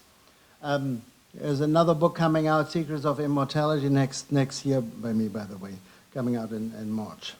So coming back to heart failure. So heart failure is a chronic condition, and I'm not talking about the standard treatments you all know about, beta blockers and diuretics if needed, and ACE inhibitors and so on, but I just want to show you a few other things we are doing, and I'm a cardiologist. I'm attending at Cedars-Sinai, which is now the largest heart transplant center in the world, you might know that, where we do a lot of device therapies, for example, left ventricular assist devices, either as a bridge to a transplant for patients who cannot wait that long that a heart comes available, or as something what we call also destination therapy, which means these are candidates who are not, patients who are not candidates for heart transplant, but they keep the devices in. Dick Cheney, the former vice president, had a left ventricular assist device implanted for a couple of years until he was transplanted. You might remember that.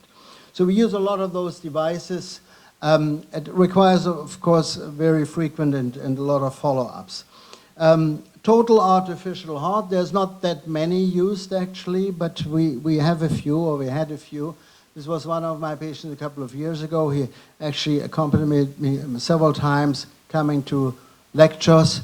So it didn't have a heart anymore. It's a completely implanted mechanical pump in his chest. So whenever he came, first thing he had to plug himself in, because if the batteries run out, of course he's dead, as you can imagine.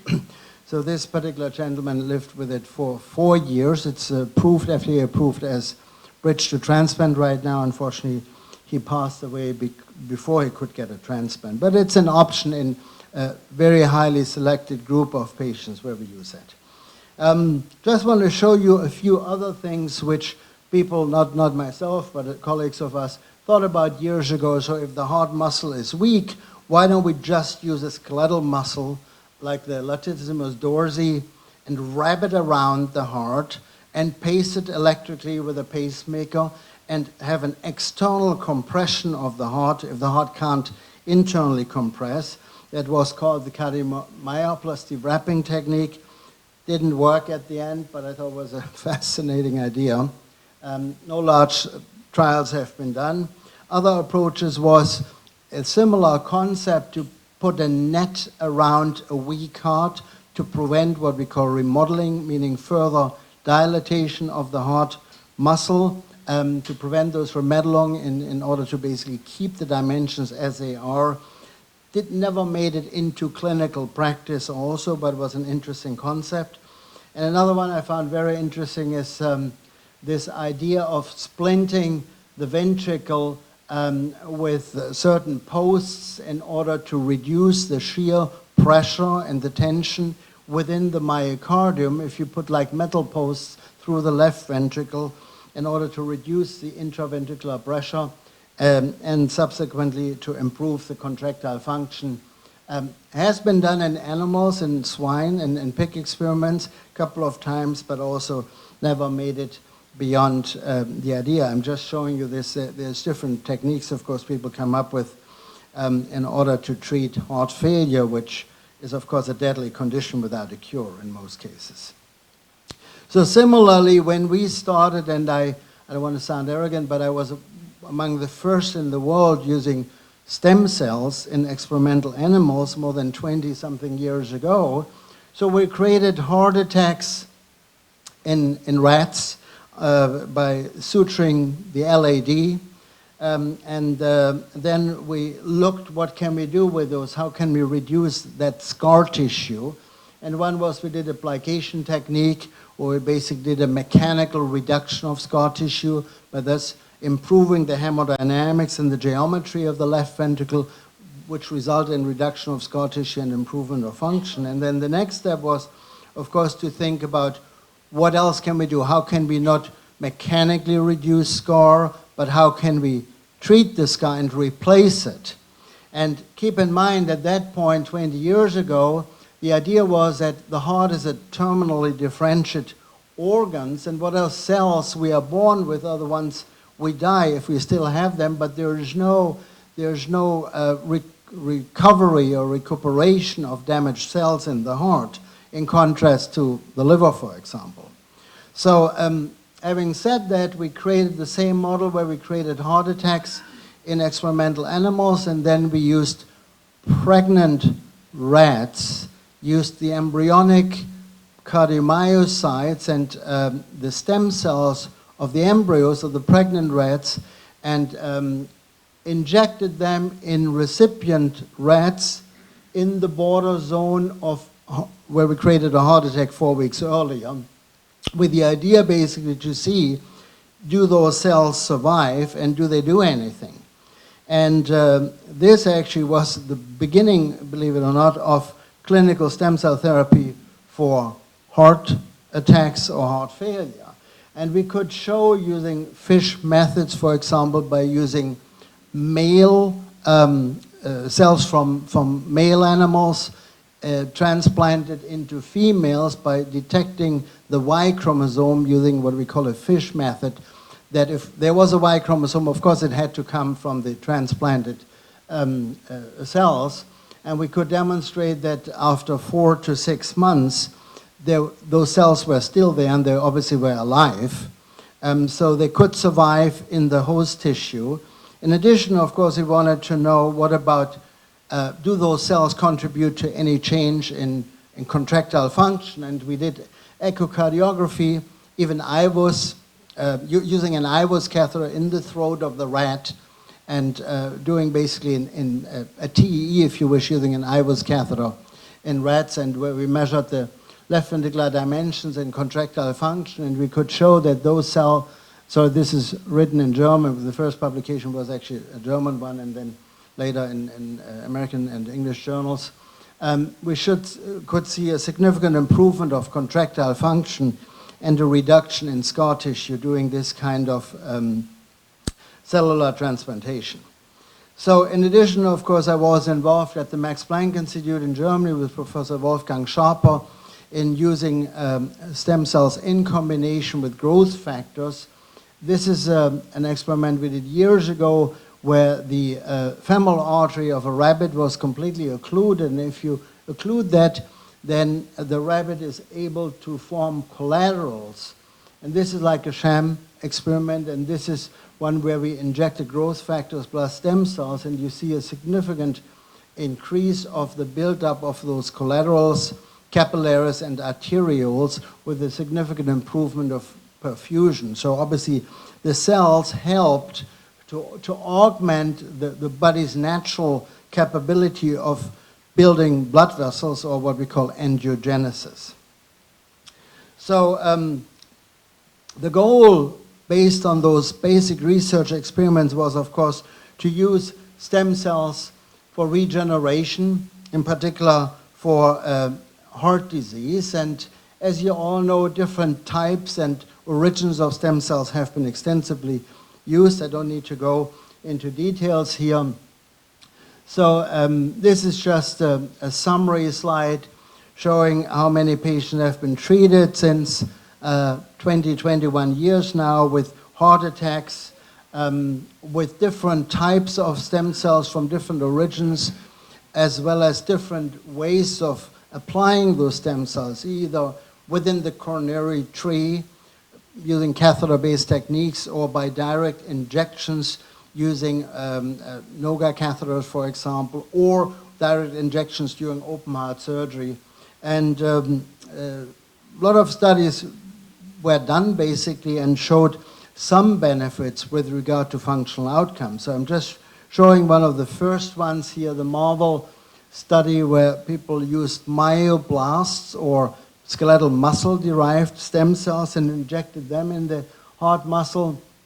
This was a study which looked at functional capacity measured by 6-minute walk test. You heard about that from Dr. Hare before today in his studies, which is a good, relatively easy to perform parameter to check functional and to test functional capacity. So this is controls, and there's 2 different doses of those myoblast injections, and obviously both doses showed a significant improvement of their functional capacity compared to controls. Later on, I was involved with Eduardo Marban at Cedars using cardiospheres or cardiac-derived stem cells, which we derived using a biopsy, usually through the jugular vein. That's a standard procedure we do basically every day for patients after heart transplantation. We take a right ventricular endomyocardial biopsy for diagnostic purposes, usually to rule out rejections after transplantation, but also for other diagnostic purposes. So in patients with heart attacks, besides doing an angiogram, angioplasty, and open the infarct-related artery, at the same time, we did a right heart catheterization and obtained biopsy material from the right ventricle in a frame of a NIH-funded study. And we basically enriched, or we cultured those cardiospheres, and we isolated cardiac-derived stem cells or stem cell combination with growth factors, fibroblasts, and others.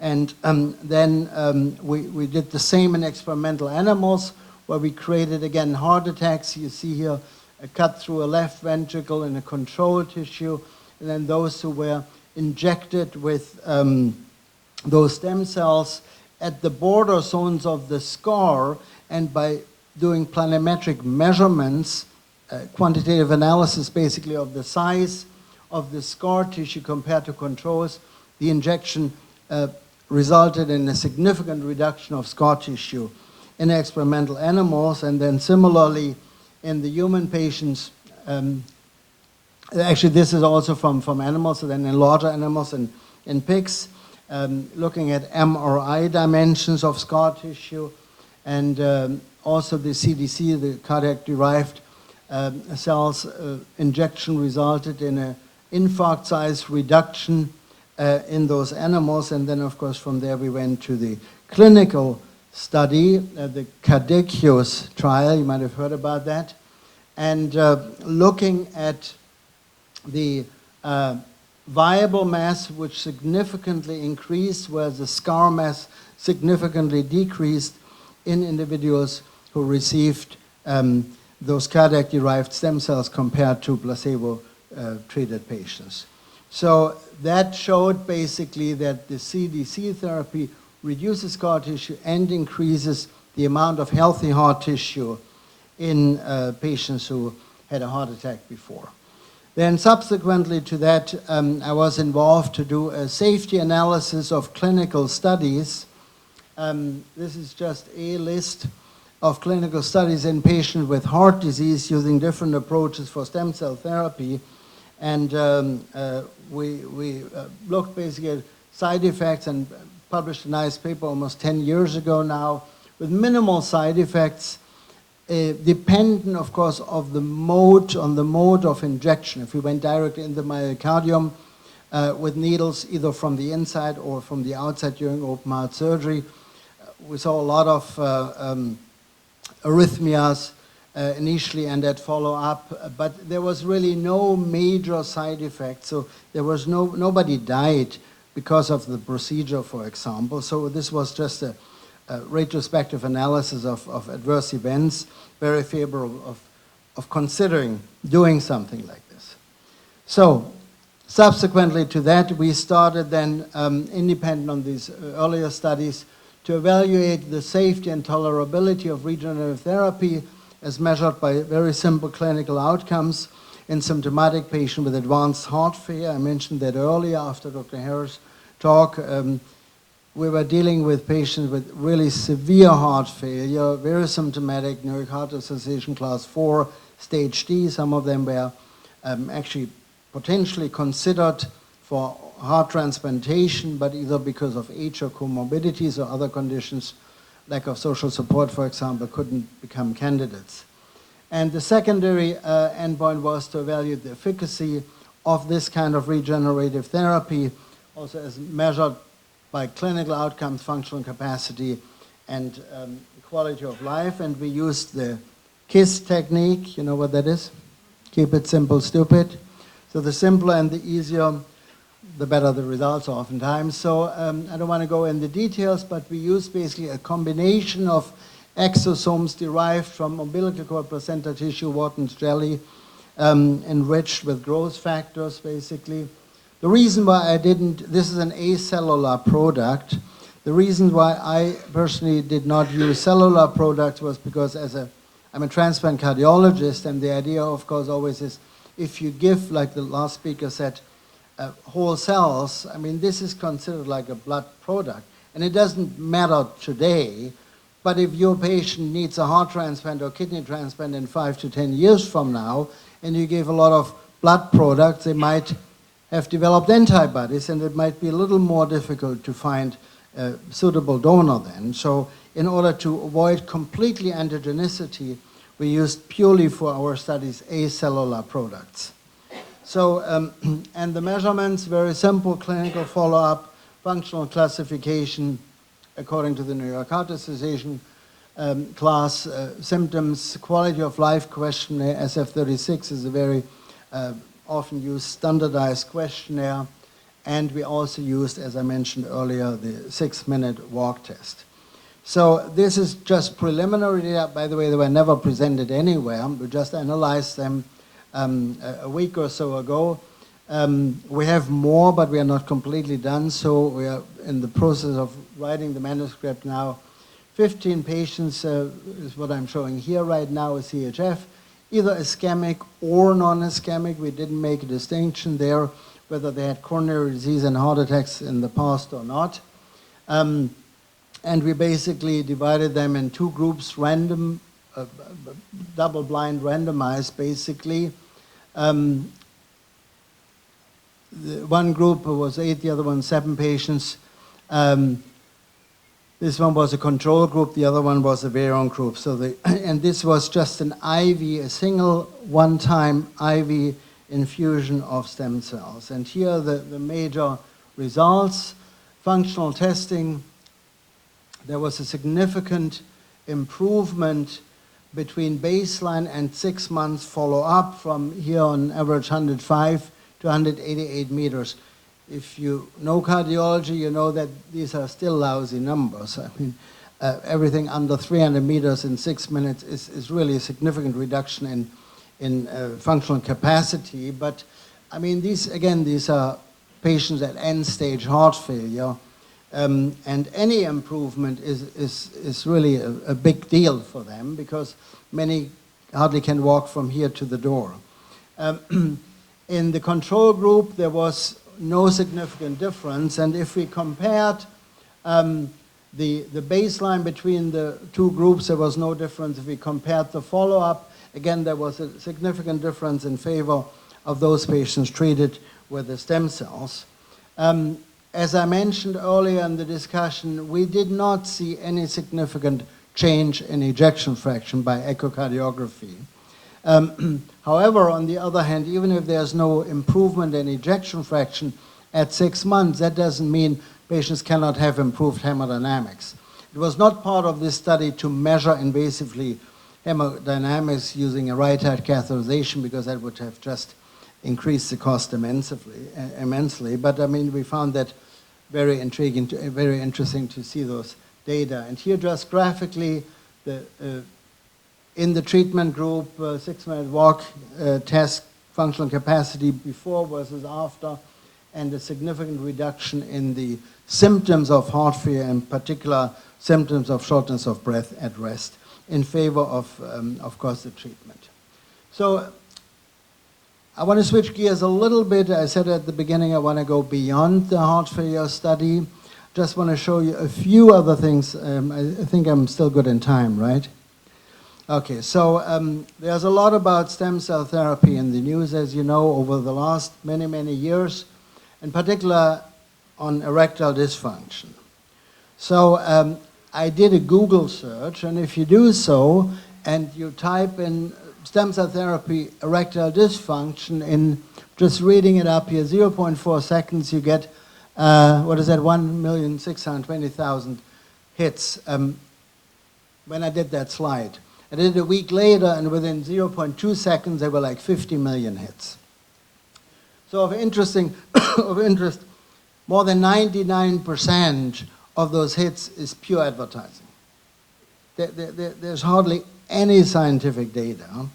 And so we went ahead and we basically analyzed what really has been published, how many patients have been treated in the scientific literature, and we wrote a little analysis, a review of clinical outcomes, which we published last year, I think, in April last year, in the International Journal of Impotent Research, and we found out that less than 100 patients worldwide were really treated in clinical trials with stem cells. So most studies had between 7 and 10 patients in them, using different forms. Nobody used actually allogenic stem cells. There was only one abstract which compared allogenic versus autologous stem cells. So we wrote that up, and then subsequent to that, we thought, well, if there's not much data, we better bring some data on, and then we published our own experience in a total of 40 patients,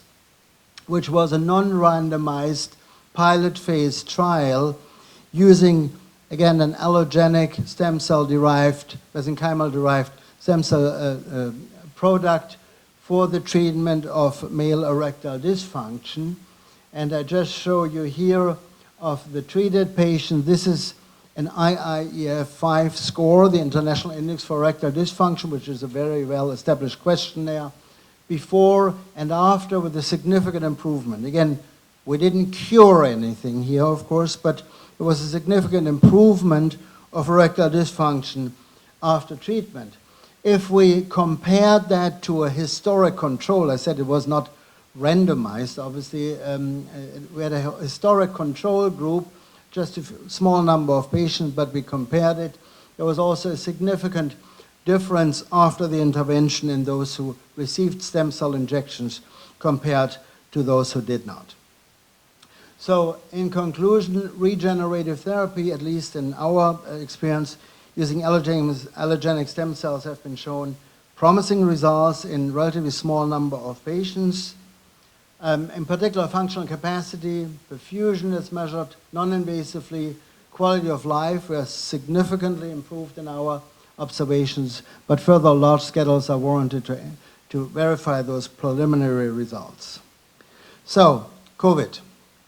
When COVID came, we were actually conducting the very first double-blind pilot phase randomized clinical study long before Giuliani's company started in New York. This was a relatively small single-center pilot phase study of 26 patients who were randomized 1-to-1 into a control versus a treatment group. And these were all patients with respiratory distress at the beginning of COVID, admitted to an intensive care unit. Not all of them were on a ventilator, but many were. And besides standard therapy at this point, including respirator therapy if needed, we added either placebo or a single injection of an allogenic stem cell derivative. And by doing so, we could show, even though the study was not, of course, powered to look for statistically significant mortality data, but this is basically the survival data for the treatment group versus a control group.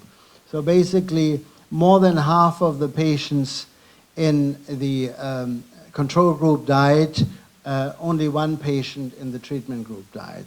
Again, that's not a large number of patients, of course, but we found it very encouraging to see those data. And we didn't see any serious adverse events in this small number of patients. In addition, we treated healthcare workers who were basically involved with treating COVID patients prophylactically, also placebo-controlled, to see if the stem cell injection might protect against the development of subsequent COVID disease. That study was negative. It did not show really any difference among the healthcare workers, whether they received placebo or the stem cell product. But the safety profile was excellent. There was no major side effects. And we could publish that paper nicely. It was end of last year, I think, so just a couple of months ago. Again, opens, of course, the doors to subsequent studies in other infectious or inflammatory diseases. So why do patients with COVID better if they receive stem cells? Of course, there's several hypotheses, but of course, the idea is that the proposed mode of action is improved tissue repair mechanisms, regeneration, protection of epithelial cells, potentially improving lung function, among others. We really don't know exactly, but there's definitely anti-inflammatory activities ongoing, as you can imagine. And if we look at that, of course, in my opinion, that the main actions of stem cells and regenerative therapy in general is, of course, number one, there's the anti-inflammatory effects, and that has been shown in many, many studies, in basic research studies and clinical studies. I don't need to go into the details here. The second thing, as I mentioned earlier, is the angiogenesis, the build-up or the promotion of the creation of new blood vessels, which improve circulation, perfusion, oxygenation, and that all can lead to healing or improved healing and regeneration. And the third is, of course, the direct regenerative effects, even though many of you might know that there's questions and there's different opinions. Some people think, well, if we inject stem cells in the heart muscle, is it really regeneration, or is it just an improvement of the healthy tissue, or are there paracrine effects? We don't know for sure. I strongly believe that there's at least some degree of regeneration in damaged tissue using stem cells. So these are the main actions. Let me just play you this. One of the last speaker, I think, mentioned something we should not do, and I tell you also something we should not do. Is the sound on?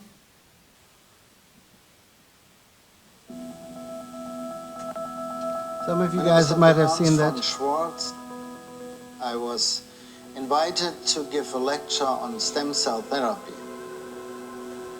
I remember at the end of that lecture, there was this guy, he had long white hair, open shirt, and he had 5 young women with him. They looked like models. He wanted to know more about a particular type of stem cells.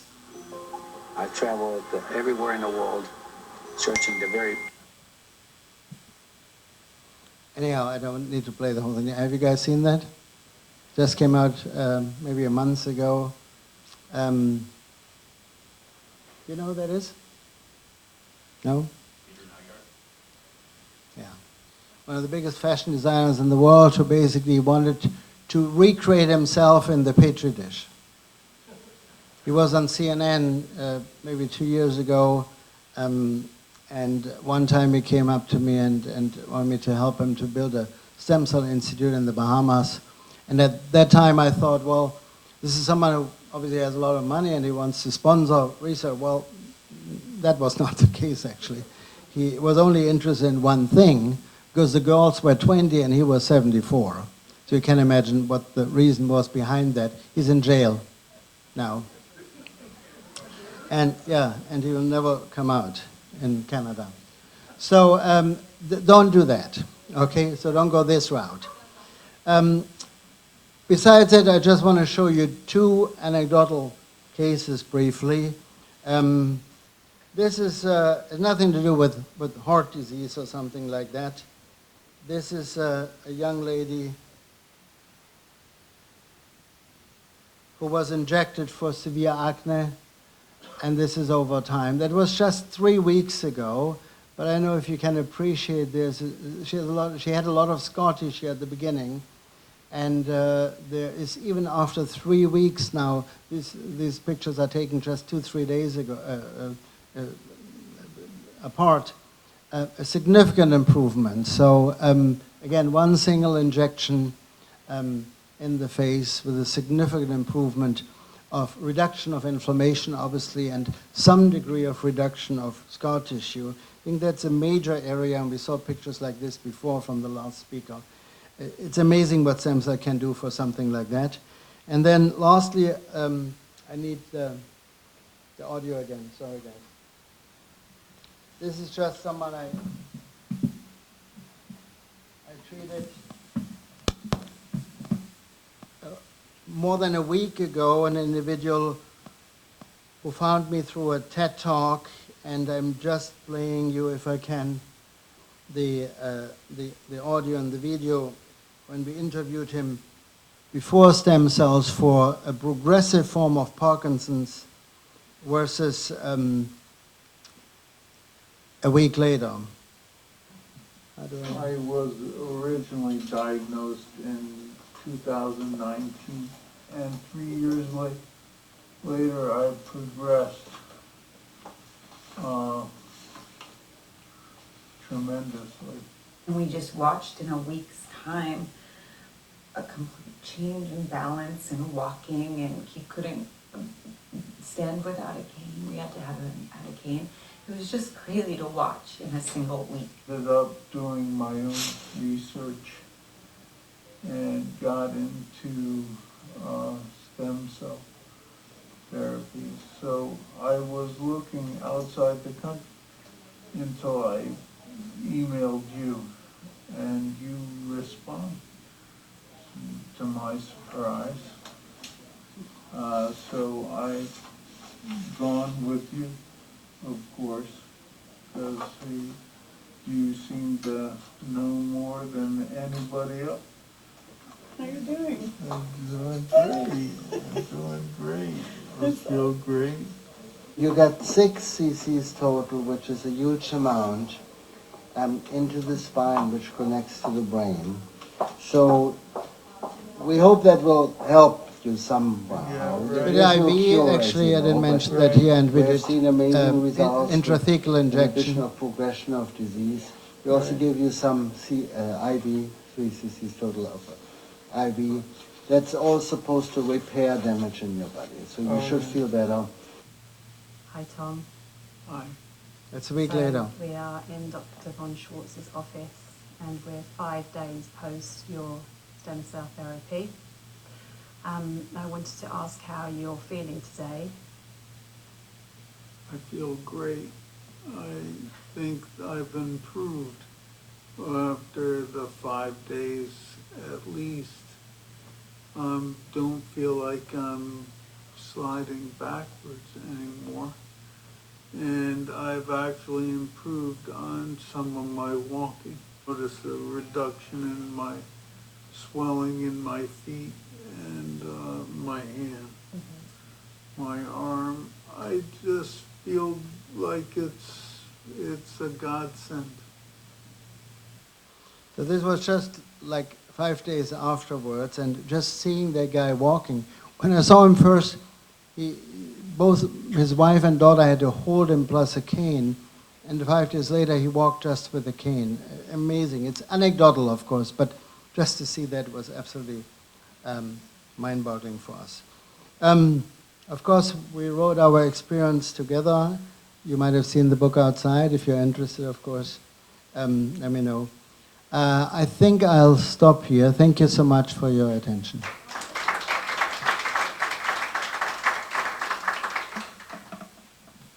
Any questions, please? For erectile dysfunction, where was the stem cell injected? Was it intravenous or or In the penis. where are they?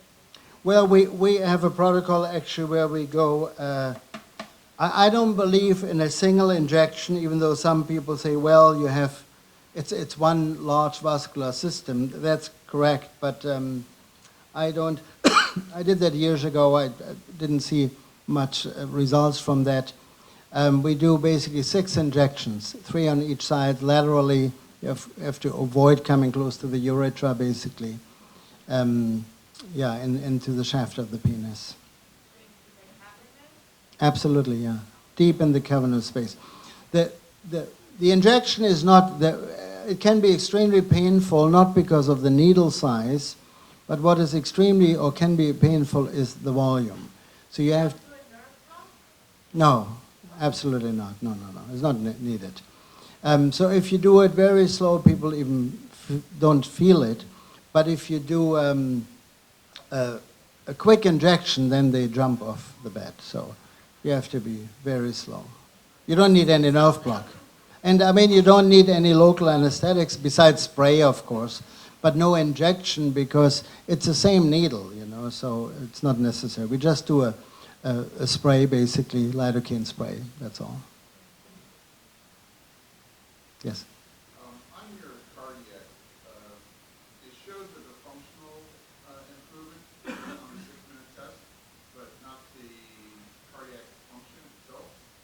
Are you attributing that change to what? Is there essentially like the ABO2 difference, or how do you see? Well, the cardiac function, if you think about ejection fraction, which in that group did not show any improvement, does not really reflect cardiac capacity well.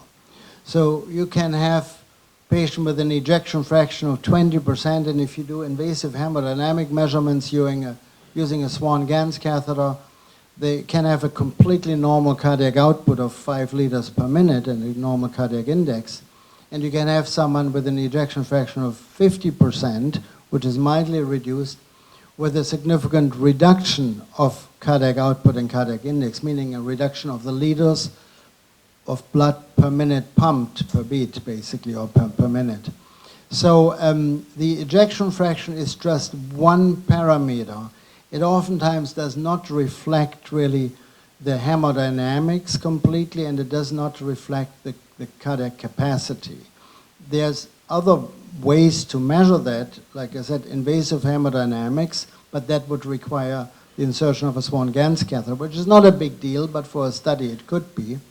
Or you could do like a oxygen consumption, what you mentioned, testing like a cardiopulmonary exercise test, which is probably more reliable. And I would assume, I haven't done that, but I would assume if you would have done a cardiopulmonary exercise test in those patients that they probably would have improved, even though the EF stayed the same. In the patient that had the Parkinson's, you said 60 Cs. Do you know the cell count? Just curious.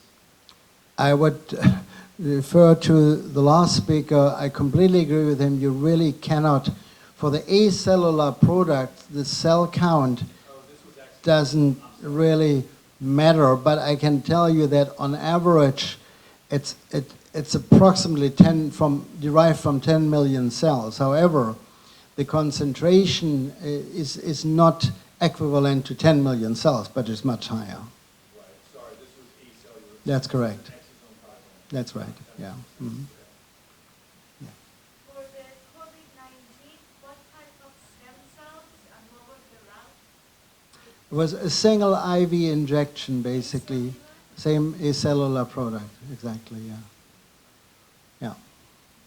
So exosomes were used for Well, I don't call it exosomes because the product we are using is like a combination of exosomes with some growth factors, but it's exosome-based, yeah. You refer to them as stem cells. Well, yeah, but I mean, it's an acellular. It's not whole cells. So when I started using stem cells, we actually used a method where we poke the membranes of stem cells to reduce, mechanically, to reduce the androgenicity because, like I said, I'm a transplant cardiologist, so I'm dealing with immunosuppressed people every day or people who are waiting for an organ transplant. And I didn't want anyone come back to me in 5 years and say, oh, sue me because I gave them a blood product and suddenly they don't find a heart donor or a kidney donor. So for that particular reason, my main direction was always going away from whole cells in order to avoid androgenicity. And it's still an issue, theoretically. Not today, not tomorrow, but again, I mean, if you give systemic a cellular product that is considered a blood product, you can, the recipient can develop antibodies. It doesn't matter unless he needs a transplant in the future. Thank you very much.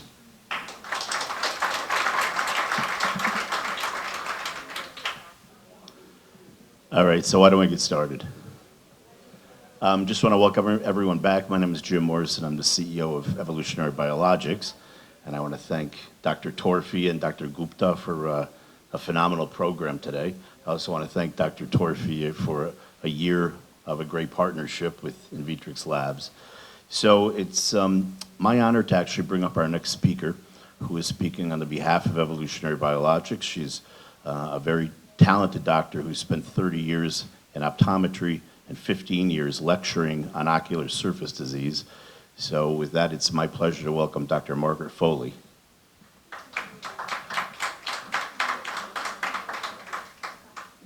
Okay. I always feel like I always get these afternoon, time slots, which I just adore so much because everyone's really tired by now. I always feel like we need to do like the 7th inning stretch, and get up and, move around a little bit. I'm all for it. If you need to stand up and move and get your body going and getting the blood flow going, I think that's great. Yeah, it's great to be here where there's so many people from academia as well. I am a product of the UC system. I went to UC San Diego a number of years ago.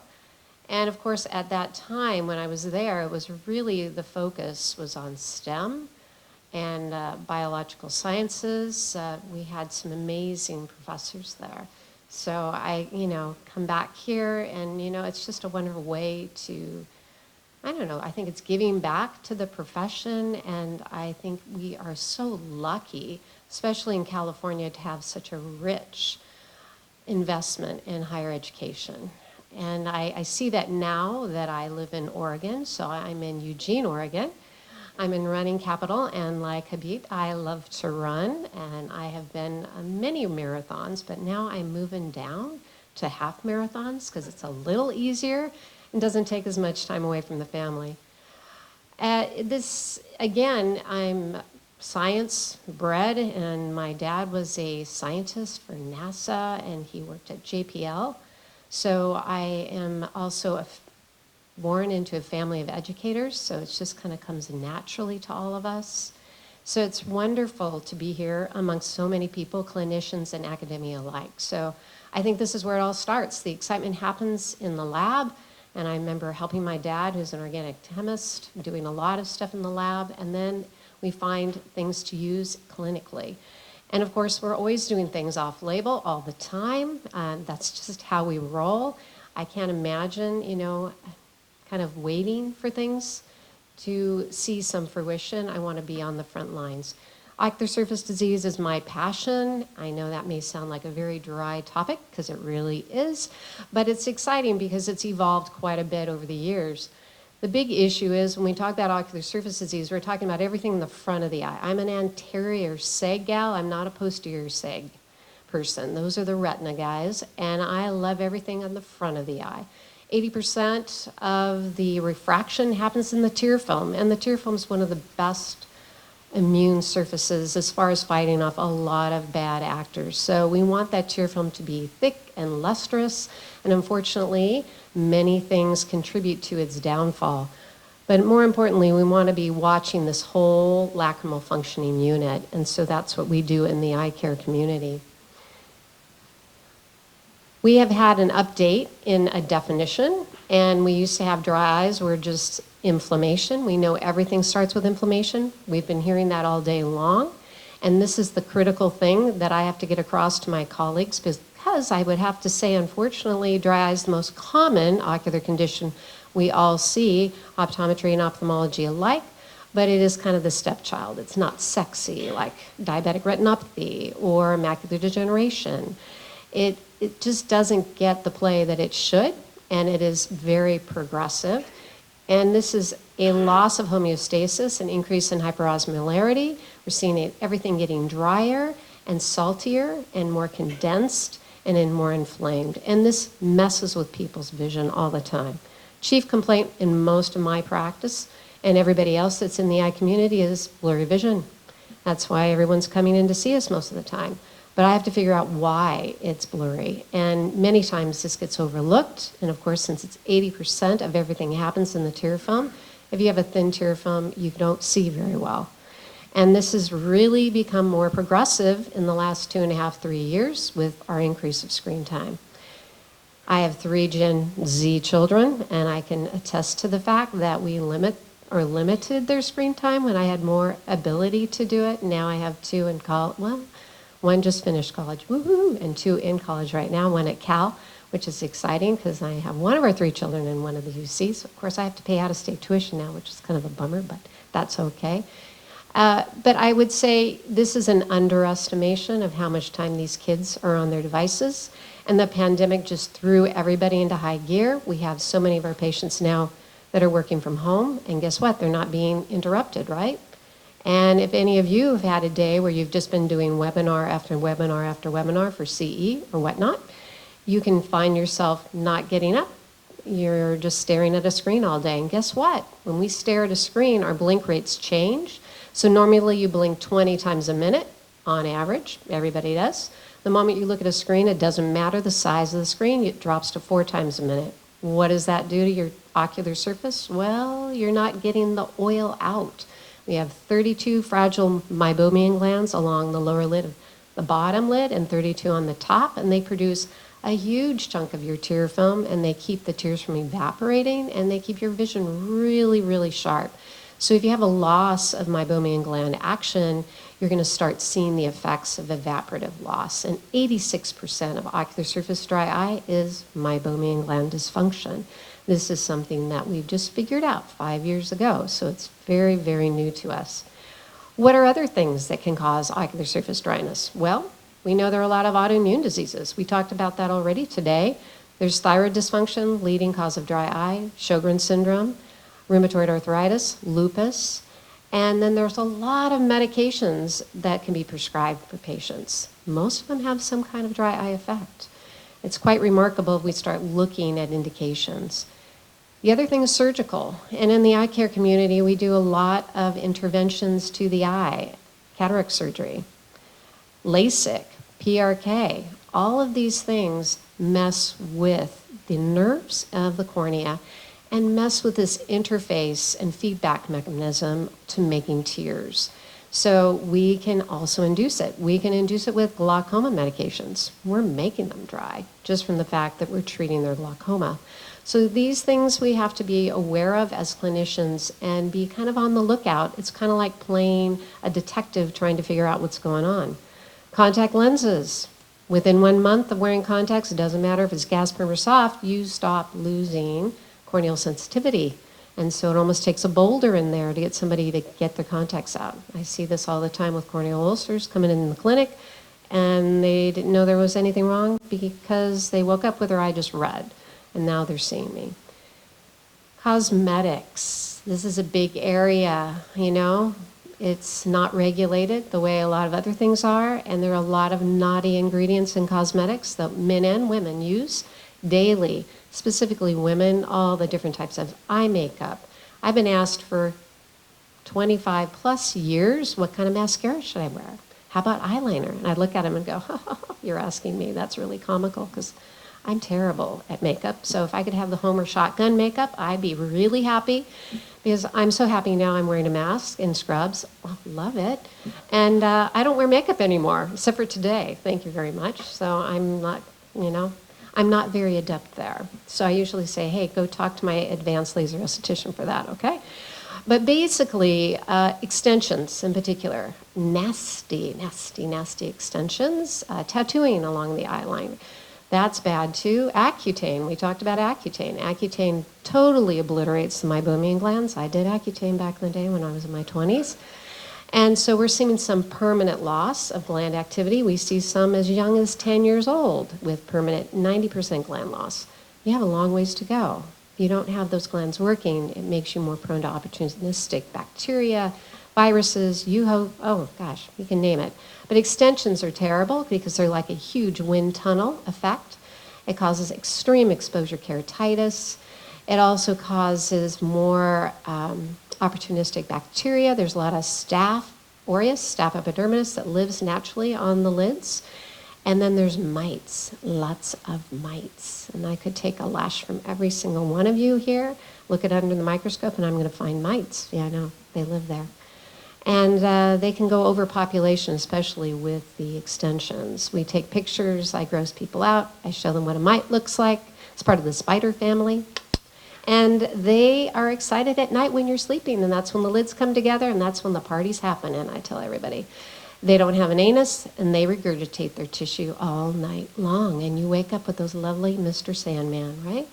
That is regurgitated tissue from the mites that live in your lids and lashes. And we need to do proper lid hygiene. It really starts with that. We talk about proper skincare, having the right pH, the right biome for the skin. It's just as important for the eyes. And so I'm trying to educate doctors all the time. Because again, most docs just give an artificial tear out, and really aren't dealing with these underlying problems. And they're very, very huge. So number one ocular disease is ocular surface disease. Everything else is just way far down on the list. 20 million that we know here in the United States, I think that's really underestimated. I think we can almost triple that. Worldwide, it's huge. This is just a gigantic problem, and it's only getting worse with the devices, right? So we've already talked about devices, and I want you at some point, here's a great little exercise. I want you to, if you have an iPhone, check in your settings, see how many times you pick up your phone per day. The average adult picks it up 96 times per day. Average teenager, they think, is somewhere around 165 times per day. So this is a big issue. Every time you pick that phone up, you're not blinking properly. And it might tell us about some other habits we all have. I won't go into that. But, love technology, it's a love-hate relationship. So we talk about inflammation. When we talk about the ocular surface, which is the entire functional apparatus here, it starts with, and as we've already learned, you know, if we are doing things with like PRP, or for me, autologous serum, those cells just degrade over time as we age. Well, the same thing happens with, you know, our natural tendency. As we age, we make fewer natural antibiotics, and that's part of our tear makeup, right? We get an increase in bacteria. Every day, you should be blinking about 5,000 to 10,000 times a day. And every time you blink, it's like you're squeegeeing across that ocular surface. You're also pulling debris from the upper lid to the lower lid, and then when you're sleeping, they're having a kegger at your expense, eating off that biofilm from the day. Yummy. That really makes a good picture, doesn't it? As that happens, we're changing the biome. You're literally changing that microbiome, and when that happens, we're getting more inflammation, and now we're getting decreased tear production. It's a cycle of inflammation, and that's in so many different entities throughout our whole body. The eyes are one of the few that's exposed to the elements all the time, and it's getting worse every day because as we're doing more of these wonderful electronic devices, we're encouraging more of this. This is what I see. I stain every single patient that walks in the door. I assume everyone has OSD, and they have to prove to me they don't, and the only way I can tell, because 74% are asymptomatic, I have to stain. Just like with my glaucoma patients, I'm not going to ask them, do you think you have glaucoma? Do you have pressure in your eye? No, they are pretty much asymptomatic. Only 10% can feel the pain from increased pressure. So if I don't stain them, I don't know what's going on, and we stain everyone 4 years of age and up, because you'd be shocked at what I see. It's about 80% of my patients every day, and these are people just coming in for regular exams. It's pretty stunning, and it just keeps getting worse, and trust me, I've been doing this 15 years, and I was surprised 15 years ago. Now it's just kind of like, I'm not surprised anymore, but this is a big, big problem. We know that there have been some studies in COVID wards that folks with intense blepharitis, that's the mites, had higher viral loads. So this matters. It's part of the way we fend off and keep ourselves healthy. So we all brush our teeth every day. We've been ingrained in that, maybe twice a day, maybe 3 times a day. But nobody ever tells you to clean your lids. And of course, if they tell you to clean your lids, they're probably going to tell you to put baby shampoo on, which is terrible. It strips the meibomian gland, something seriously fierce. And so we're more into hypochlor spray, hypochloric acid. That's natural. Also, too, there's preps you can get. So that's lid hygiene. That's number one. To me, that's foundational. Everyone should be doing it. Everyone should do it before you go to bed. You want to get everything off from the day. If you have allergens, a lot of times you just get rid of all the stuff that's sitting there and you're going to feel great.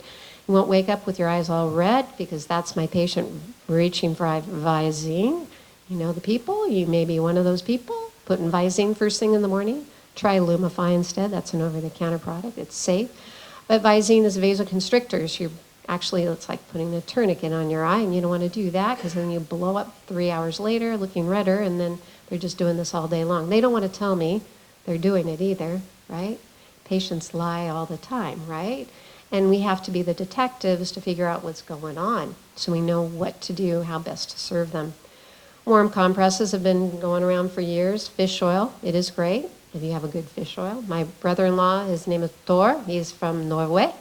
And so he tells me he's been taking Carlson's fish oil every day since I was 2. And he's been doing it. The guy just swigs it every morning. I'm like, wow, okay, I guess I should be doing that. The guy, he's 74. He's amazing. I'm one of those afterthought children that happened when my mom was like 47. They thought they had been done when she was 32, and surprise, I came along. Ha, ha, ha, poor guys. So they had to keep young for me. But with that being said, I have a lot of older siblings that are all retired, and they're just looking at me and just relaxing, having their margaritas now and calling me, and how was clinic today? Oh, you're having a fun time. But basically, we have to know that artificial tears don't cut it anymore, but that's what, unfortunately, most docs do. They're lazy, and they're not looking for this stuff. It's like everything. You guys are here for a reason. You're continuing to learn. And that thirst for knowledge is everything. If that's what I got out of my UC education, is that I don't want to sit back on the sidelines. I want to be on the cutting edge. I don't want to be trying to catch up. And it keeps us young, and I think that's really, really important. The Alzheimer research really, really is so impressionable to me. My father was a genius and worked and did all this stuff on the Apollo missions, and organic chemist. He has, I don't know, a gazillion patents to his name, but he fell to that disease. And it's crushing to see someone who's highly intelligent to lose that. So I think it's amazing and exciting to see what we have in the forefront. Blinking exercises. Yeah, you can do those too. That is a good idea to do when you're on your devices. Just try to make sure you kind of close and roll those eyes frequently throughout the day. People might think you're a little crazy, but don't. You tell them you should be doing that. Just like we should be breathing, and like Habib and I, we like to get out there and exercise. I think that's really important for your mental capabilities, and I'm hoping to push that off as long as I possibly can. We have 3 known prescription eye drop medications right now that are FDA approved for treating ocular surface disease and dry eye. Restasis came out in 2003 and followed up with Xiidra, and now we have Cequa. Cequa and Restasis are forms of cyclosporin, topical, not ingested. They are immunosuppressants. They go after T cells, those inflammatory T cells, which we know biologics do, which is great. But there's a lot of other side effects to these medications that patients don't like, and they're super expensive. We have other things now on our list that we can go after. We do all of these things in our clinic. Lid expression, we're doing IPL, lipoflow, not so great anymore. We kind of don't do that anymore. Radiofrequency, I'm looking at radiofrequency and microneedling. We've talked about PRP with microneedling. There is a capability of doing radiofrequency and microneedling together. And to me, I think with the serums and exosomes, I think this is amazing because we look at PRP and autologous serum. Punctal plugs is low on the list. We don't really do that anymore so much. That just causes us to trap all those inflammatory mediators into the ocular surface. So I end up pulling more of those plugs than I actually do anymore. But autologous serum was really the beginning of biologics for us. We've been doing autologous serum now for over 20 years plus, but we have a harder time getting the patients to have a lab that will do it, a compounding pharmacy that will do this anymore. We don't have anything. For me, I'm in Eugene, Oregon, which is south of Portland, 2 hours. I am not in Portland. We're not the crazy Portland people. We're the running people. We're the Grateful Dead people. We're in the Birkenstocks and tie-dye people. That's my city, the University of Oregon. But unfortunately, I have to send people all the way to Portland, and that's not such a fun thing to do. So autologous serum is really getting more difficult for us to prescribe. And as a really good point, autologous serum in my older patients who really need it is not as viable. And so you're pulling their plasma and, we're not getting those regenerative growth factors that you're going to have with other things. Amniotic membranes I've been doing for over 8 years. They're helpful, they're wonderful. It looks like a newborn baby's bottom on the cornea. It can be just trashed, and I'll put a Procera on. That's my favorite one. They're dehydrated ones. I don't like using them. But it's a whole week out of a patient's life, and they can't see for beans with these. It's like 2100 is the best you can see with one of these amniotic membranes that we put in. It's uncomfortable, and they have to keep it in there for a full 7 days for us to get any effect. But when we take it off, I love it. It's like the unveiling, and they're so happy because they can see so well.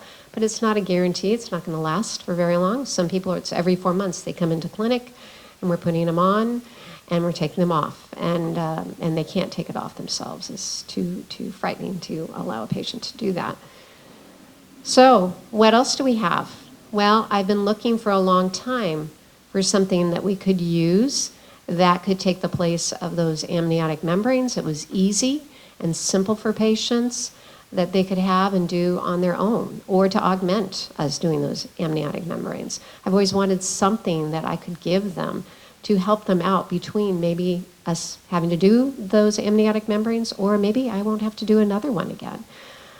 The other thing to think about here is that we have to ask, just like we talked about in the beginning, all the things people are doing now. We chatted a little bit at a breakout in between one of these sessions about the increase of injections and fillers people are doing these days to maintain their youthfulness. It's just not Peter Nygaard only. It's everybody out there. People are going to Botox parties on the weekends, and I need to know. So I have to ask these questions, and none of my eye care colleagues want to ask these questions, but I do, because I've had people who've been injected like there's no tomorrow with Botox, Denum, or Dysport, and I mean, their eyebrows are up to their scalp. They can't close their eyes.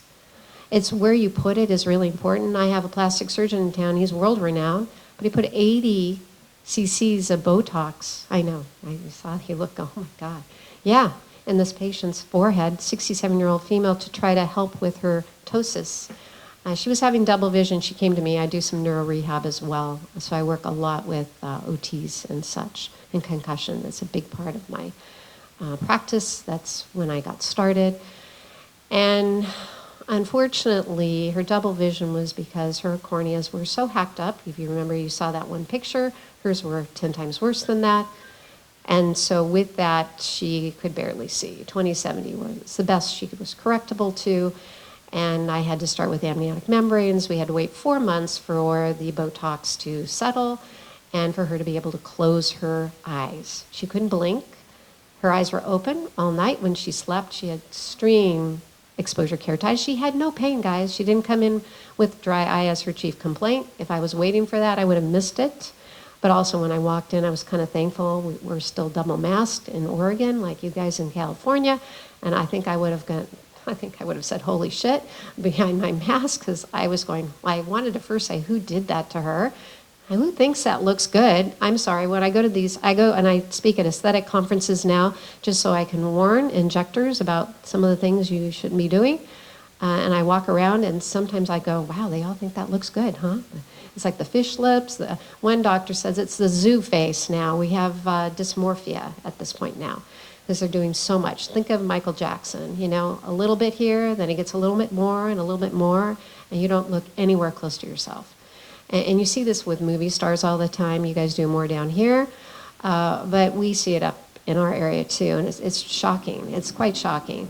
So it's really important that we're educating patients. I have to. I tell them all about these things. A little bit goes great. Love it. It can really help, and I'm all for it. But a little too much is not good. So here, what I love about Hydra-Eyes is I've got a formulation now that is preservative-free, and I can prescribe this for the patient.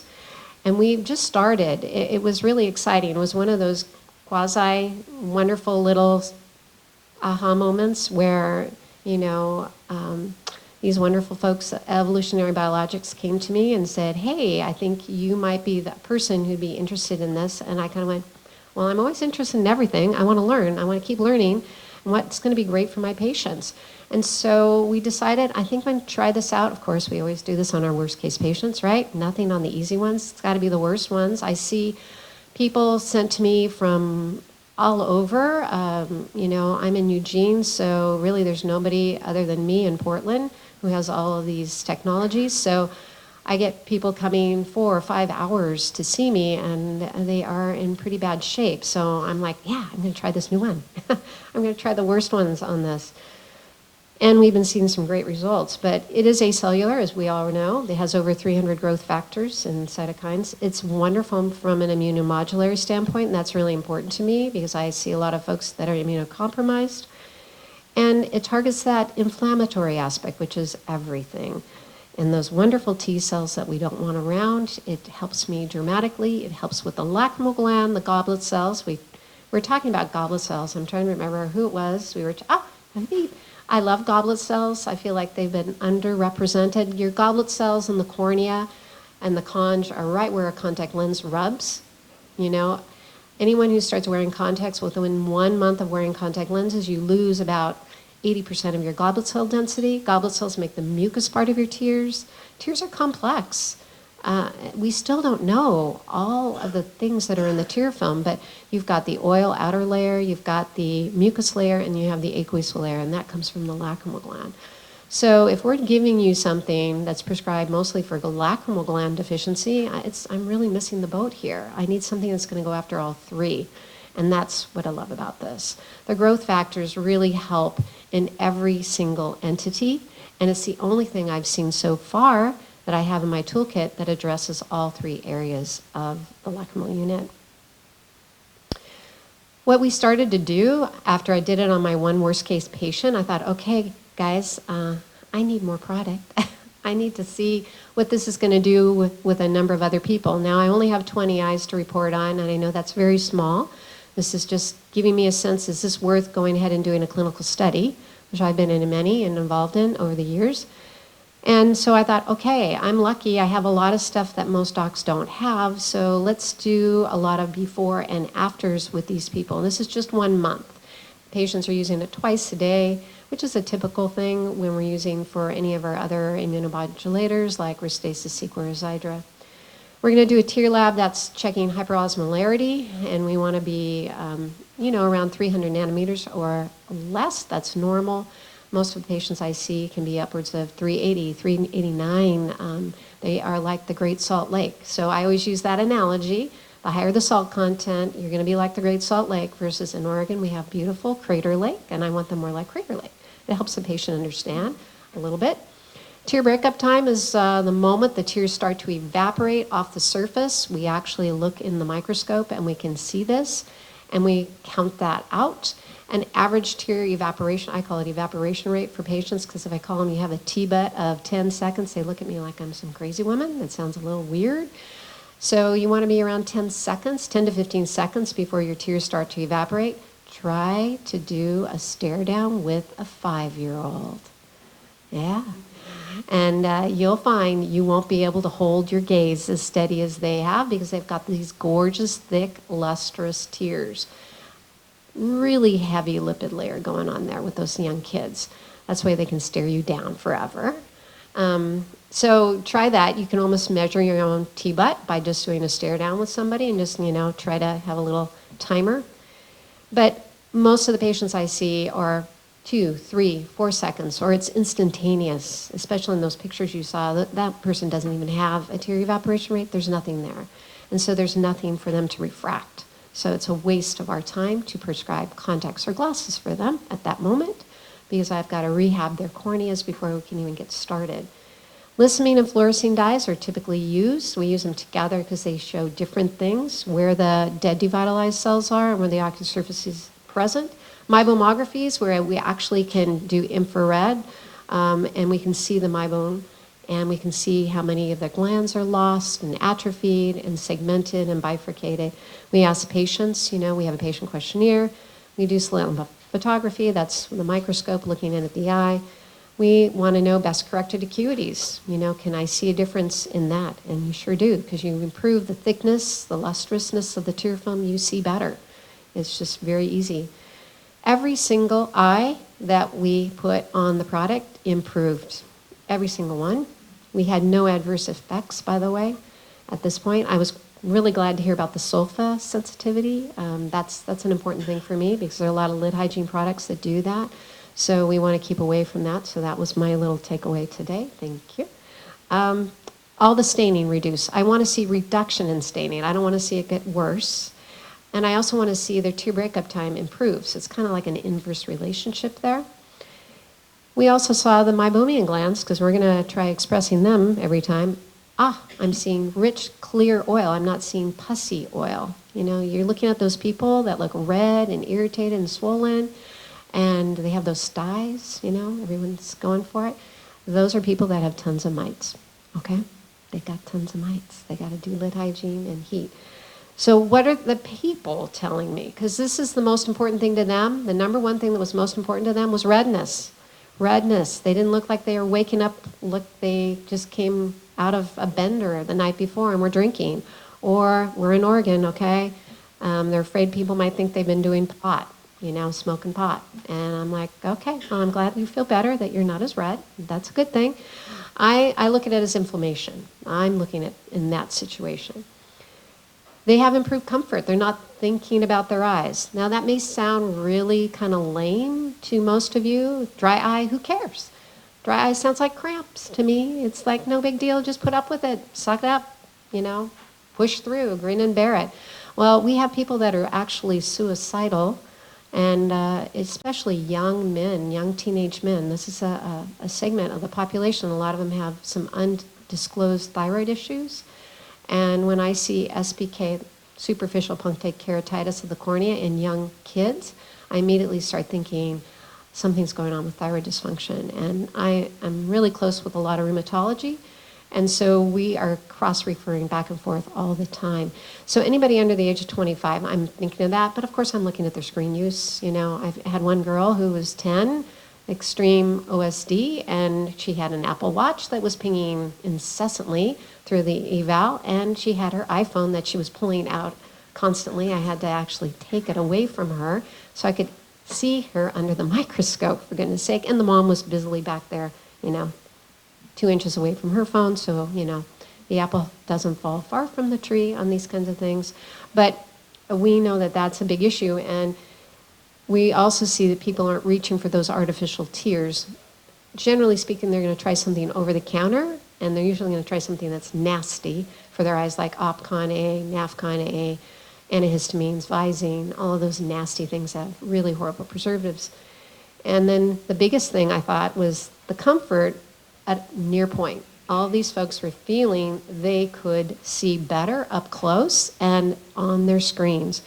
So I know I'm going fast, but I know we have a lot and you guys are tired. I'm passionate about this only because almost every single one of you in here has some form of ocular surface disease, and you can make it better so that you can see more clearly. That's what I'm in the business of, is making you see more clearly. But a lot of it's just education. And I think that's what I love so much about these things. You know, I come from a whole family of educators, and it's just nice to see all of these folks, clinicians and academia, together, because I feel like that's how we're going to get forward with so many products that are going to be great. Biologics, I really feel, and energy devices, I think, are the future, and I'm very excited about this. Very, very excited. It's great to see and meet a lot of you and chat, because this is when I think we get all the good stuff happens in between, right? Any questions for me? Yes?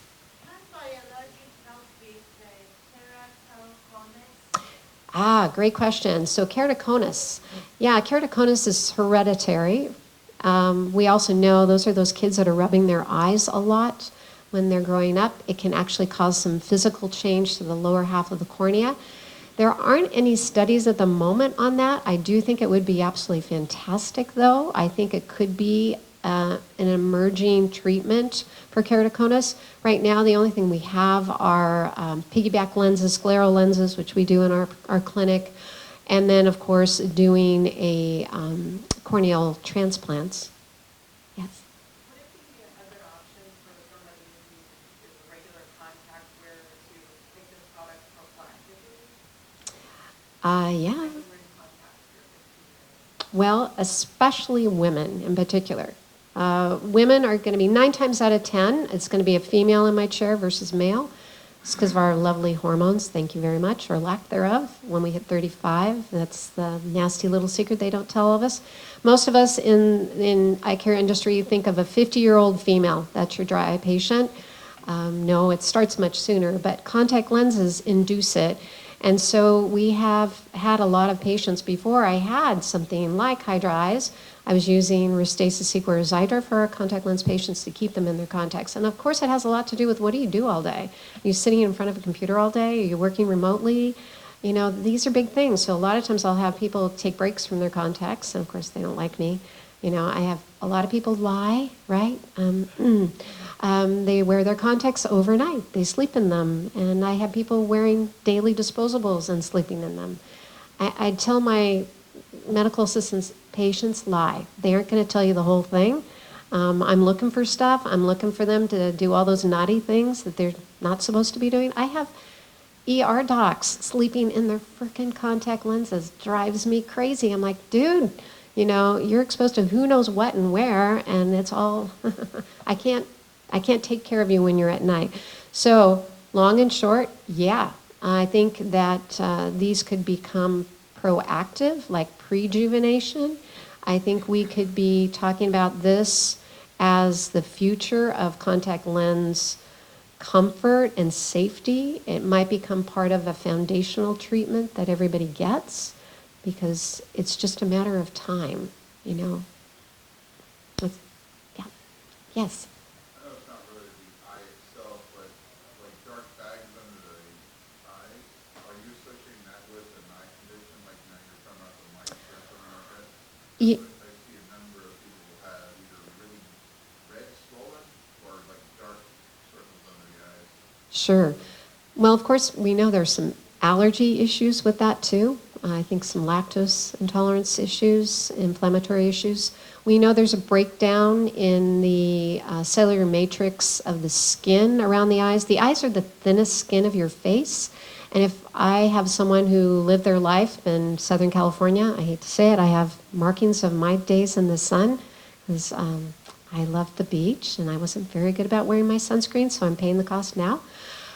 But definitely, when we hit about 35, the lower lid just generally starts to pull downward. It's kind of like everything goes down with gravity. And as we lose collagen and elastin, you start to get those fine lines and wrinkles around the eyes, right? Well, that's a loss of structure function for those lids. So you become a less efficient blinker. You're not going to get the meibomian out, and we really see a lot of exposure keratitis when they sleep. So back to your answer, will this help that?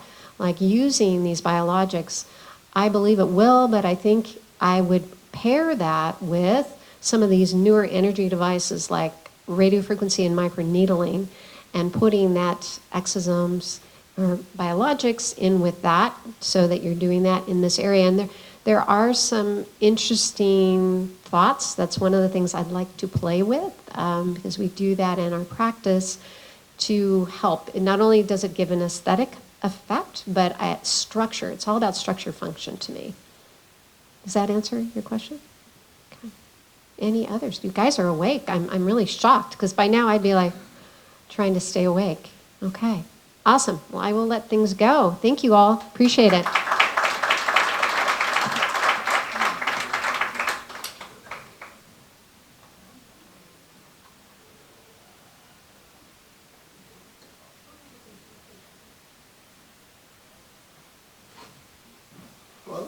The next speaker is Dr. Steven Dominguez. He's a plastic surgeon. And actually, when I met Steven, we were talking about, where he has been and what he has done. Actually, we were both in the plastic surgery department, but we really never crossed paths. And this is a very small department. So I told myself maybe Steve was trying to avoid me. And if you tried, you did a wonderful job at it. Steve is a very interesting individual from the fact that actually, and again, as Dr. Foley said, I think once you have that research bug, you may walk away from it, but it always is with you. It is part and parcel of who you are. That's also true with Dr. Dominguez. And he will present his work. He has done a wound healing project. And without further ado, Steve, come and get him.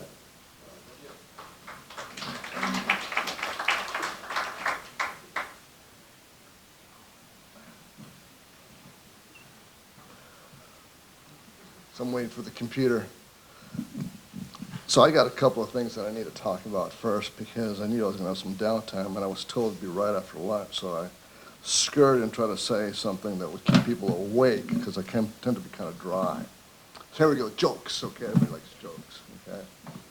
So before coming here, I was discussing with my wife. She said to me, don't try to be too charming or witty or intellectual. Just be yourself.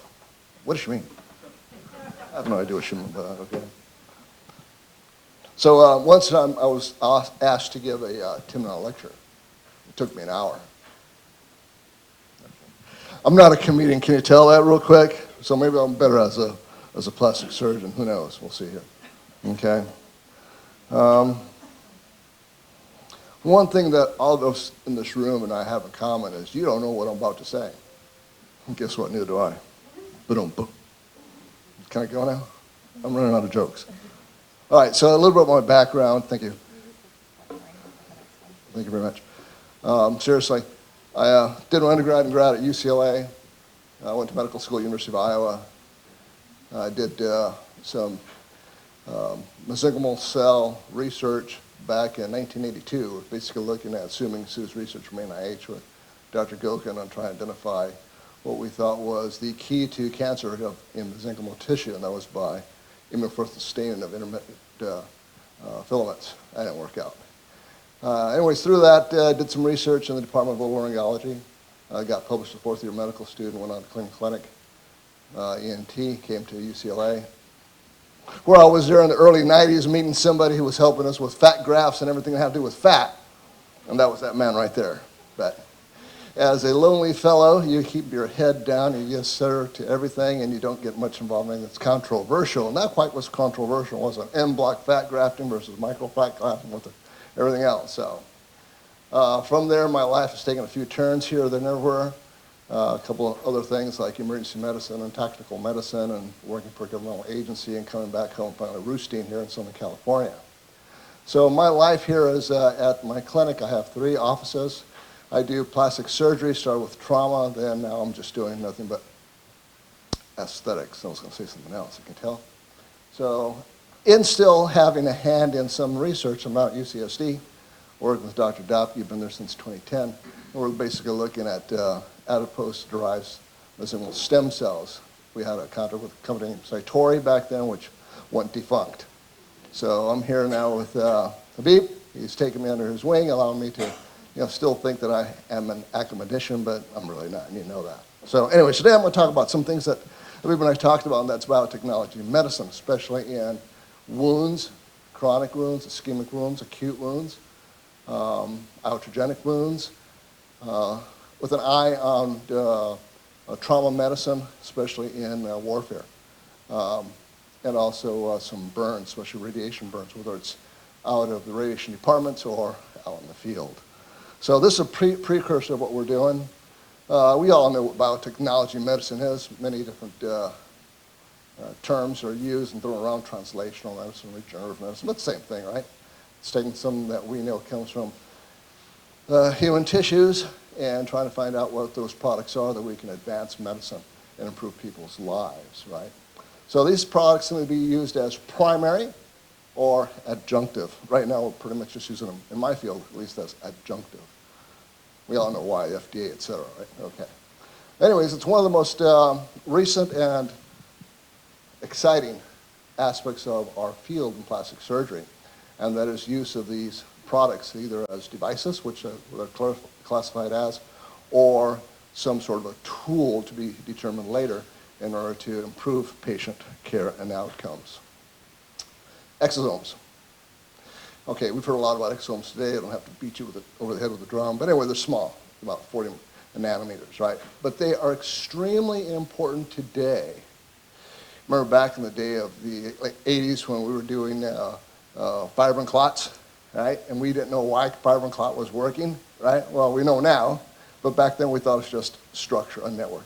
Way more than that. Well, that's where we are today with exosomes, in my opinion, right? We know they're there, we know they're working, we know they're coming out of cells, but really what's all in them? That's the key question. Well, proteins, cytoproteins, cytokines, mRNAs, micro, all that. It's all a mishmash of different acronyms, letters, but you know what? These acronyms and letters are at least 10,000 proteins identified, 3 million mRNAs, and you can read the slide for yourself. Anyways, there's a truckful, a couple of truckfuls, right? And they're still bringing in trucks, because again, we don't know exactly what all is there. But we know there's more, and where there's more, there's goodness, and we like to go after goodness. Our goal here is to improve patient care. So, when we take a look at this, and this is a slide I borrowed, I think you saw it earlier today, okay? So, it sort of tells you what is used, a bilipid membrane. My son was at the University of Iowa, PhD in biochemistry, and he was actually using bilipid membrane vesicles and inserting anti-cancer drugs in them. I think that's pretty cool, right? I think it's really cool. I mean, that's like, wow, that's really cool. Anyways, enough about that. So how do they work? Well, they come in and they come out. There's whole different ways of getting these vesicles either made within the cell to have that particle that you want and excreted outward. There's actual ways of going there and getting them. I think Habib knows how to do all that stuff. He can tell you how to do it. But nonetheless, targeted medicine with exosomes, I think is going to be the next key here. Okay? Uptake regulation of the cells. How do we make the cells have an increased uptake of what you're trying to give them? And why?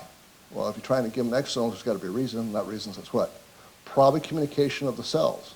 Either the cells are trying to place next to them, like stem cells, or the cells intrinsically around them, you're trying to repopulate and have them grow, right? So that's the communication portal. And that, I believe, is being exercised and facilitated by the exosomes. So where are you going to use these exosomes? Everywhere. Eyeballs, right? Yeah, exactly. Hearts. Dr. Schwartz and Dr. Hare were talking about that earlier today. Everywhere, okay? Pancreas is now, they're trying to grow pancreas and get rid of diabetes. I think that's phenomenal, right? All these neurosurgical or neurological things we're talking about, right? So the field is wide open because it's the human body, and that's what we're trying to treat, right? And the communication of all the cells is basically with these exosomes. All right, here comes controversy. Number one. What are you going to use? Exosomes or stem cells? Well, for years we thought stem cells, right? I mean, stem cells was it. Started out with stem cells hematopoietically, right? Someone here mentioned the first thing the FDA approved back in probably the 70s, right? Because I was at the University of Iowa in the 80s.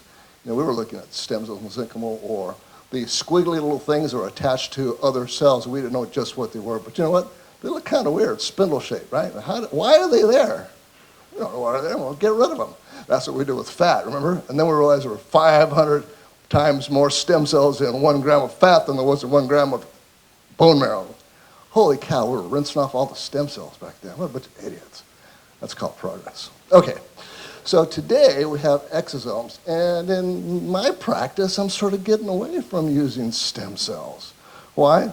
For me to harvest stem cells means I got to numb somebody up, I have to stick a cannula in there, I got to suck the fat out by hand, I have to process it, and then I have to re-inject it somewhere else. That takes time, that takes money, and that's pain, expense, and people are more apt to tell you no. But if I tell them, hey, I've got this product that I got from this great company that's called Exome, this is going to, everything that I just told you your stem cells are going to do, guess what, there's no pain. Well, except your wallet, right?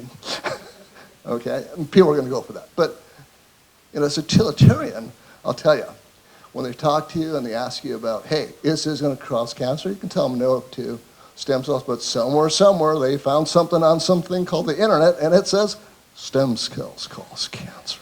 Well, academically that's not true, but nonetheless they haven't found anything here with exosomes, right? So that's a win. Okay, there's one, right? 2, you can use these exosomes with other products, right? In combination. Why? Because we know the shelf life is room ambient air temperature, right? Without degradation or death of your product. Hey, to me that's cool, and I'll show you why, okay? And there's no immunogenic issues. You're not going to get a host graft reaction. You're not going to get an allergic reaction with exosomes. Again, win-win, okay? And you can use this to target. Someone said about, they didn't use the term migration, but that's what we're talking about, and that's a spread of the injectable, right? There's really no migration because you can, as Atrophy here has done in the past, is create products that will stick. That's gelination, right? You can do this yourself by combining it with PRP. So, what's the goal? The goal is to restore homeostasis, right? Get rid of the bad humors, okay? So that's the goal. That's what these exosomes do.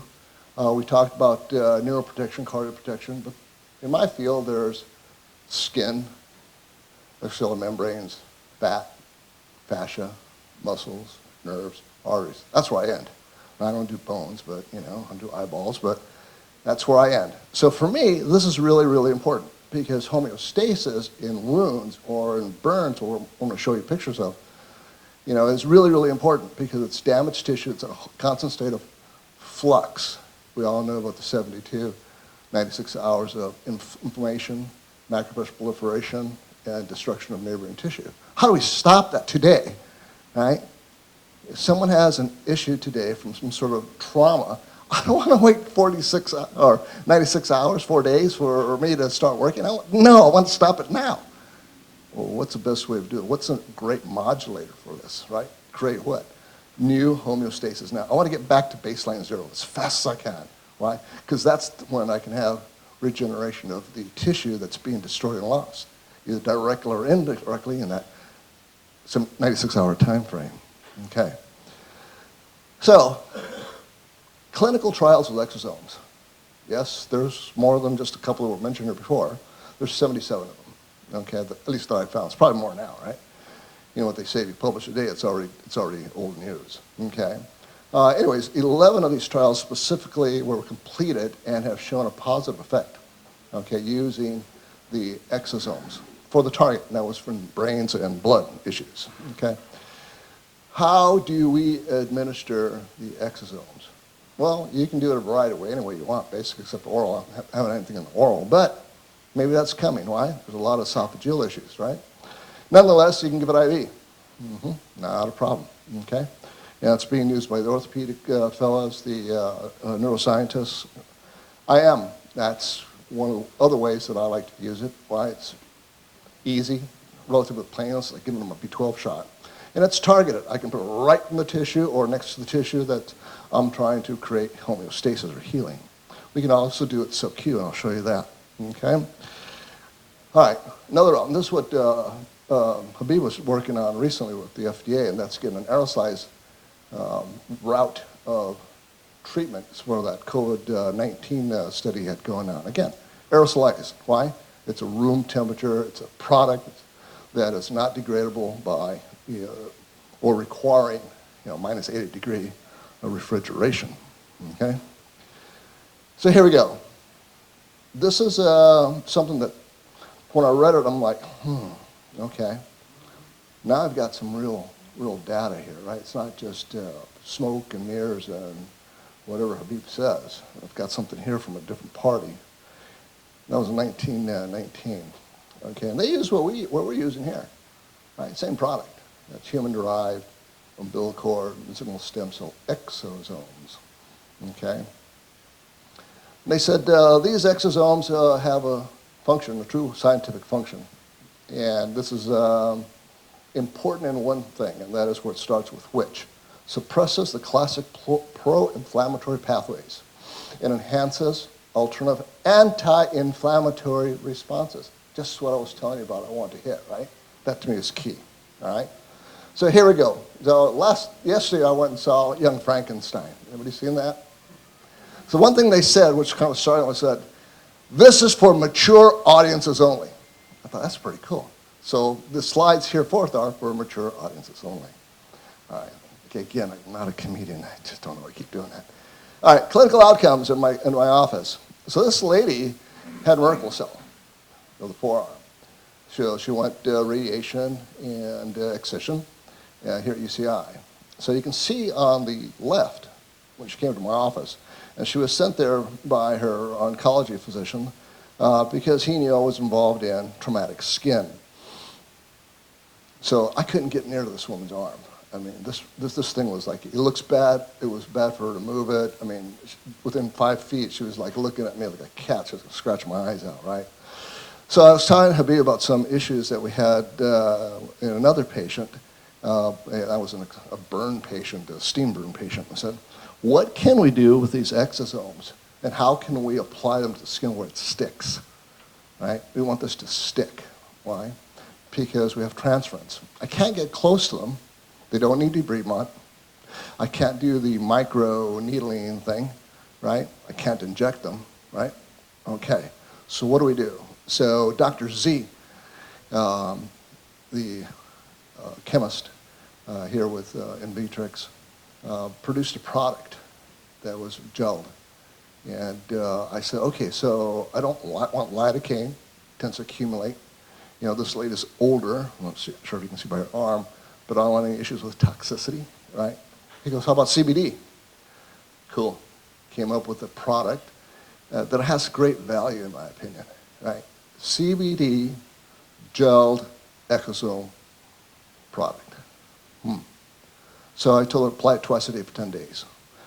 So she came back 10 days, and she went from pain scale of 10, remember I couldn't get within 5 feet of her, right, to I could touch this thing. It was like a tingling too. Her healing time went to 7 days. Well, no month now, right? That's pretty substantial, okay? Think about it. She's got a burn. She can't do anything for a month. But after 10 days, okay? Now, suppleness. That to me was really cool. Does this feel like skin? How many have felt radiated skin before? Nobody? Yeah, right? Yeah. It's leather. It's bad leather. It's pleather, right? Okay? Remember the old cars of the 60s that had that green leather-like thing? It's pleather. And nobody likes it. This is supple. I'm like, dude, it's supple. That's cool. Something here is really happening. Now, if I was a real scientist, right, with some bucks behind me, I probably would have taken a biopsy, right? But yeah, those days have gone, okay? This lady, again, came to me. This is from Hogue. Breast cancer, irradiated. Now, how she found me, I don't know, but she did. She goes, can you help me? Same story, right? Same gel. And you can just see the progression here. The erythema, the redness that she had when she first came in, the pain, the heat.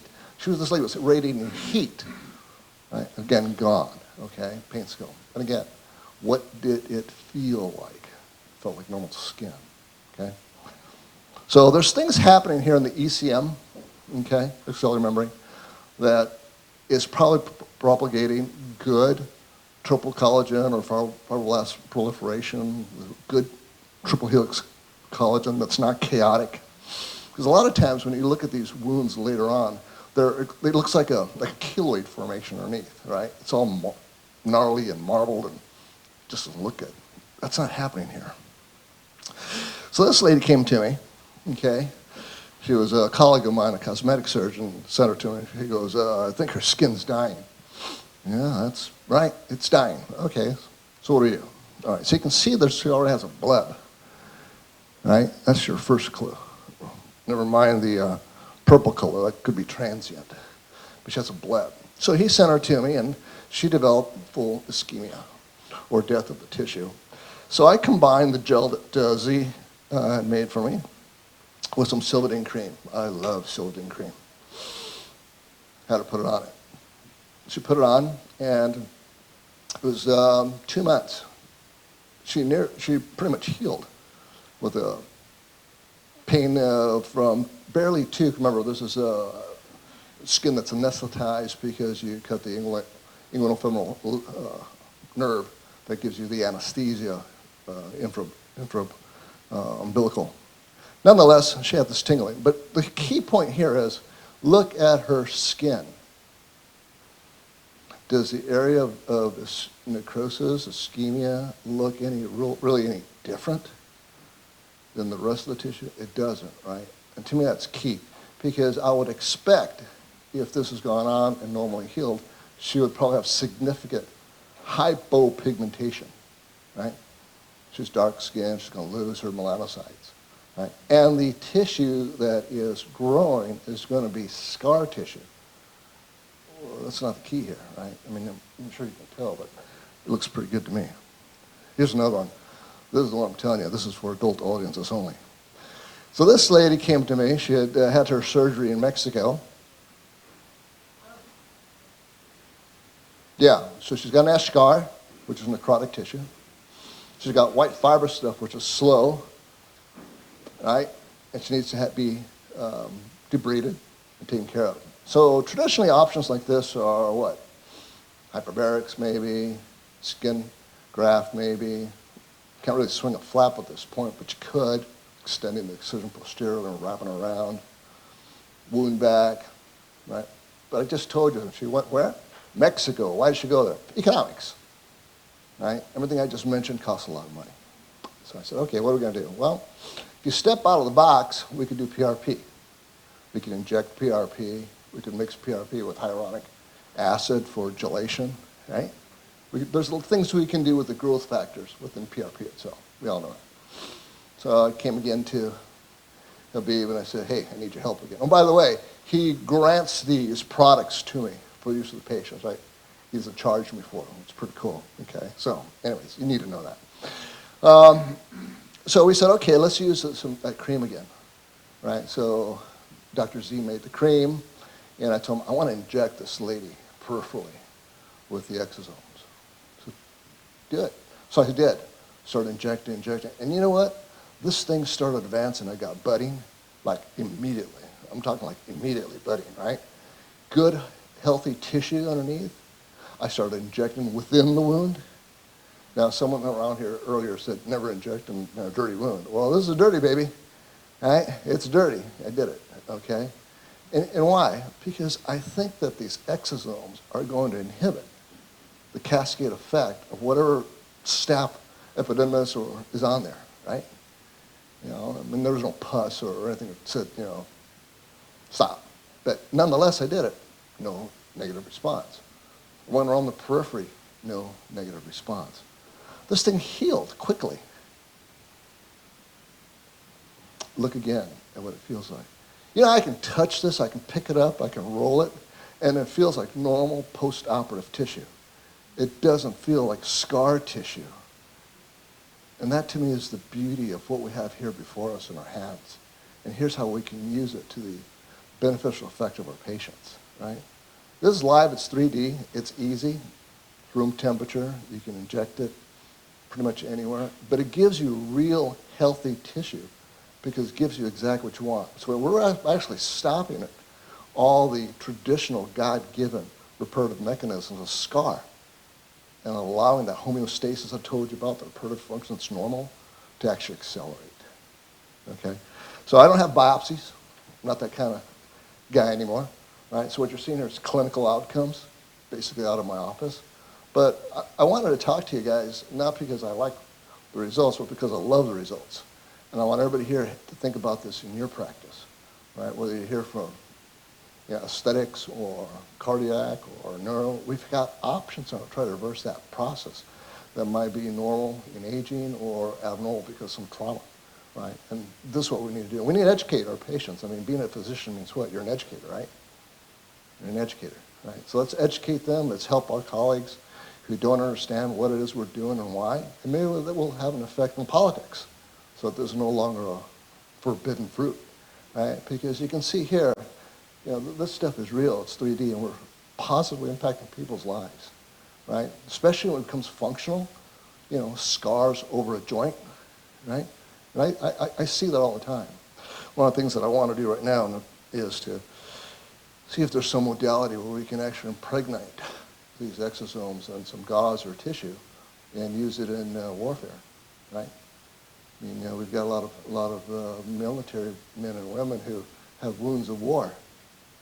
And there's nothing we have right now to try to help them before they get, you know, to Germany or to Walter Reed, right? That's time wasted. Can we use this? Can we, you know, dry ice this in gauze? Can we use that? I don't know. That's for the INVITRX team to find out and see if we can do it, right? But these are things that I see where science today, technology today, with us here can actually try to advance that. So anyways, hey, listen, thanks for your time. It's late. I appreciate you all so much. Thank you. Now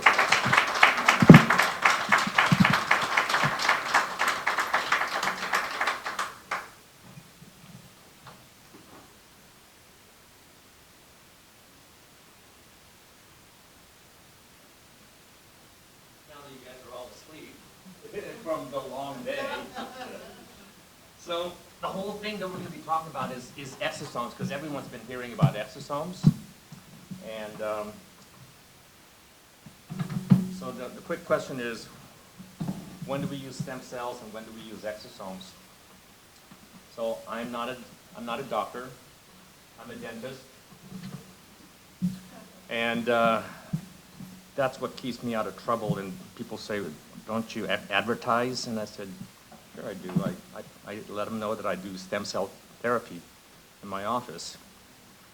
And the first thing I tell them is, you do know you're in a dental office. And I said, okay.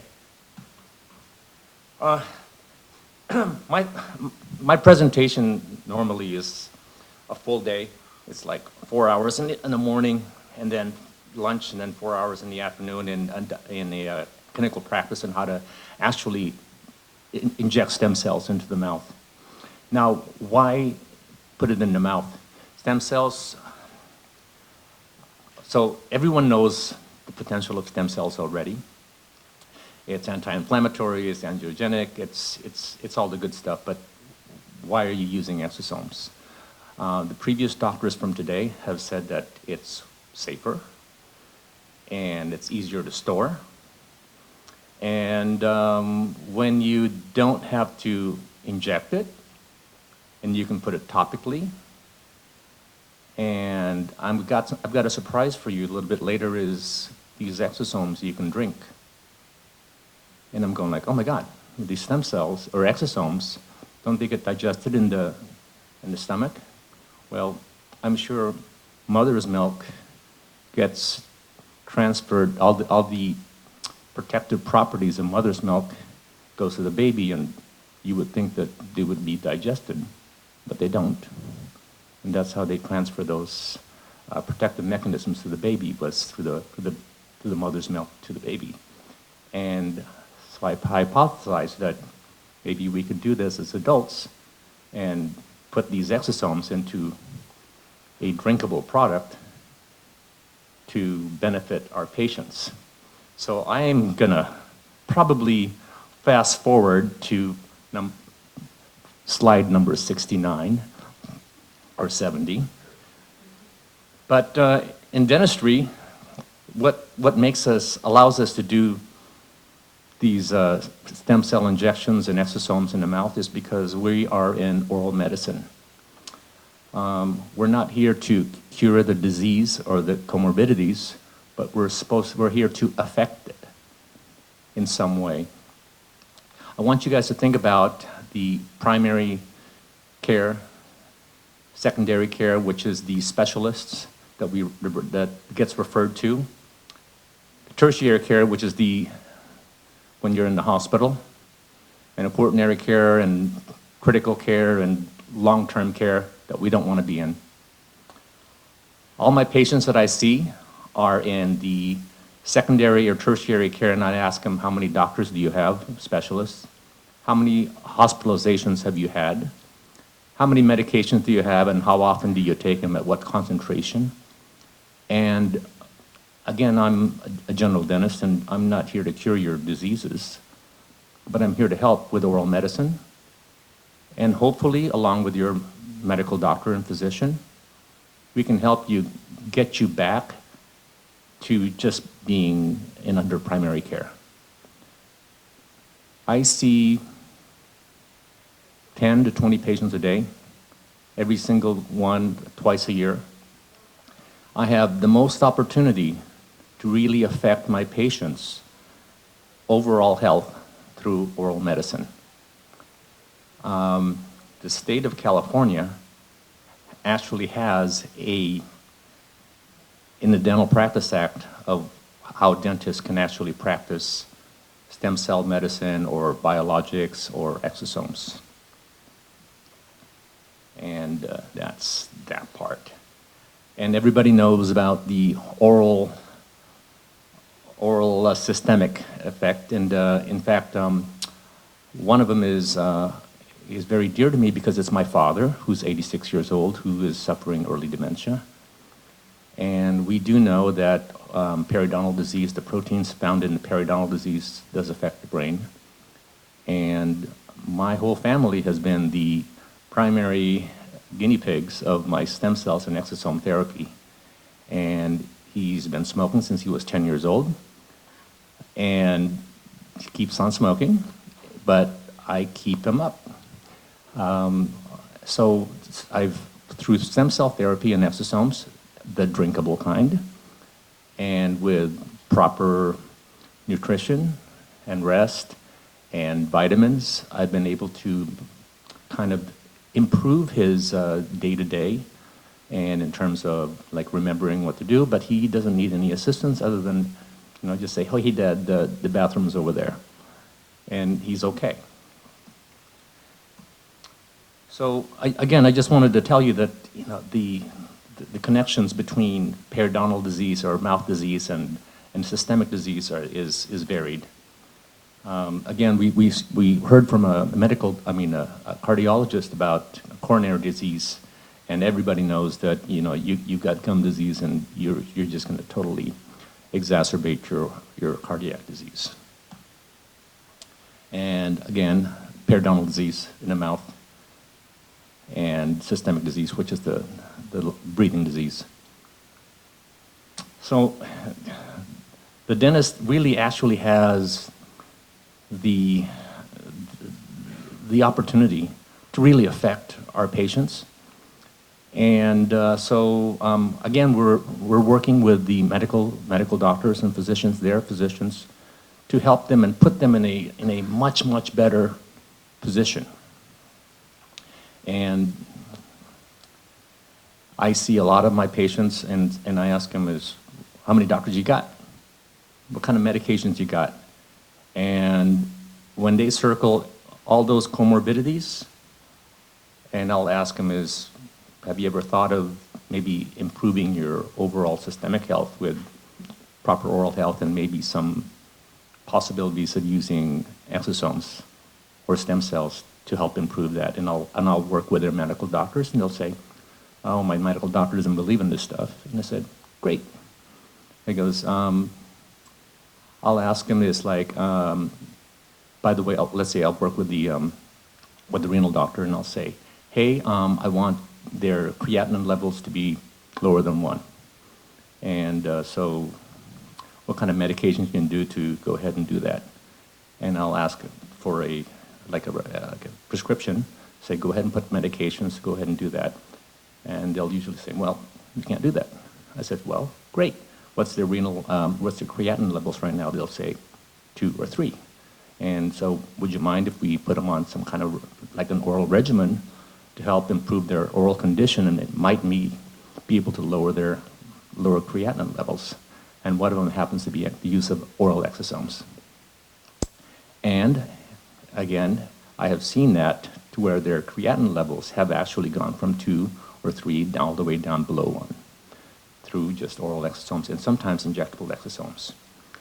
Again, the pathway of injecting the exosomes or stem cells has always been through IV or directly to the joint or the tissue or the skin or the hair or everything like that. But I'd like to say that there's another pathway, which is the lymphatic glands through the lymphatic system, which I call the coffee filter effect, which means that you inject it into the lymph nodes and drains into the venous system, to the vena cava, going back to the heart and directly to the circulation. And I actually, again, this is the diabetes and perio, and periodontal disease and all the other systemic diseases.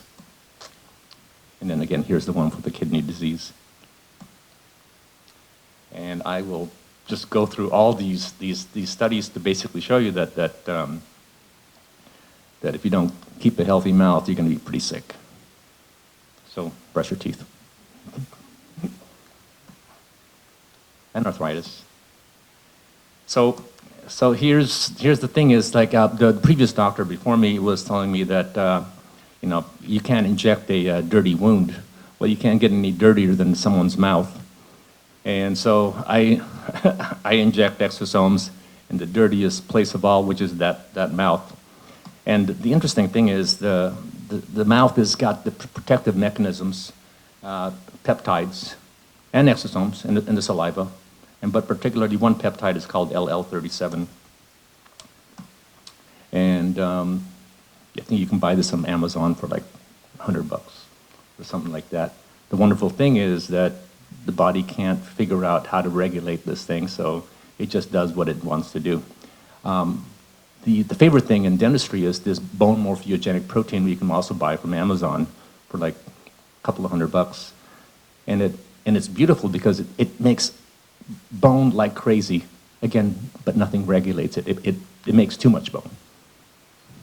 So what happens is that these exosomes and stem cells they're natural regulators. Not too little, not too much, homeostasis, like the previous doctors have all said during the day.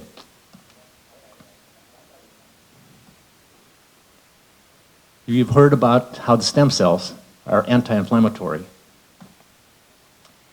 But these exosomes, I always tell my patients, what we're injecting or what we're giving to you are naturally occurring vesicles or vehicles for the delivery of everything that you're going to be getting.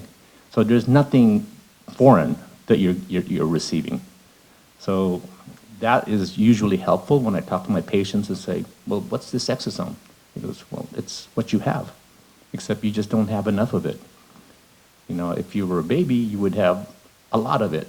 And then I'll ask, how old are you now? And he goes, 80. He goes, well, you don't have much of it. And it drops off not linearly, but reverse exponentially.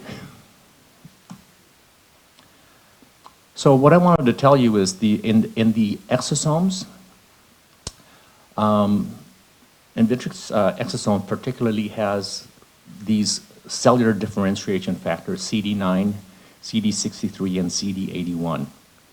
And I started looking about, it's like, what's so special about CD9 and CD63 and 81? Well, they just happen to be really very important for the anti-inflammatory effects. And so I know that if we have reduced numbers of CD9 and CD81, we have very, very exacerbated periodontal diseases, and then from that we can extrapolate other systemic diseases just fall off very, very quickly too. And with the cardiologist talking about heart repair, we actually had an animal model on the lymphatic distribution. I believe this is the zebrafish. And they basically induced heart disease on the zebrafish and then went through the lymphatic system. And again, it was the model that kind of I started thinking, it's like, well, the mouth's got like tons of lymphatic glands, and I just happened to be super lucky that I was really only attempting to just place it locally along the gums where the gums were, they had some periodontal disease, the bone was not as thick or as dense as it should be, because we were trying to alter the patient's ability to be able to get dental implants. And people had diabetes, and so that their ability to heal and grow was very, very compromised. So through exosomes or stem cells, depending on one, I'll kind of go later in terms of which one to go with. We were hopefully trying to alter the environment so that it would be much more amenable to healing. So in effect, we were doing either the ability to do an implant or to do an implant rescue because the implants were failing, or a root canal rescue, or in some cases where the root canal has already been done is also causing some disease process. We were also being able to, so that the point was trying to prevent the extraction of the tooth because they wanted to have the tooth. And in some rare cases, the patient was already compromised with some type of EBV virus or Lyme disease or something like that, that we were also trying to affect their health and keep the tooth so that they didn't have to be like toothless. Again, this is the thought pattern or the thought process of why we were thinking about doing the injection in the mouth. And so what started out as just local administration for helping the gums heal and the teeth heal and the bones heal, I started kind of looking at how other systemic diseases were also being helped. And so the patients I would always ask is, hey, do you have a local, like a blood panel? And they said, yeah, you know what, my creatinine levels went down, and my blood pressure went down, and my sugar level went down, my A1C so much better. And I said, oh, that's great. Can you give me that? Can you give me that test? And said, yeah. So I started collecting them. So you guys have been inundated with all the stem cells. And so I'm going to go kind of move on forward to the exosomes and how I use the exosomes. And so we all know that stem cells are amazing. And initially, in the beginning, I was actually working with amniotic fluid. And so this is my thought on PRP. And I think PRP is great, but it's exosome light. He goes, you want to make it happen, you can put more exosomes into the PRP, which is, I think is wonderful because it's a scaffold. But you can also kind of choose other scaffolds. I use glycerin to hold the exosomes, and I'll put it and I'll naturally inject it into the sulcus and around the gums, and to help do that.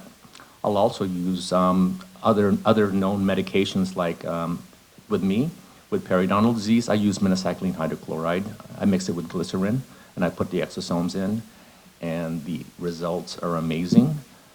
Periodontal pockets are down, bone density is up, the gums are amazing, the healing process is just amazing, just like what you were saying with the wound healing. So the mouth is just kind of like a really small amount of, it's just got a small microcosm of really what's happening. And so that's what's going on. So why stem cells and not exosomes, or why exosomes and not stem cells? Well, I've been doing exosomes I've been doing this for about 5 years clinically. And the effect of the exosomes, I would do about 5 cc's of the injectable exosomes directly into the mouth, into the glands, which happen to be the parotid glands. And the effect is usually about a year. So it's a finite amount of exosomes with the CD factors, CD9, CD63, and 81, that eventually just gets used up. What I like about stem cells is it's basically an exosome factory. And how long does it stay, and how many generations does it do? I don't know. I'm not a researcher, and I'm really, really good at observing and seeing what I do, and I can say empirically, it lasts about a year for the exosomes.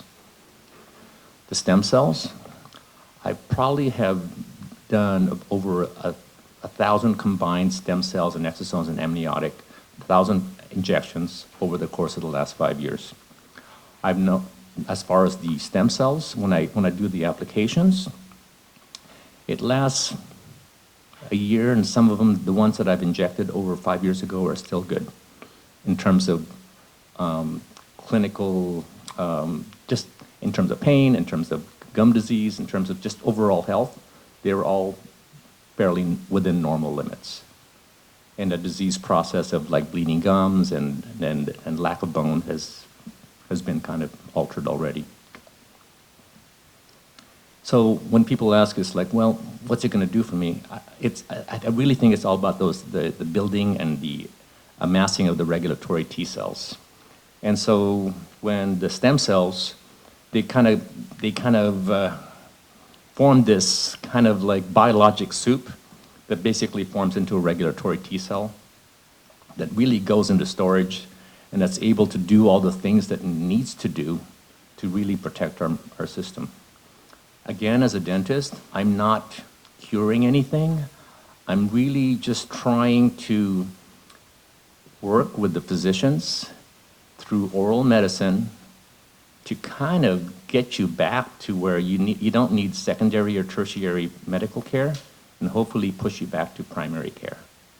And again, I am able to triage that just by a couple of questions of how many doctors you got, how many hospital visits have you got, and how many medications, what concentration and how often. And I can pretty much give you a quantitative analysis that says, yeah, you could probably benefit from this, or you're healthy enough, you don't need this. Let's go through regular traditional dentistry and you'll be fine. So earlier today, you learned about Proposition 14. There's a lot of money in California in terms of learning, trying to get at least education. Right now, I'm very, very active with the California Dental Association. We're trying to get money for the California Dental Association to educate our patient base and utilize Proposition 14 money. It's like $5 billion. So hopefully with the help of the California Dental Association and some lobbying, we can get some of that money to at least help the Californians.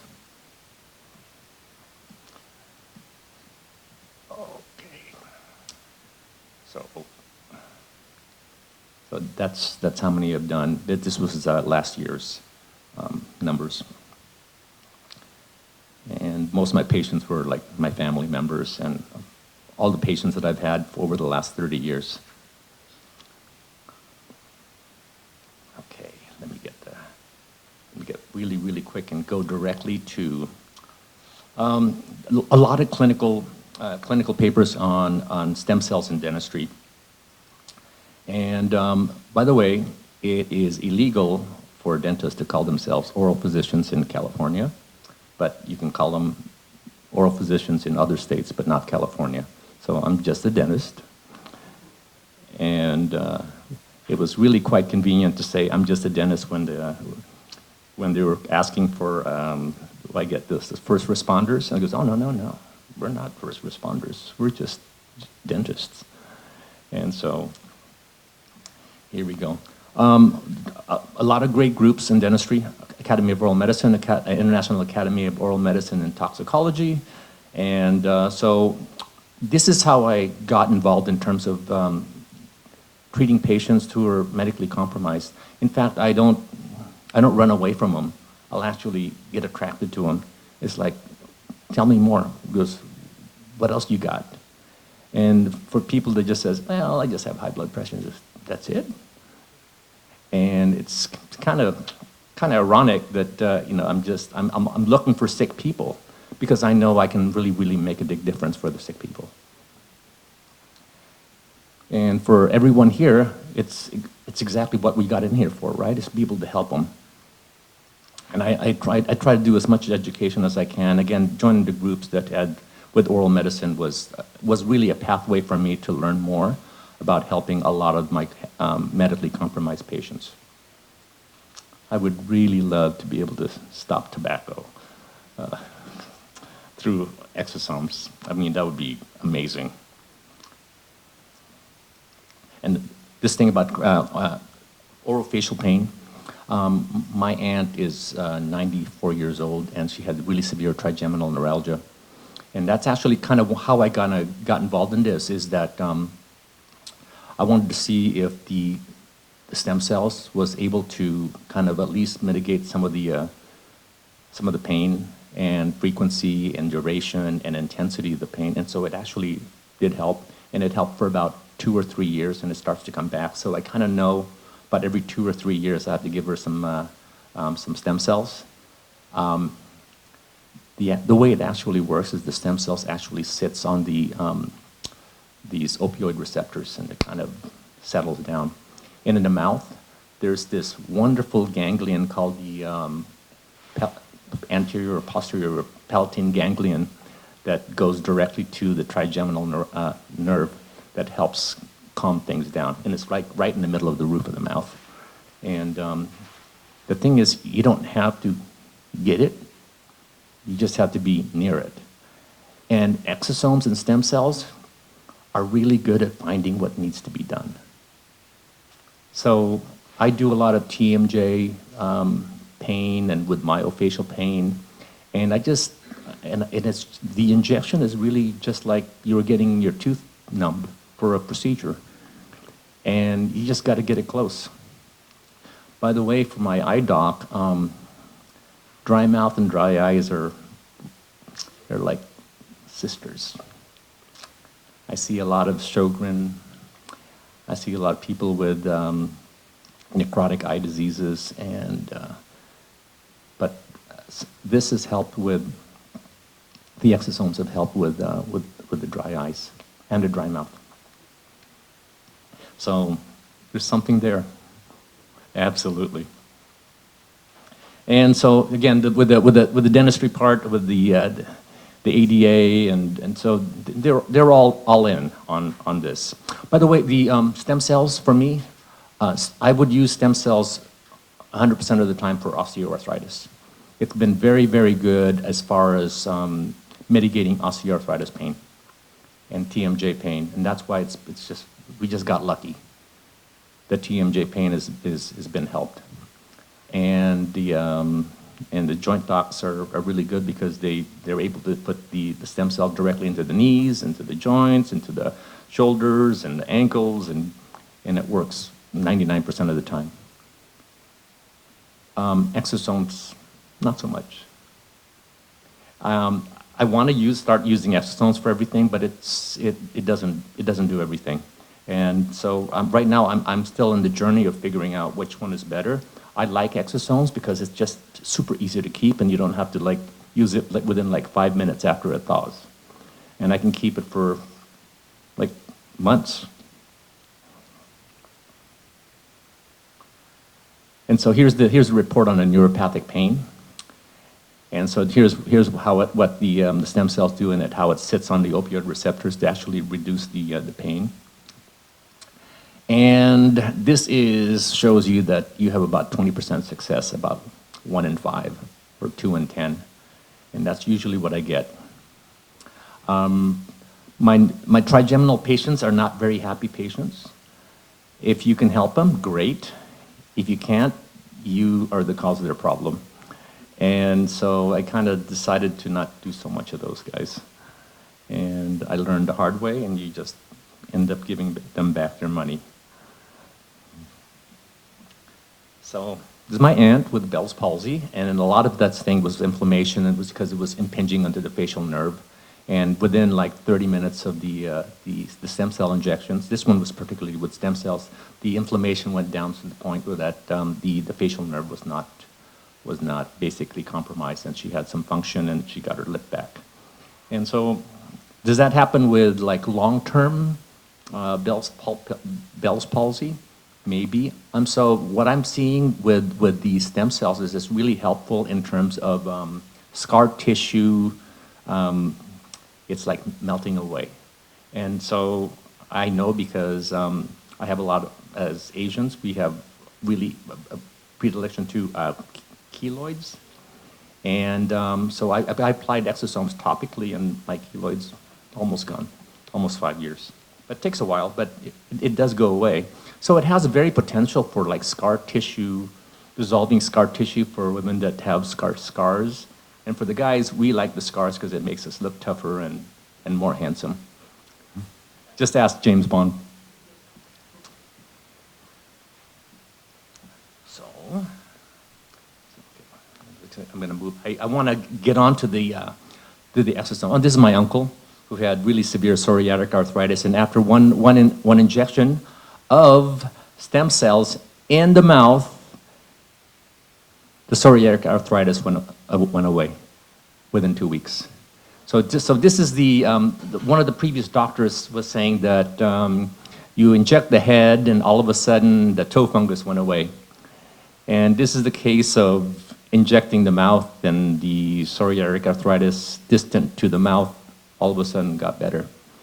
And again, I argue that this is the lymphatic distribution of the stem cells going into the vena cava, into the heart, and then circulating into the rest of the body. So if you've got a place that's kind of very, very sensitive to where you really don't want to inject the knee or inject that injured area, right?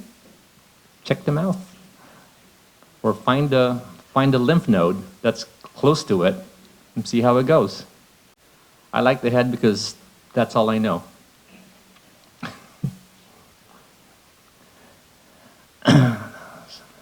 So these are the numbers from my patient who had severe creatinine levels, and then it went down right after stem cells. And so it brings it down. In the mouth, by the way. This is a buccal oral injection that affects the kidneys. So I want to get really, really good to exosomes. Okay, guys, I know you guys are like here and it's like, okay, well, we can buy stem cells. Everyone's all excited about exosomes, and so am I. It's cheaper, it's easier to handle, and it's got a lot of great potential. And for the people that can't inject it, guess what? We can be like the Pope and just bless people with it and rub it all over the place. Use it for eyes. I use it as an eye drop. It's really, really good. And actually, a couple of my patients have been able to affect their what do you call that? Their near vision. But anyways, that the inflammation of the eye somehow is reduced, and it's able to allow the cornea to focus, and they're able to kind of squint a little bit, and it's like, oh, it's kind of clear, because the inflammation of the eye went away temporarily. Okay, there we go. Guys that worked on exosomes, they're really good. So I want to go really quickly because I want to be respectful of your time, and so with the use of exosomes, they were able to help these mice that were basically paralyzed, and they used the exosomes to basically repair the nerve. I figured, you know, a video is worth 1,000 words. You can see the one that's got the exosomes and the one that didn't. Okay. So let me move quickly. So exosomes, I inject it. I can put it in my favorite facial cream, use it as a eye drop. I can nebulize it. I just put that stuff in everything. It's like corn. No, just put a little butter on it. It changes everything. So exosomes is kind of like the butter to your food. It changes everything. So in this slide, it just basically tells you that the exosomes that INVITRX has the CD9, CD63, and CD81. So I know exactly the right CD factors that's in there. So if you're going to buy some exosomes, ask them what CD factors are in there, okay? And that really is very, very important because it's CD9 and 81 that's really responsible for a lot of the healing processes. And so here's an interesting fact that the FDA can classify things as medications, but they're not so very good at being able to classify, at least have some control over supplements. So what are exosomes? Basically lipids, proteins, and enzymes. And it's kind of like food. So dietary supplements, obviously to supplement the diet. You're in short supply of it because you're a little older and you have less of it. And so that's what it is. We start putting exosomes into our food supply. And it's basically a bigger molecule coming into a smaller molecule, or a smaller molecule becoming the bigger molecule.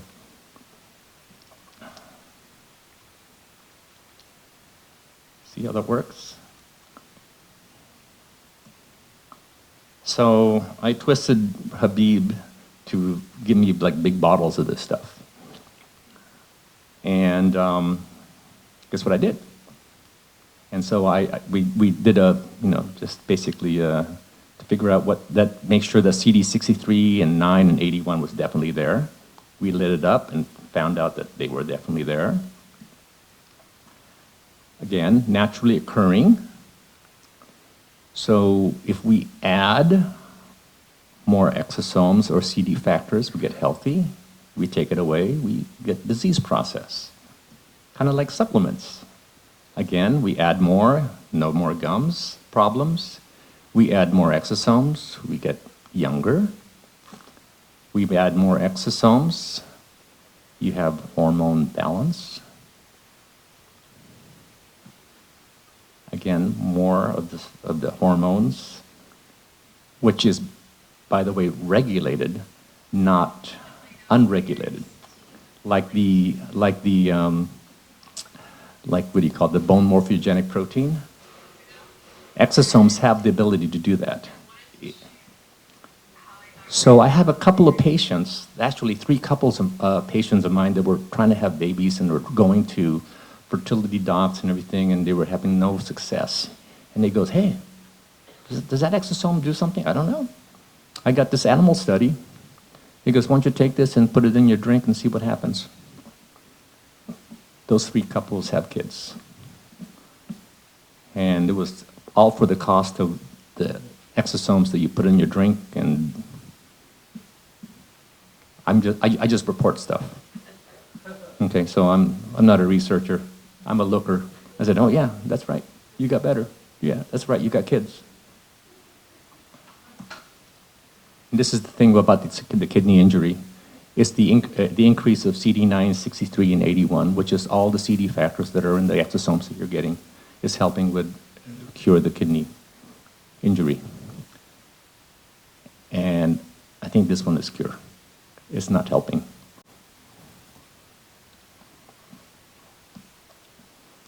And again, increasing the CD9 and 81 to help with heart disease, at least that heart frailty that our previous doctor was talking about. And not injecting the heart, but why don't you just drink the stuff? And for my dad, who's been smoking since he was 10 years old, and he's 86 years old, keeps him breathing. And the dry mouth, and the dry eyes. And so this is why I use exosomes. It helps with the bone regeneration, it helps with periodontal and gum disease, the TMJ generation, it helps with skin and wound healing, and this stuff is amazing. That's why I love it. It really helps with bone degradation and also bone forming, which is what you need to do orthodontic treatment. You push on one side, the side that gets pushed, the bone goes away.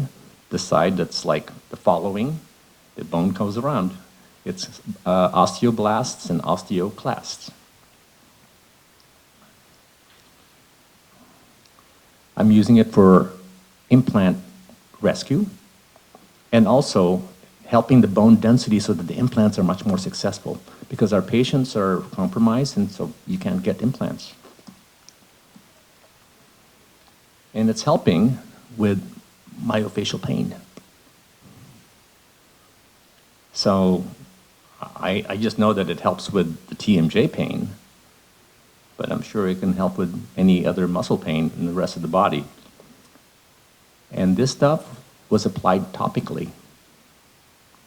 So exosomes, you don't have to drink it. It's completely irreverent of any barriers. Exosomes will actually cross the blood-brain barrier. And so if you put it on the skin, it'll go right through your skin and go wherever you need to do it. If I have extra exosomes after injecting, I'll just kind of like, okay, I'll kind of put it onto my crow's feet and wherever it is.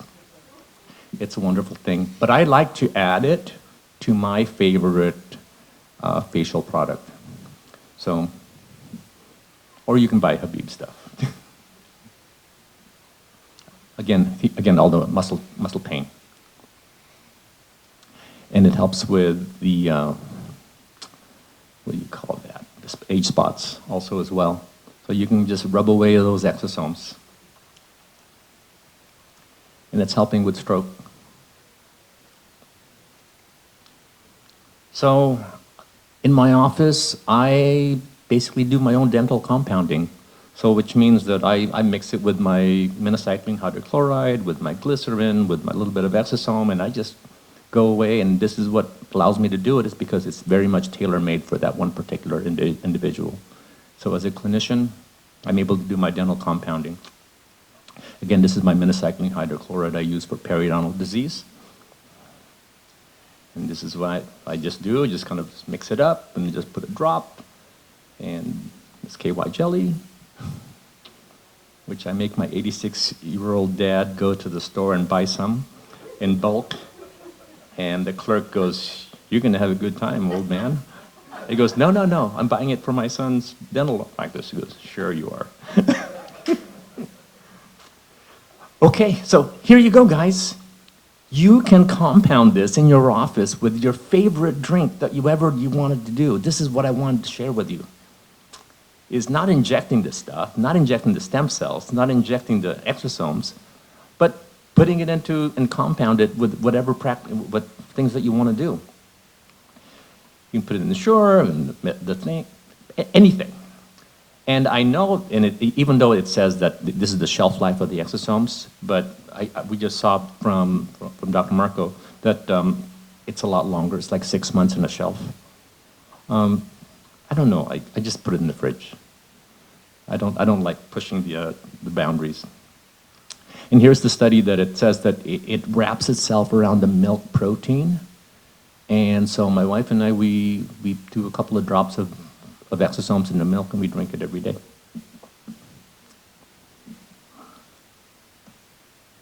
And this is the concept of why I think it's not getting digested, is because if the mother is being able to transfer all those immunity to the baby, why can't we do it?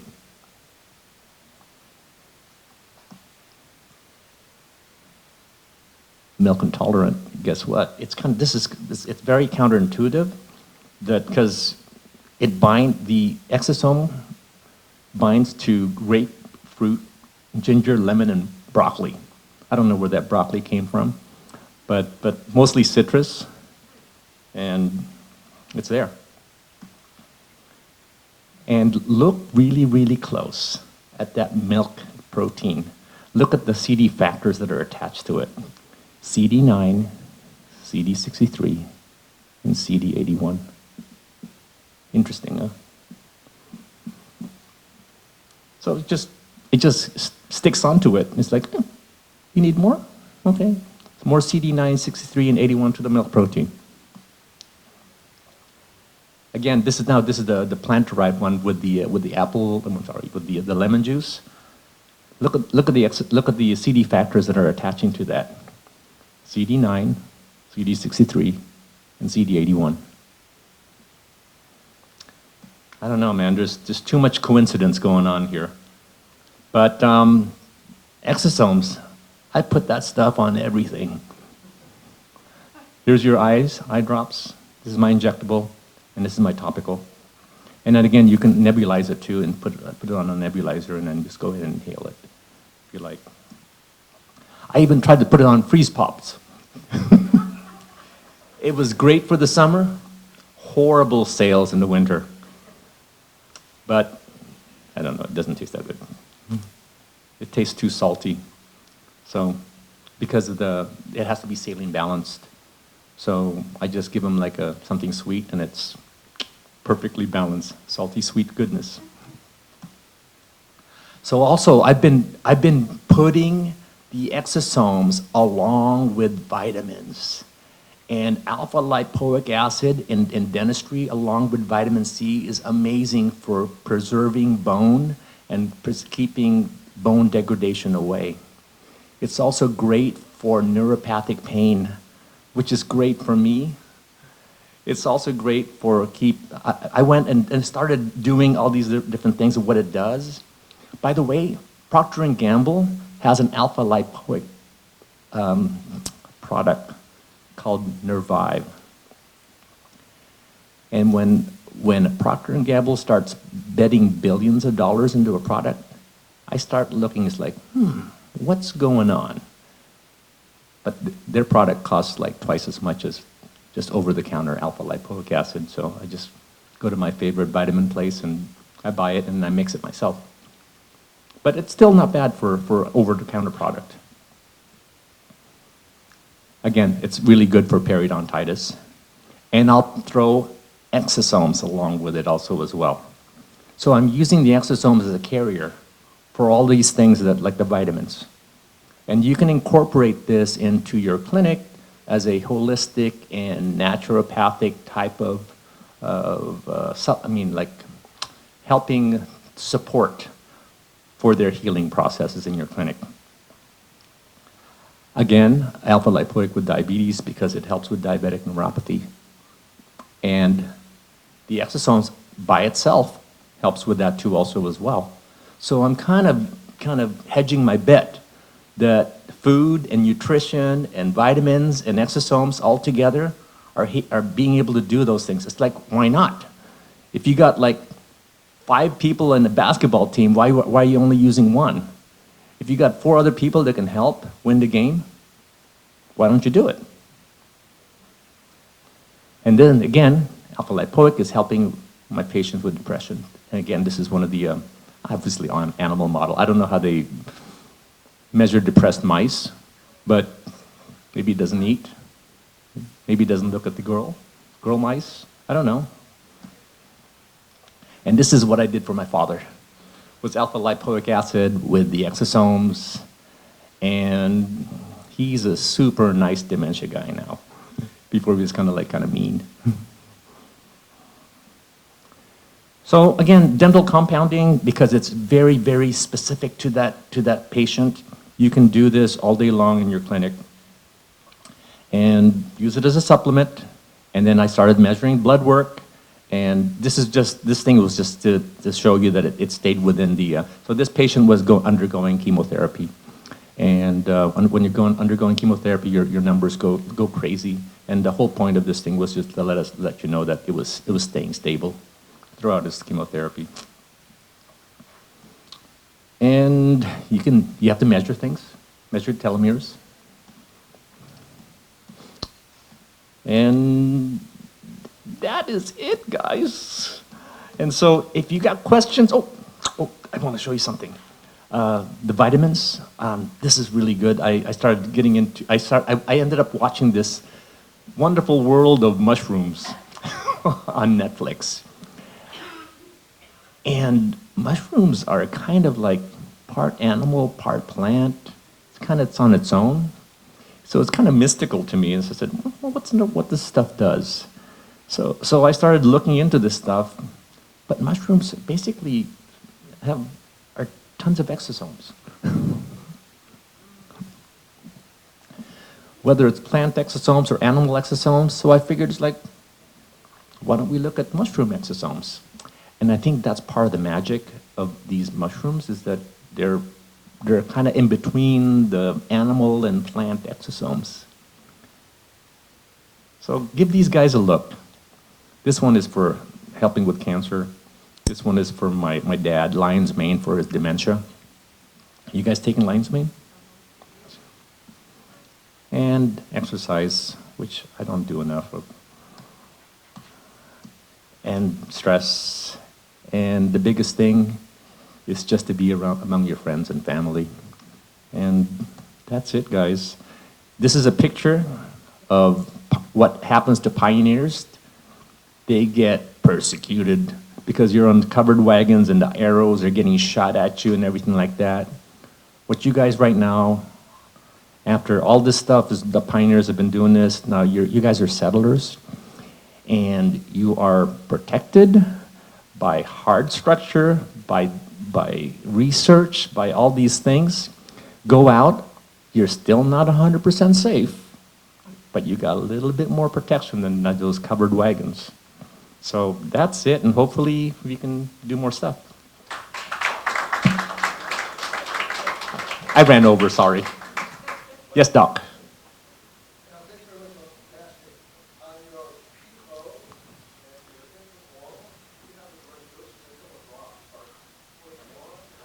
So are you talking about the exosomes, or are you talking about the stem cells? Okay, I use 5 cc of the exosomes of Habib's exosomes per. My maximum dose is 5 cc per side. Intraoral. I'm sorry? Yeah, no, injected in the mouth. You're talking about the drops? Yes, how much volume? Oh, my food stuff. I like to do like 1 drop per day. So 3 milliliters is about 56 or 57 drops. I think he's got, I'm sorry, 3 drops per day. 3 drops per day. And so he's got 5 milliliter eye drops now. So by the way, those drops are the eye drops. And so just like, why does this thing taste so salty? He goes, because you need candy.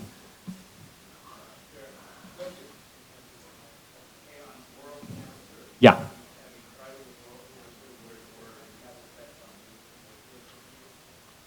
Say it again. No. No. Yes. So the intraoral exosome, do you use dental dermatome for any organ response, or do you just inject it anywhere? I don't understand the question. I'm sorry. So when you inject intraoral, Yes. then teeth have dermatomal reaction to organ system. Okay. Right? Okay, I'm with you. Do you inject in that side with the No. anywhere? Yeah. So you inject it anywhere for the kidney? I inject it next to the lymphatic glands, particularly the parotid gland. And that's the mode of entry into the circulation, is it goes through the glands, it goes through the veins, it goes through the vena cava, it goes to the heart, and goes directly to the circulation. I think she's talking about tooth meridian. I know that, but the answer is no. You go directly to the glands. You want to go submandibular glands, you want to go submental glands, knock yourself out. Okay, so the answer is no. But I know what you're talking about. Great, thanks guys. I appreciate the